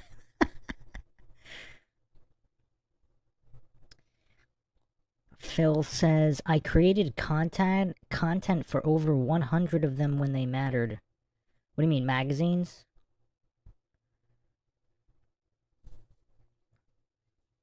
No, there is actually, Phil, there's actually an MMA fighter, Jason McDaniel, and it kind of sort of looks like him. And he was around 45 in 2014, so it might actually be him. There was one clip of him fighting MMA, and there's listings for a jiu-jitsu competitor, but I just don't know if it's the same guy.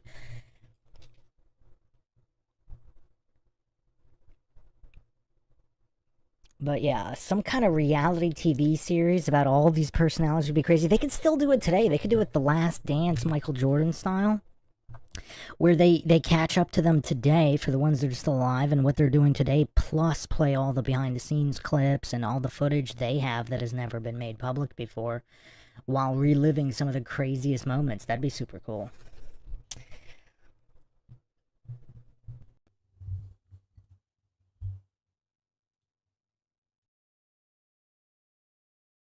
But if you think riding offers Lindsey a break from Rollerjam's bone-crushing danger, Blitz pounding the back of France's head. well, think again. I've had a horse land on me before where I fractured my collarbone from a horse stepping on me, so it can be very hazardous too. You have this animal that's as big as a small car, and you're guiding it to go over places that you're not necessarily meant to go. Coming up, some of Rollerjam's most ardent fans speak out. I like the violence and the boobs and the butts and, you know.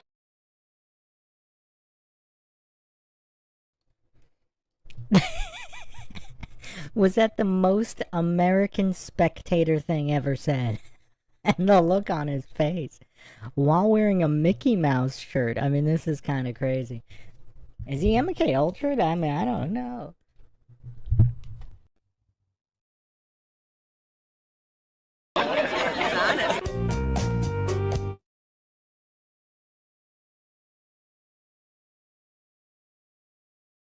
Original special inside roller. Since its earliest days, roller derby has attracted a diverse crowd. From young children and teenagers to longtime fanatics, these screaming spectators have always had one thing in common. They love the heart-pounding action of this extreme sport. I I love Rollerjam because of the roughness. Like, Mark the Model punches people and elbows them.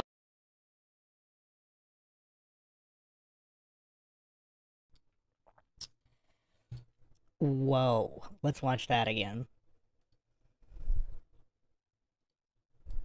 I love Rollerjam because of the roughness. Like,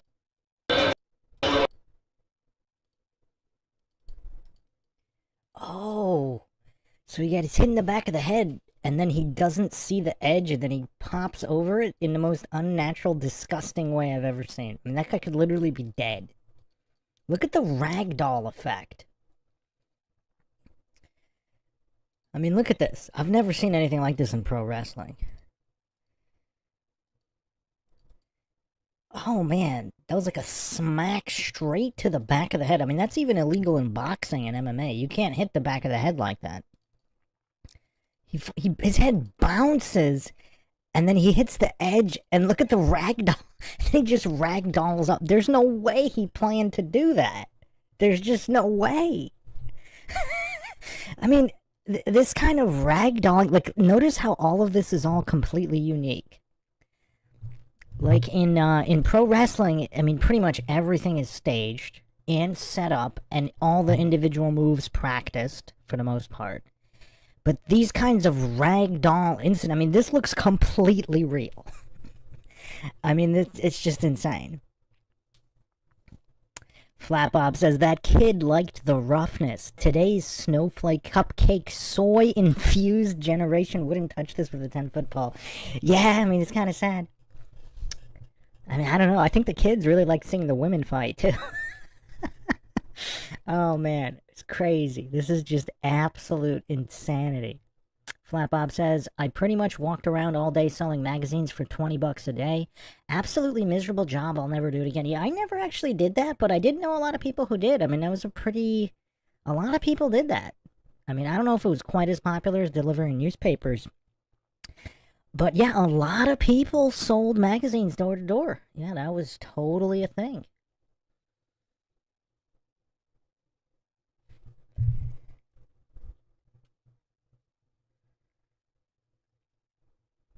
I mean, this ragdoll, though, I mean, this is crazy. It's like he really got hit in the back of the head, bounced the front of his forehead off the track, and was so disoriented. I mean, he could literally be dead here.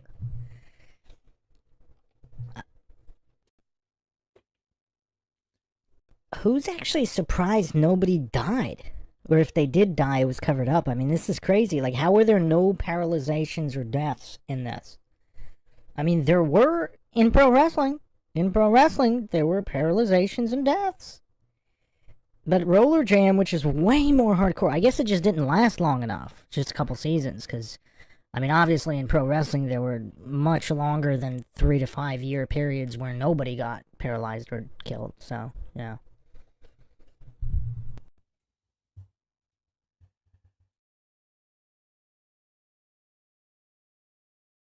Model punches people and elbows them and stuff. I'm the bad guy on the show, and they like me. I don't get it, but it's working. I love Rollerjam because the hot guys.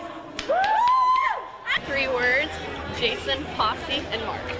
I don't think we're teen heartthrobs, really. I mean, we're getting bits and pieces of it here and there. I mean, it's starting to catch on a little bit, but I don't want to commit to being that yet. I think the reason people watch it is because it has a crash and burn element to it. It also has a campy element, a funny element, a competitive element, and I think all those combined make a show that a broad amount of people can watch and enjoy. I like the violence and the boobs and the butts and, you know. The main reason why we like Rollerjam because it's violent, it's intense, and it's pretty much like beyond anything out there now. Whether it's the violence, sex appeal, or outrageous storylines that attract diehard fans, skaters know they can always count on the enthusiastic support of their admirers. I love the audience. I honestly do, because they're your fans. They are what make you perform out there. My goal is basically to entertain the audience. The wins and losses, I mean, the fans are following the game. They enjoy all that. But I think I want moms and dads to lose their voices because their kids are having such a great time and they're able to sit there and clap and scream. When we have a big loud audience. You get so much energy from them. That's where we get our energy. And the more crowd, the more people that start coming to our shows and see our shows, the better it's going to be. The best part about Rollerjam is the fans, the adrenaline rush when you come off the ramp, and just to see everybody's expression. Here comes Shea Brown onto the track for the hot dive. For all the fans and for, you know, everyone that's been supportive of us from day one, you know, give them credit, and that's what keeps us going. Their energy keeps us going. So I would say just thanks to all the fans that have been with us.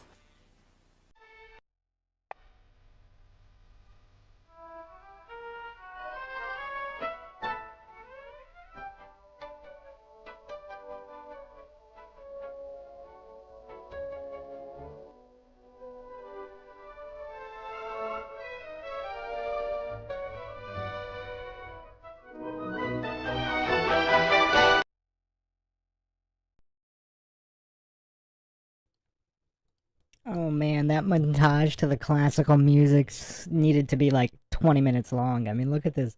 Look at this absolute viciousness in this montage. I mean, this is absolutely insane.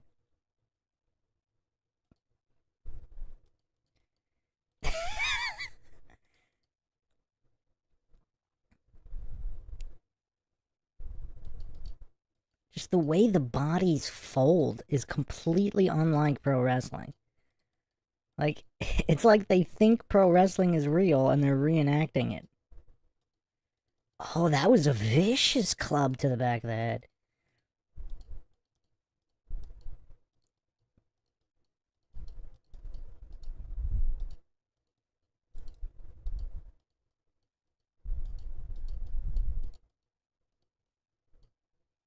Oh, man.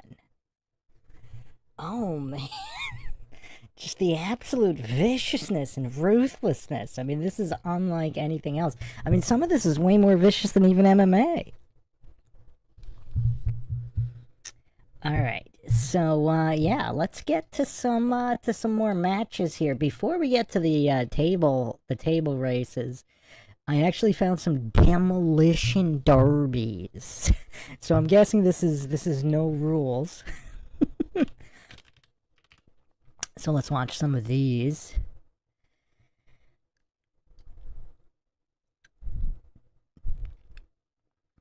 So let's watch the men's. This is the men's 2000 demolition derby.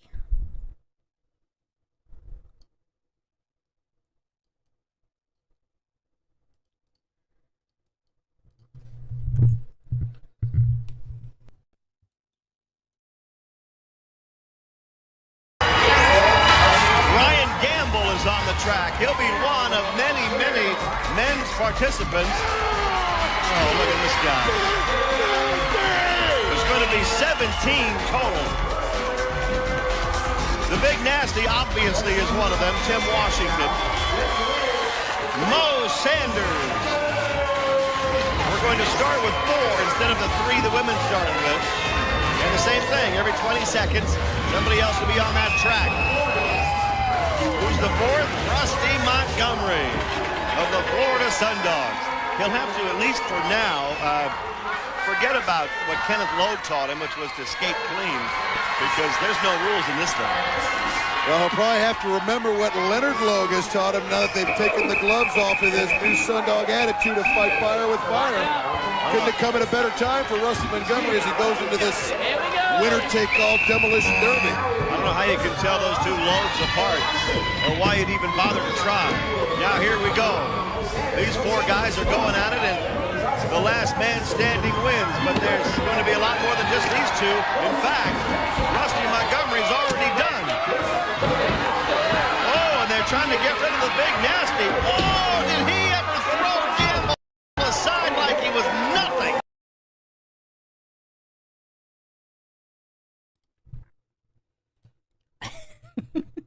I mean, this is just so wild. This is so absolutely wild. Let's look at this.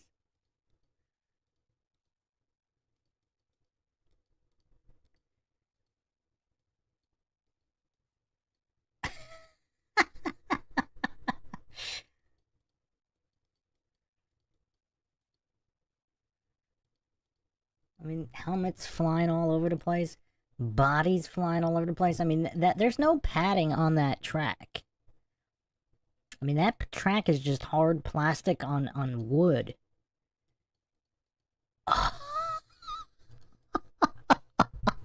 Oh, man.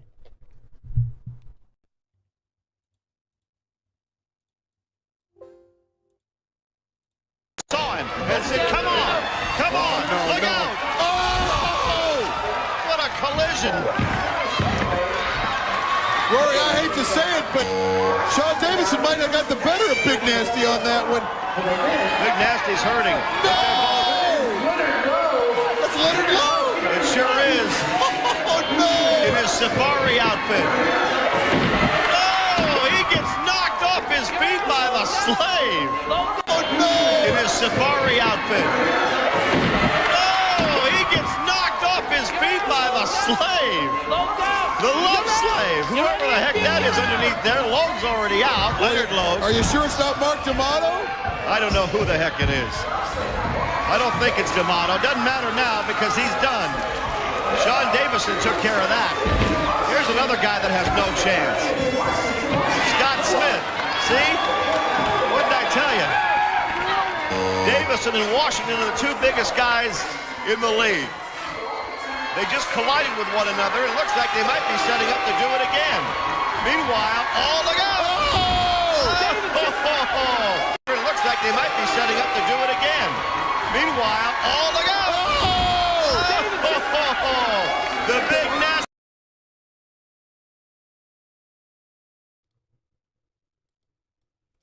I mean, can you imagine doing these football-like collisions and tackles without any pads on? I mean, that's what's crazy. I mean, these are high-velocity collisions, and they don't have any shoulder pads or hip protectors or any of that stuff. The only thing they have is the elbow and knee pads. And some of them have helmets sometimes, but just covering the top of the head, not their chin or the back of the head. I mean, it's crazy. It's absolutely crazy.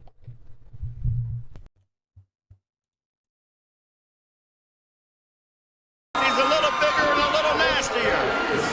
Jason McDaniel's going to take off running. He stayed on. Is knocked out by the Ack attack. If you just found out D'Amato was your brother, that's what happens to you. Oh.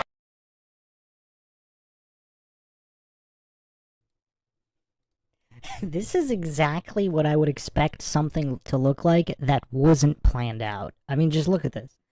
It looks like neither one of them knows exactly what's going on. They try to drop kick each other, and it doesn't quite work. He gets clipped out and spins out right on his spine.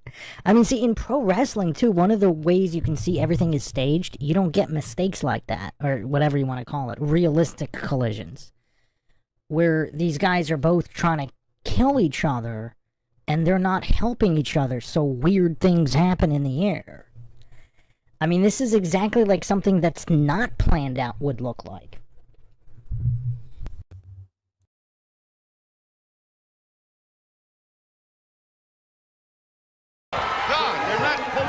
Any punches in this one, are they? McDaniel and Atkinson are out there.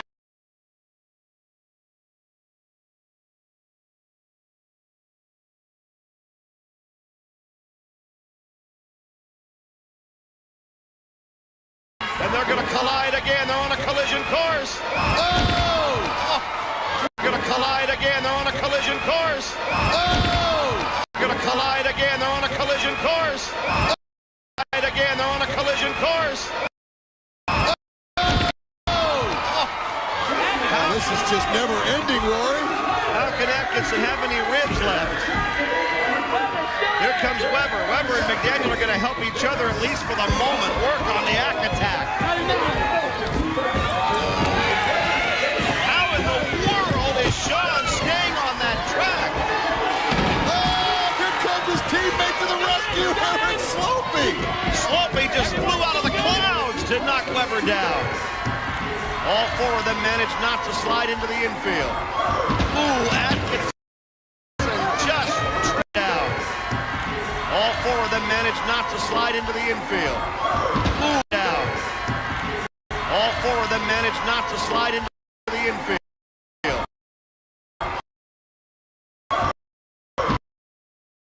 Ooh, Atkinson just tripped him up. And he's going to try and pull him off the track. Did he do it? Yes, he did. Weber's gone. And McDaniel just threw Slopey down the ramp. And here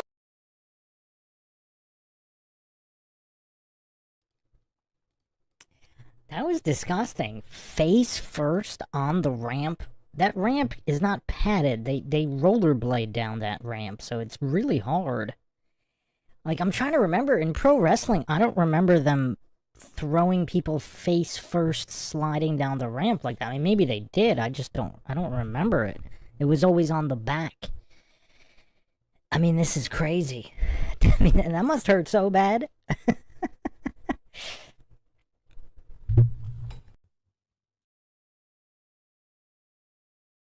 down the ramp. And here comes Kenneth Lowe. Get his military helmet, Rory. Slopey down the ramp. And here comes Kenneth Lowe.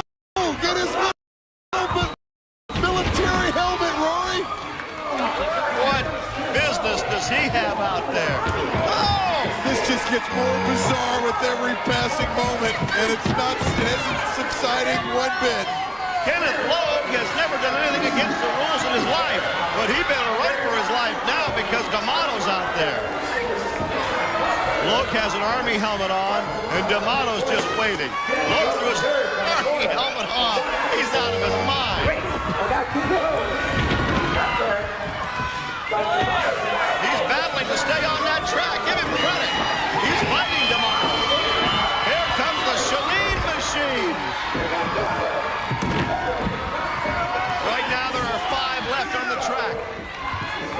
And D'Amato is just destroying Kenneth Logue, and he is out at the hands of Mark D'Amato as Kenneth Logue. Both Logue brothers are gone. Big Tim Washington's gone. And the Straighten the World Skating League is emerging as all that's left, Rory.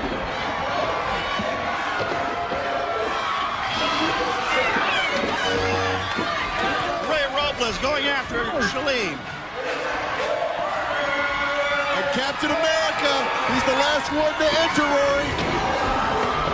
Bill Barker is the last contestant, so one of these guys is going to win this thing. Chalene and Weber go at each other against the rail. Both manage to stay on. D'Amato just dropped Barker. Atkinson's still there. He picks Barker up. Oh, man, Captain America's gone. The back attack took care of him. Robles and Weber collide.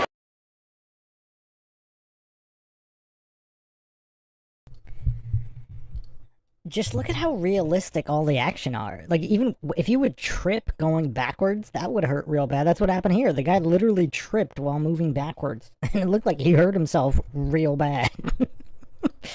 Oh, man. Oh, man. Les Xylophone says they had barbed wire bats and folding chairs. You talking about ECW? EC-Dub? EC-Dub? Yeah, ECW was pretty crazy with the thumbtacks, and there was a few other organizations that were even more hardcore, like super low budget indie organizations that were even crazier than ECW. But I'm talking about like just mostly mainstream pro wrestling here. I mean, this is just so crazy. Let's rewatch this here. I mean, look how realistic the action here is. It really looks like nothing's planned. Like, look, he literally just dodged, and then he tripped. Like, look. The other guy tries to hit him. He dodges. Look how he dodges. So the other guy looks like he kind of hurts himself. And look at this guy's skate. It just trips, boom, right on the tailbone, on the edge of the track. I mean, this is crazy.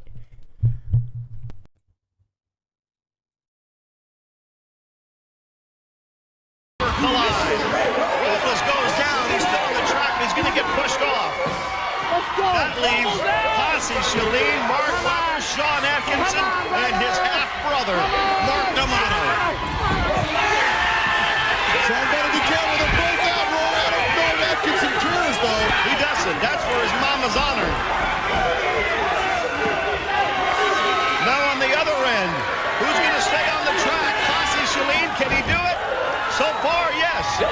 These are the last two. Who's gonna make it? I'm gonna bet on Posse Shaleen. That guy is tough. He's strong. I don't know, Rory. I might have to go with Weber because Shaleen is going to start to pose for the crowd. He doesn't have his mind into it, but Weber starts to take his clothes off. This is going to be a gargantuan collision. Oh, Posse Shaleen wins. You were right. I lose. He did it. This is going to be a gargantuan collision.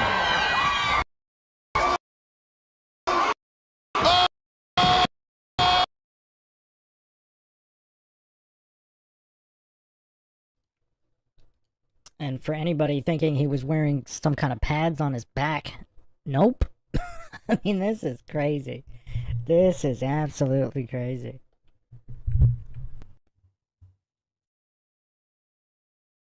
Oh, Posse Shaleen wins. You were right. I lose. He did it. Posse, the Shaleen machine. There's how it ended. Up, over, and out.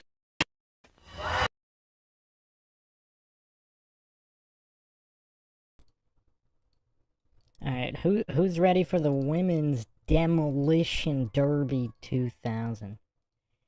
Oh, man. I haven't seen this yet. I didn't watch that one either, so let's see. Let's see what's going on with the madness here. I mean, just the absolute madness.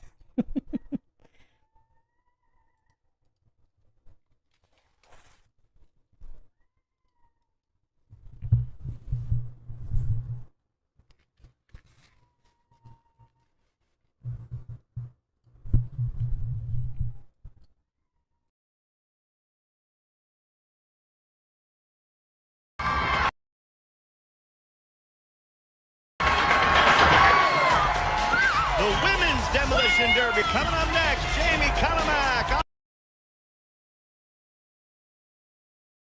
Obviously, will be part of that. Oh, here's somebody we haven't seen yet tonight. Big Janet Abraham of the Florida Sundogs. And, once again, Amy Craig. Amy Craig could be in just about every event we have on this track. She could skate around alone and I'd watch. I think she ought to do play-by-play for a game, and I'll just sit here and just hold her hand through it, Rory. We'll give you a break. Yeah, thanks a lot, pal. Now, what's going to happen here? 3 skaters are starting on the line, and a new skater will come in every 20 seconds. With more on that, here's Broadway Danny Wolf. All right, thank you, Rory. That's right. 3 of the roughest and toughest women here in the World Skating League will start off. And then every 20 seconds, you are right, a different mystery skater will join in. You are eliminated if your body entirely goes into the infield or you're knocked over the top rail onto the floor. That's how you're eliminated. The winner is the last girl standing. Sounds simple enough. Here we go.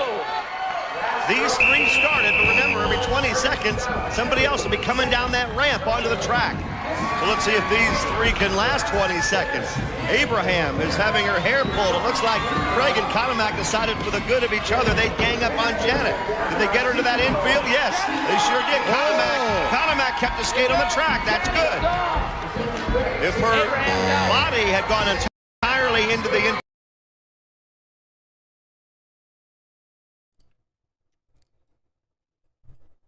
Okay, I'm not prepared to say the outcomes are predetermined. Look at this. Let's say it was predetermined. How do you guarantee that when you're on rollerblades going 30 miles an hour? Look here. How would you guarantee that? Like, if she had just slipped an extra couple inches, it's over. She's all the way in the infield. Like, when you're going that fast and colliding with other people, how would you guarantee a predetermined outcome like that? With this amount of momentum and just random bodies colliding. I'm really not 100% sure this is predetermined. Now, that doesn't mean that they didn't have different scenarios. Like, they could have planned out a storyline, okay, if this happens. I mean, I have no idea who ends up winning. I haven't watched this one before. So, what I'm guessing is they probably had several different outcome storylines or whatever depending on what happened. Like, if this one ended up winning, then you're going to say this or do this. Maybe they did something like that.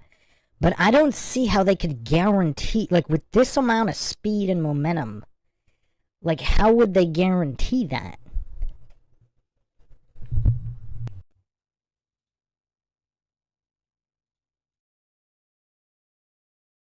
Panamak kept the skate on the track. That's good. If her body had gone entirely into the infield, she would have been out. So we have 2 left, and joining the fray now, Laura Weintraub. So we'll pretty much have 3 on the track at all times. Abraham is out. Weintraub, Craig, and Panamak are the ones going now. It's kind of difficult on Panamak and Craig to have to repel every challenge every 20 seconds. You see that Jen clock there, and here comes Stacy Blitch. Hard to recognize her in her Quakes uniform. She hasn't worn that thing in a couple of years. She goes right after Weintraub. And Panamak and Craig do battle. So we still have 4 out there. Doing a good job so far, I'll tell you.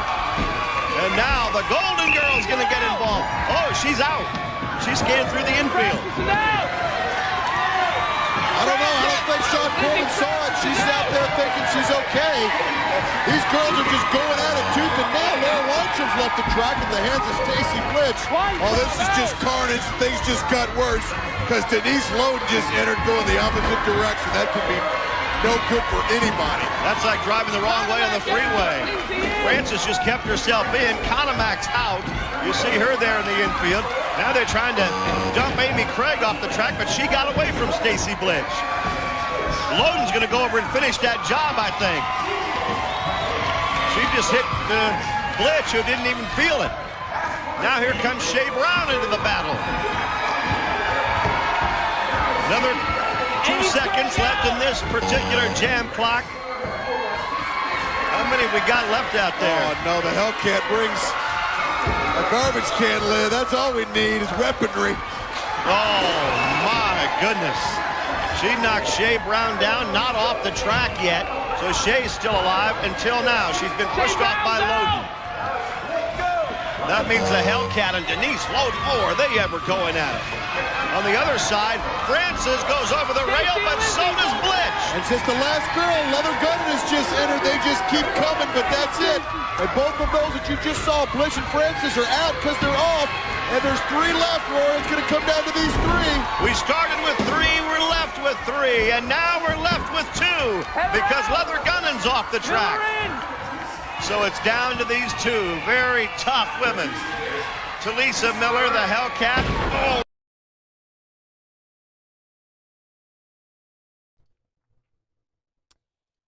The other thing is, like, what was her name? Was that Blitch before that got eliminated? She's like one of their biggest superstars. Did they both go over the top when they weren't supposed to, if it was predetermined?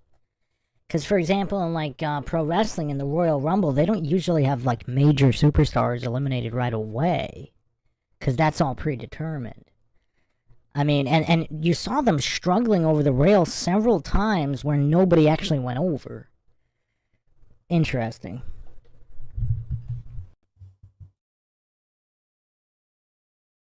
And Denise Loden, who just about broke her knees right there. Both good? Oh, the Hellcat's going through her Hellcat routine, and she forgot about Loden coming up behind her. Now Denise holds her down. If she can get her off that track and stay on herself, she'll win this thing. Clawing. She's using her cat claws. Well, Denise Loden better be careful. She did it. She got her off. She got her off. She won it. Loden's the winner. Denise Loden won it. She pushed the Hellcat off the track. Uh-oh. Now, the ice water. Oh, man. Cats hate water. You know that, don't you? Well, you know the Hellcat hates water. Oh, she is soaked to the bone, and she didn't even win for all her trouble. Denise Loden wins the Women's Demolition Derby 2000. The men are next.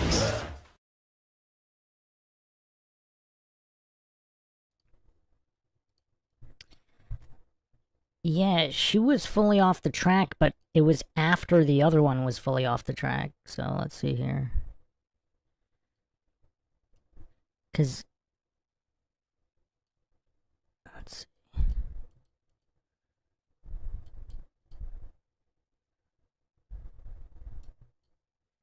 Is that off the track? Huh. Because she still had... because she was on the body, because she was balancing on the other girl's body who was still on the track. Once her body's no longer on the track, she put her hands on. That's curious. So if your skates... because her hands were still touching her body, so the body was on the track, right?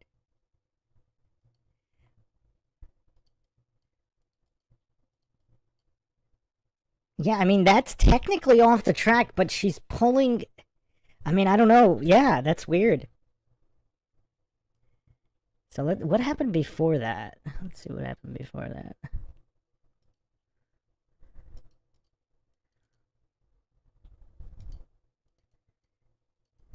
Wait. So she already... wait, did she lose... she lost right there. Wait, hold on. Was she already off? So she already lost before, so everything... yeah, she's off. She already lost right there. Did the ref call it there? Because she already lost. So this is all after she lost. I'm guessing. So it doesn't matter what happens now.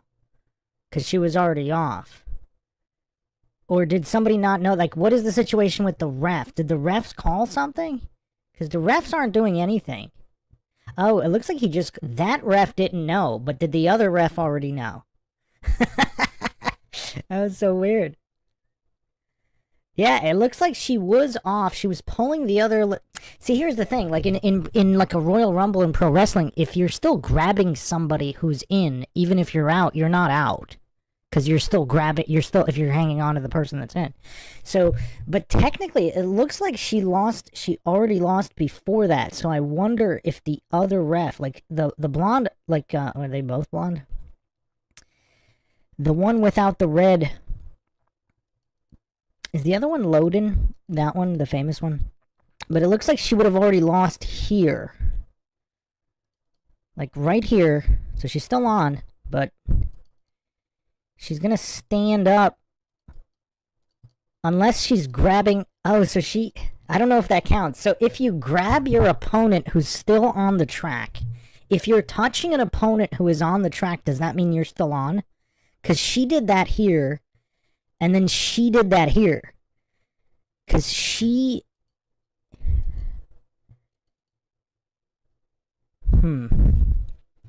we need a ref meeting here. I wonder what the first ref... yeah, I don't know. That's interesting. That's really interesting. Yeah, both feet were off, correct. But if you're hanging on to somebody who's still on, what does that mean? Because both of them had both their feet off. Because the other one had her feet off earlier. So we don't know. We need a ref call on that. So if you're touching somebody who's on the track, are you still in even if your skates are off? So we need a rule clarification there. Welcome, Haley. We don't know. We don't know. All right, so let's watch the... we're going to move on to the men's 2001 now. Maybe there'll be more clarification on the rules here, because we don't know. Because they both did it. Because the other girl did the same thing to her. She had both skates off, but was still grabbing the person on the track, or touching the person on the track. All right, let's look at the men's Demolition Derby 2001 now. Let's see how wild this is. And then we'll do the women's 2001, and then we're going to do the opus, the table race. They're bringing out the tables. That'll be our grand finale.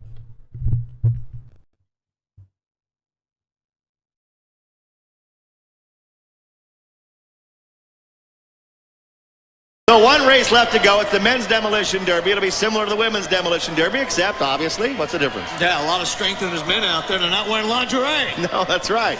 Let's see the off who needs no introduction. Sean Atkinson on the track. California Quakes captain. We knew the fans would vote him in on this one, Rory. The fans voted in Bill Barker. To me, that's a little bit of a surprise. He's been on every team in the league, and presently, he's with the Hot Dice. Now the fourth skater, or third rather, is Chad Vaughn. Chad Vaughn of the Quakes. Doesn't get to shine too much during the regular season, but as far as a match race and demolition derby, he definitely is the prototype. Oh, how about that? The king who goes nowhere without his briefcase. Is he going to skate with the briefcase? Look at him. He's wearing a riot helmet, elbow pads, and carrying a briefcase. If you see a guy like that on the street, run the other way. But you know what looks better? Now, Broadway Danny Wolf, take it away with a further explanation.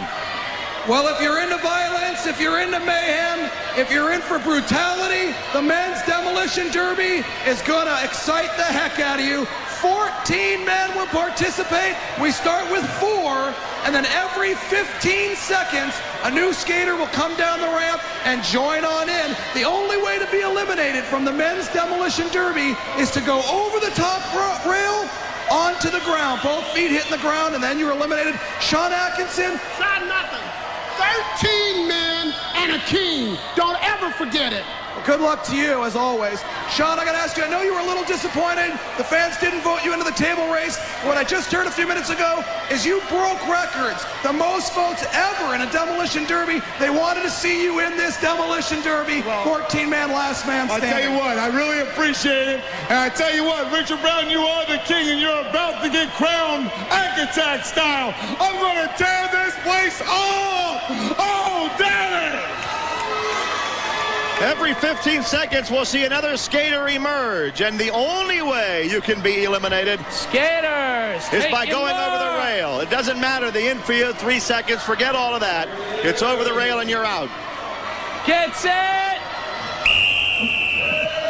And there they go as Richard Brown carrying that briefcase. It's going to be every 20 seconds a skater will emerge from that ramp. Again, these 4 guys I think are at a disadvantage because they're going to have to go the whole way. Brown just knocked Atkinson down. Now he's dropped his briefcase and goes sprinting across the infield, and right in front of us, the King and Chad Vaughn are out. So 2 of them have already been eliminated right underneath us. Slopey's on the track. Eric Slopey of the Quakes. He and Atkinson have grabbed a hold of Barker, and they throw him out. So there are only 2 skaters on the track right now, and they're not exactly going after one another, are they? No, they're both Quakes. So you're smart. Wait for somebody else to come out. There you got it. The next one out is Jason McDaniel. Oh, they're going to gang up and go in opposite directions again. Oh, McDaniel and Slopey just knocked each other flat. They're both getting up slowly. Atkinson grabs McDaniel. Here comes the back attack. Remember, the infield doesn't matter. Sean Davidson, big Sean Davidson, knocks Atkinson.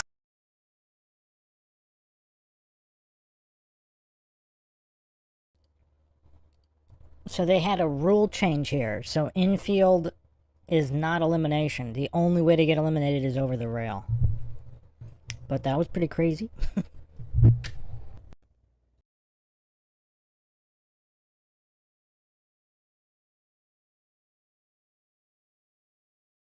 Attack. Remember, the infield doesn't matter.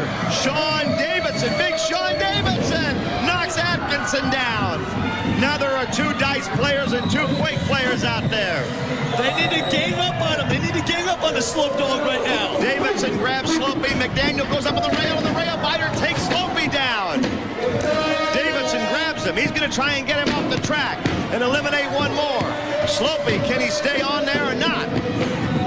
Robles is entering. Oh, there goes Jason McDaniel, thrown off by Atkinson. He almost landed on our desk. Robles is entering. Oh, there goes Jason McDaniel, thrown off by Atkinson. He almost landed on our desk. But McDaniel's gone. Here comes a trash can. Oh, look out, Davidson, and he goes down right in front of us. And there's Ray Robles, Roy. Ray Robles is here. Oh, chili powder into the eyes of Slope.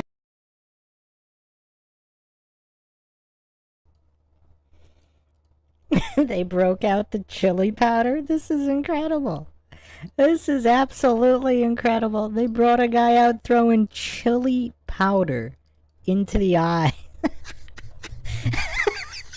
Is this the greatest sport of all time or what?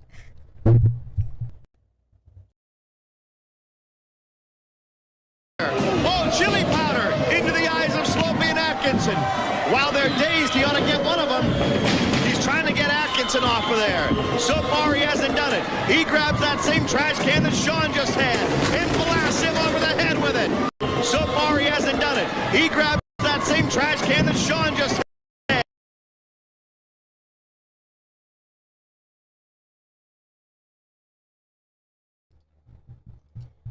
Helmet or not, cheap trash can or not, look at the angle of his neck on that impact there. I mean, just look at the angle of the neck there. Not to mention the sound. That looks like a more robust trash can than the ones they use in pro wrestling. I mean, it's still cheap-ish, but it doesn't look absolutely paper thin like the WWF ones.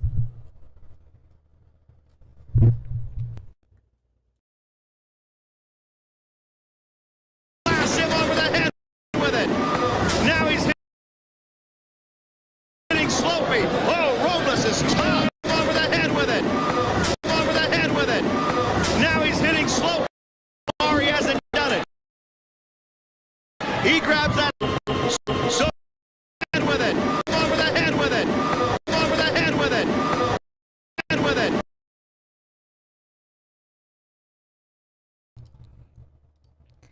These, like, the first punch maybe was real, but it was kind of light. This second punch here, look at how far and how fast his head rebounds from that punch. I mean, that's just insane. Like, oh, that was a club. That was like a two-handed axe handle smash. Watch this second punch here. Watch this punch here. His head just bounced across, like, several feet across. I mean, I don't know. People are saying this is fake. I don't know. I don't know.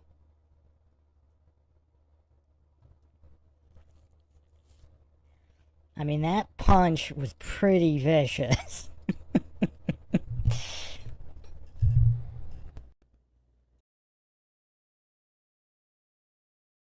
Now he's hitting slow. So far he hasn't done it.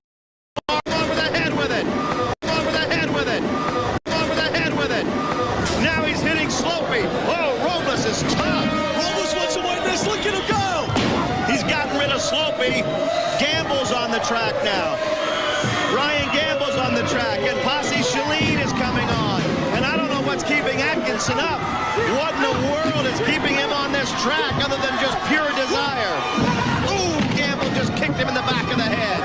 Get him, Posse. He's the defending champ. Do something. There you go. Posse Shalene just knocked Gamble out of there. Now Robles is trying to stay on his feet. Oh, a 360-degree spin. Ooh, the Big Nasty puts his mark on this race. 4 skaters are left. There's the chili powder from Robles into Big Nasty's eyes. That might get another one out. No. They're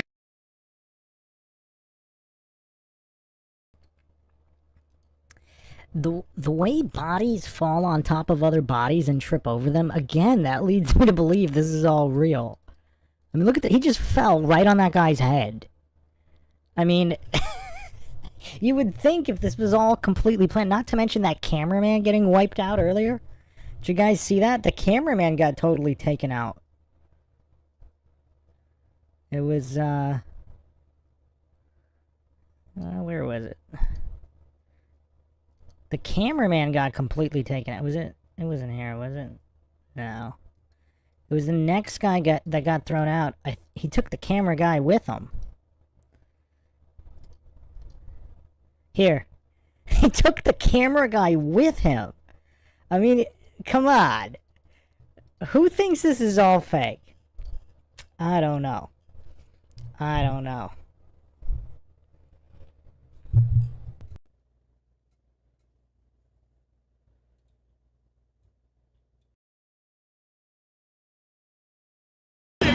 Posse Shalene just knocked Gamble there. Now Robles is trying to stay on his feet. Oh, a 360-degree spin.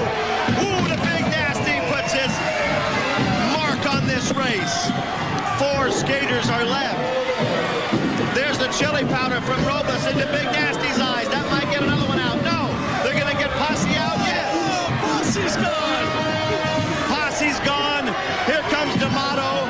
That leaves Washington, D'Amato, Robles, and Atkinson. D'Amato be the freshest of the skaters. He just came on the scene. He sizes up Atkinson. He gets some momentum going and takes him down. And look, Atkinson grabs his knee. Mark Webber enters the fray.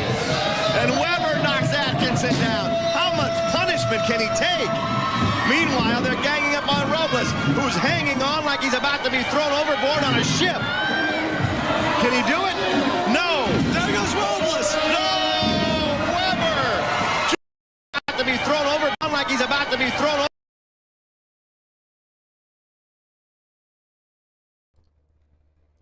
I mean, just look at the optics here. You got a guy hanging on for dear life. He got his rollerblades taken off. You got another guy about to get suplexed. Can he do it? No! There goes Robles. No! Webber! Just put D'Amato higher in the air than he's ever been.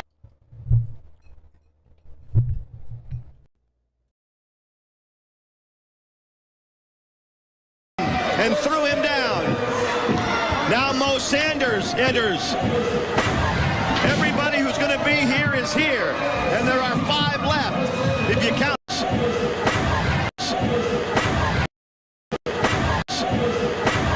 Everybody who's going to be here is here. And there are 5 left, if you count Atkinson, who doesn't know what planet he's on right now. Attack is in some trouble. What about? Again, the chair again, that's twice. D'Amato skates over to him. Oh, Webber, look out! Right in front of us. He almost landed on the table.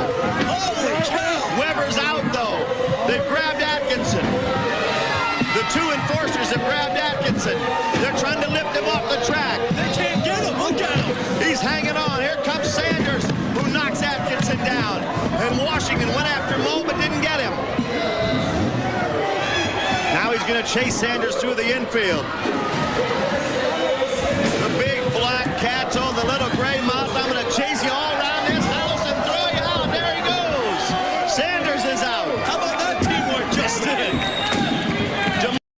Goes. Big black cat told the little gray mouse, I'm going to chase you all around this house and throw you out. There he goes. Sanders is out. How about that teamwork, Justin? D'Amato, Washington, Atkinson, just 3 left in the men's demolition derby. And Sean, who's groggy and almost unconscious, trying to fight back. He's been out here since the start, Rory. Look out! It's a start, Rory. Look out! And Sean, who's groggy and almost unconscious, trying to fight back. He's been out here since the start, Rory. Look out!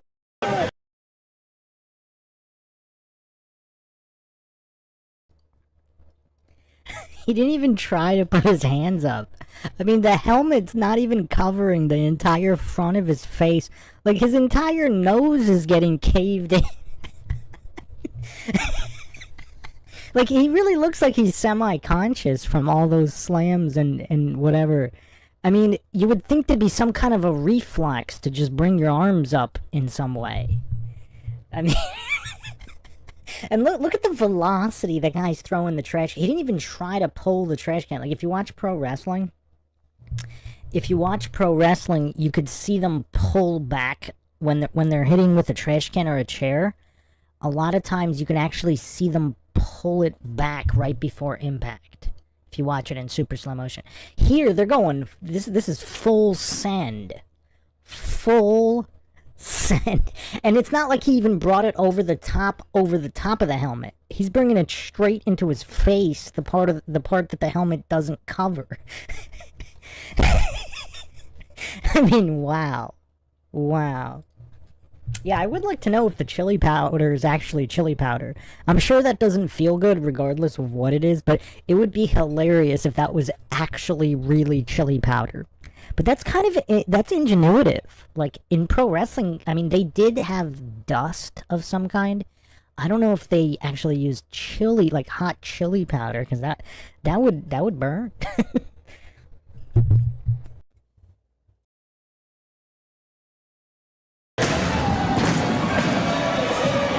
He's on his back, but he still hasn't gone over the rail.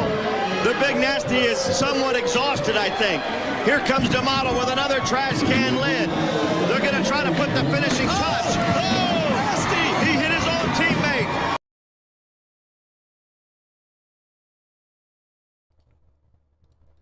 Okay, here's the thing. If it's planned or not, you're going to have some kind of a reflex to try to protect yourself, even if it's planned. Here comes D'Amato with another trash can lid. They're going to try to put the finish.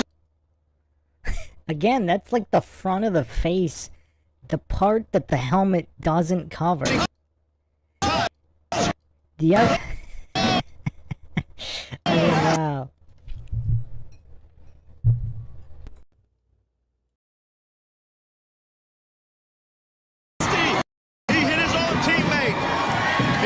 Has any strength left, maybe he can get him over the rail. Get him back! Throws the helmet off and hip checks the Big Nasty down. Turns around and goes the other way. Hip checks D'Amato down. Gets up and goes the other way. Knocks Washington down and over the trash cans. Obviously the Hack Attack on his second win, Rory. A third win, a fourth win, and I don't know how he's doing it. D'Amato and Washington go after him. They cut across the infield, and he puts one over and then the other.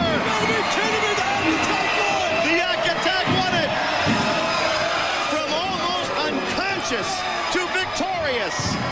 And even Slopey, who got eliminated early, has to go over and give his teammate a hug. Unbelievable the endurance the Hack Attack had tonight. And still he has more. He's over the rail of his own accord to go out there and give D'Amato another shot. And then grab him. Chili powder, trash cans, pounds, 300 pounds of force. You're incredible. No, I'm not incredible. The only reason the Hack Attack got going is because these people in this house, oh, Daddy! Son, what does it feel like to be one of the first guys in? You know everyone's gunning at you because you're the Hack Attack, but it was unbelievable. I mean, you were blinded, hit over the head with trash cans. How are you feeling right now? How you can even stand is amazing. This is one of the greatest moments in my life, my skating life. Let me tell you, I had a great help with Posse Shalit, Eric Slopey, and all the California Quake spirit. Oh, Daddy! Well, Sean Atkinson, the winner of the 14-man last man standing demolition derby, and he deserved it. Woo! Start to finish. Back to you, Rory and Mark. He sure did deserve it, and the only thing I wish he had done is throw you over the rail, Danny. I'd love to have seen that.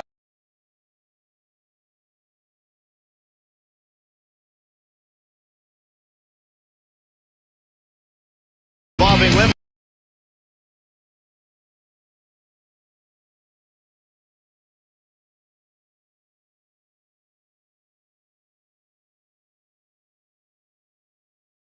Was in my one-bedroom apartment a few years ago. It must have a very pleasant memory. Yeah. We're going to have another one, though. Here's Broadway Danny Wolf.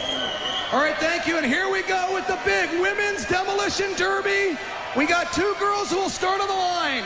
Jamie Conomack of the Quakes, Amy Craig of the Illinois Riot, and then every 20 seconds, a new woman will come down the ramp and enter into the demolition derby. There are 9 women total entered in this event. The only way to be eliminated is if you're in the infield for 3 seconds, you're out, or over the top rail onto the ground, you're also out. Also, the winner is the last woman standing. Good luck, girls. This is going to be awesome.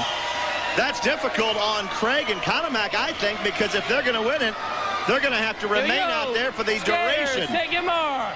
Go!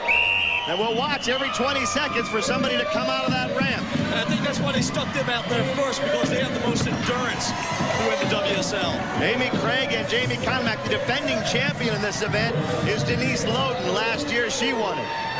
Now remember, 3 seconds in the infield or over the railing. Conmack's kind of laughing at Craig, and Amy Craig is mocking her. Now you see the box, and out comes.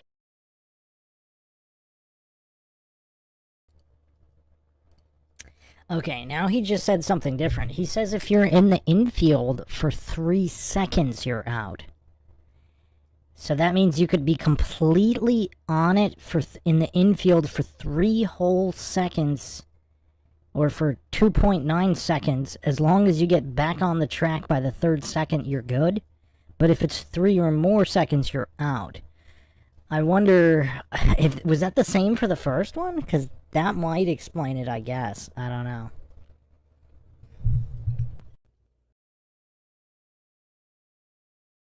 Laura Weintraub. So now there are 3 women, 3 of the 9 on the track. 2 Riot members. I wonder if they'll gang up on Conmack. It looks like they might have that in mind. All they have to do is throw her over the rail or put her in the infield for 3 seconds. They're favoring the rail at the moment. They pin her up there, but let her go. Now, onto the track comes Conmack's teammate, Stacy Blitch. Amy Craig just saw Blitch and let Conmack go. And Conmack skates right on by as Blitch does the damage. This is Demolition Derby. So far, nobody's been eliminated. It's not going to be easy, I'll tell you that. Every 20 seconds, somebody else is going to come out and get on that track. And here comes Jennifer Matthews now. So now we have 5 women on the track, all trying to knock each other over the rail or into the infield for a duration of 3 seconds. You know what? It's who you can make alliances with out there. That might be the factor. Oh, they almost got her. They did get her. Amy Craig's out. Amy Craig is the first eliminated. One of the best skaters went out early. Lindsey Francis comes in now. Oh, they just threw Conmack down that ramp, so she's out. 2 of the 9 have been eliminated, and there are 4 on the track at the moment. 3 more to come. Francis and Matthews were tangled up there for a moment. The speed is picked up, at least for the time being. Here comes Denise Loden, the defending champion, is out there to regain her turf. Uh-oh! One more is about to go out. It's Weintraub. Weintraub's out. 3 have been eliminated.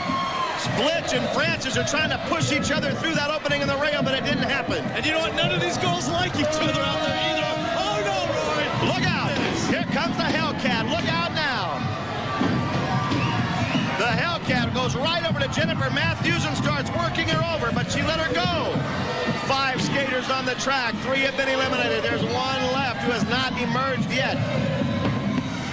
Jennifer Matthews is in a battle with the Hellcat, and here comes that last skater, Shea Brown.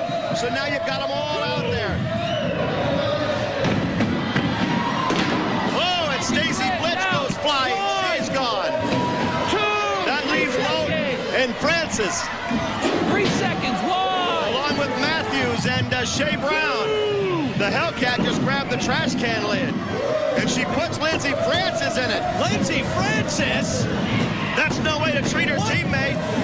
What is she thinking? Loden pulls her off the track. They're going to put her over the rail just to be sure. Out goes Lindsey. Francis out. You talk about... Out goes be sure.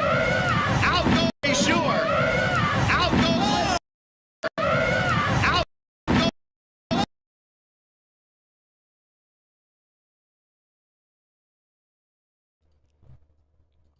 I mean, that's a good way to get whiplash. Look at the way her body convulses. Francis out. You talk about winning it all. Was that like an involuntary spasm? Oh man, this is so brutal.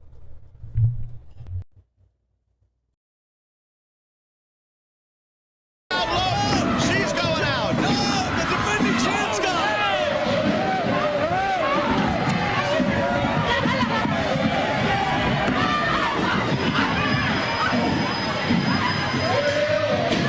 Shea Brown and Jennifer Matthews having to go against one another right now. Brown's trying to take Matthews out and leading her into the Hellcat. Matthews out. Shea Brown just used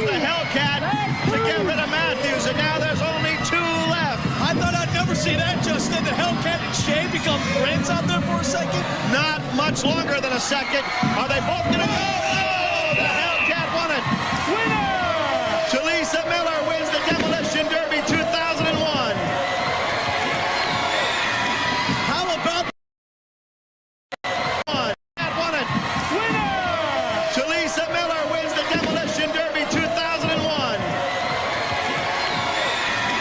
how about the alliances that were formed out there just to win this? It happens within seconds, and then it dissolves within seconds. And the Hellcat is the champion of the Women's Demolition Derby. That kind of figured, I think, because she's probably the toughest skater of them all. And when it comes to putting somebody over the rail, she can do it. Be careful, Broadway. Well, Talisa Miller, the Hellcat, you did it last year in this race. You finished second to Denise Loden. This year, well, with the help of your friend, the Trash Can, you eliminated her and won the Demolition Derby. That's right, I made my mark. All these bimbos need a ladder to get up to my level. I'm not the warrior princess. I'm not a Malibu Barbie. I'm not a gold girl, and I'm definitely not a pussycat. I'm the Hellcat. Because when I'm on the track, I kick ass and take names later. That's why I'm the champ. Congratulations, Talisa. That's not it. I'm not done.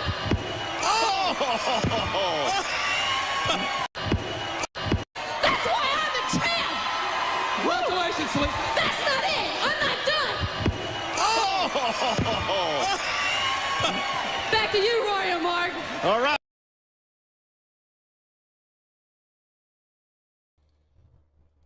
I am not sure I've seen that before. Does anybody that watches WWF, have they ever seen that?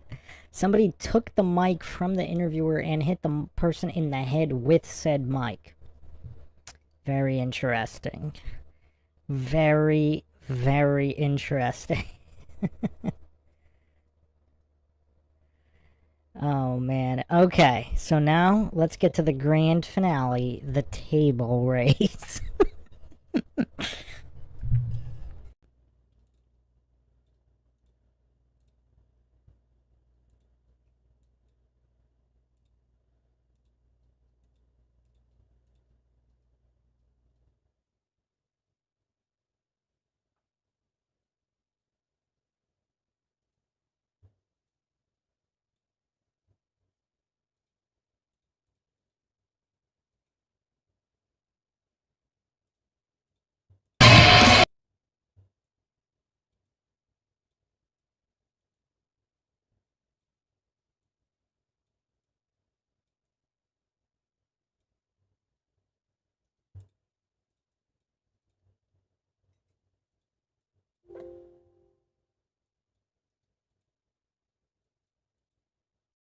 Demolition Derby 2001 rocks on from Rollerjam Arena. The table race is next. What's that, you say? Broadway Danny Wolf and Mo Sanders have the answer. Well, we promised you a lot of firsts in bank track history, and this table race is definitely one of them. We've never seen this in the history of the sport. It's a virtual steeplechase on wheels. 6 skaters going 4 laps. The first one to the finish line after 4 laps wins, but there's 2 tables on the track, one behind us at the starting line, one directly across, and these skaters can go over the tables, under the tables. Well, some of them may end up through the tables, Mo. Damn right. Some of these guys might end up through there. I'm telling you guys now, I'm taking this title over these tables, and these guys will go through these tables by the time this race is over. And I might have to go over, I might have to go under, I could go around, but no matter what, everything goes through Mo Sanders. Well, I hope you don't go through the table, Mo. Good luck. Back to you, Roy. Thanks, Danny. Let's take a look at that starting line and identify the skaters in this table race. First off, right there up against the rail is Jason McDaniel of the Hot Dice. Next to him is Brian Gamble of the Illinois Riot. And right next to him is his teammate Mo Sanders. The Riot have 3 in this race. Ray Robles is in there as well in this table race. It's going to take somebody with speed and toughness. There's Travis Wills. He's got them both. And so does Mark Webber. That's the field. 6 of the best skaters in the league. 4 laps. And they start the first one. Whoever leads at the end of 4 laps is the winner. Robles and Gamble both go under, and the other 4 all go over. Gamble and Robles turn around, right back into that table. table and knocked it down. That leaves a lot of skaters flying and all trying to pick themselves up. One lap is in the books. They're trying to throw Travis Wills over the rail, and they've done that. Meanwhile, the fighting right in front of us goes on with the Dice teammates ganging up on Sanders, but Robles and Gamble come in. Now it's all Dice against Riot at the moment. Weber skates away, Sanders does too, so does Brian Gamble. And all three of them leap the table. Tremendous dexterity.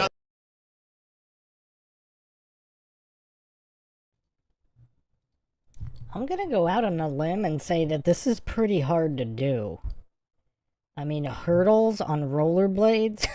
I mean, what? What?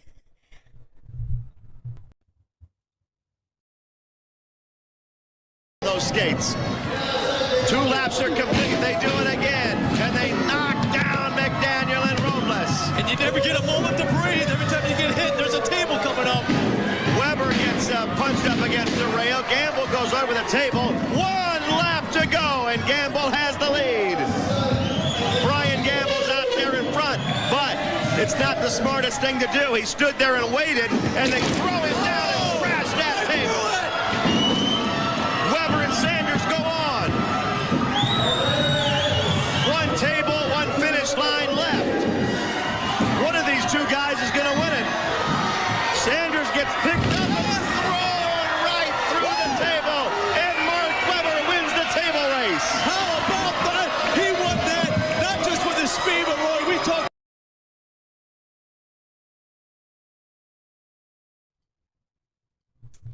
Yeah, that was pretty unique. Just kind of sideways through it instead of the way that pro wrestlers do it. Still pretty vicious, planned or not. I mean, this is pretty vicious. The way they whipped him through that for the back of his head to bounce off the track. I mean, if he wasn't wearing a helmet, I mean, that's game over. I mean, even with the helmet, like the whiplash and... Oh, man. He does not look in good shape there.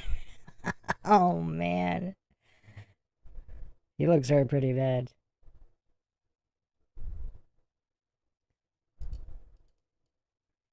The way that he kind of turns him and brings him, like, sort of face first, sort of sideways, I mean... Oh, man. Oh, man. This is crazy.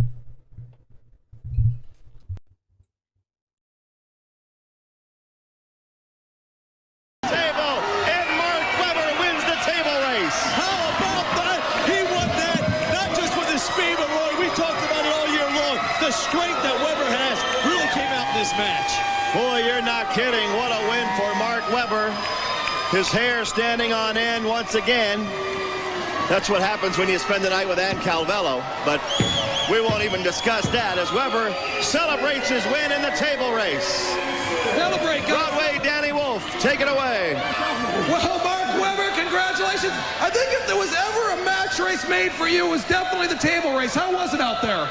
It was easy, man. Look who I was skating against. My only competition was Jason, who was on my team. How did it feel also? We saw Brian Gamble go through the table the first time. We saw what you did to Mo at the end. Tremendous effort on your behalf. What do you call that move where you put Mo through the table? Table break, Mo, Sanders, head. Easy enough. All right, well, congratulations. Outstanding effort. The first ever winner of the table race, Mark Weber of the Hot Dice.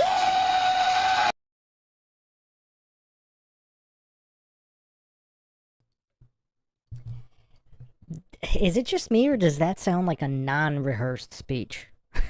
Like, you would think he'd come up with some kind of cool name or something. I don't know. Oh, man, just absolute madness here. Absolute madness in what is, possibly, the greatest sport of all time. Lord Zed says, this guy rules. Oh, man, this is just so crazy. I mean, there's actually even more. Yeah, I found a bunch of actual games as well as more crazy clips, but it's so insane how this isn't more well known. Like, let's say ECW.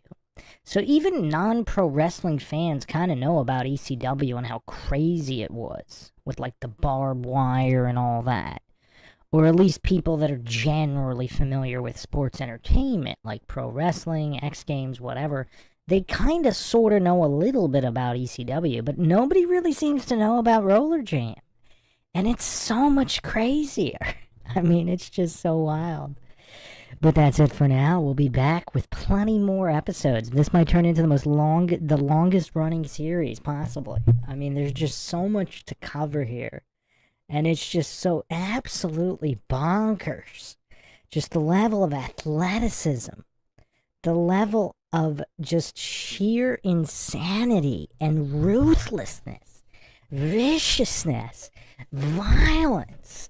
I've never seen anything like this before. Hope everybody enjoyed another edition of the MindShock podcast. You want to help support the podcast, you can donate to our PayPal. Just check the link in the description. Make sure you subscribe to the channel, like and share, Twitter, Facebook, Reddit, Patreon. This is Bruce McGuire signing off. Catch you guys next time.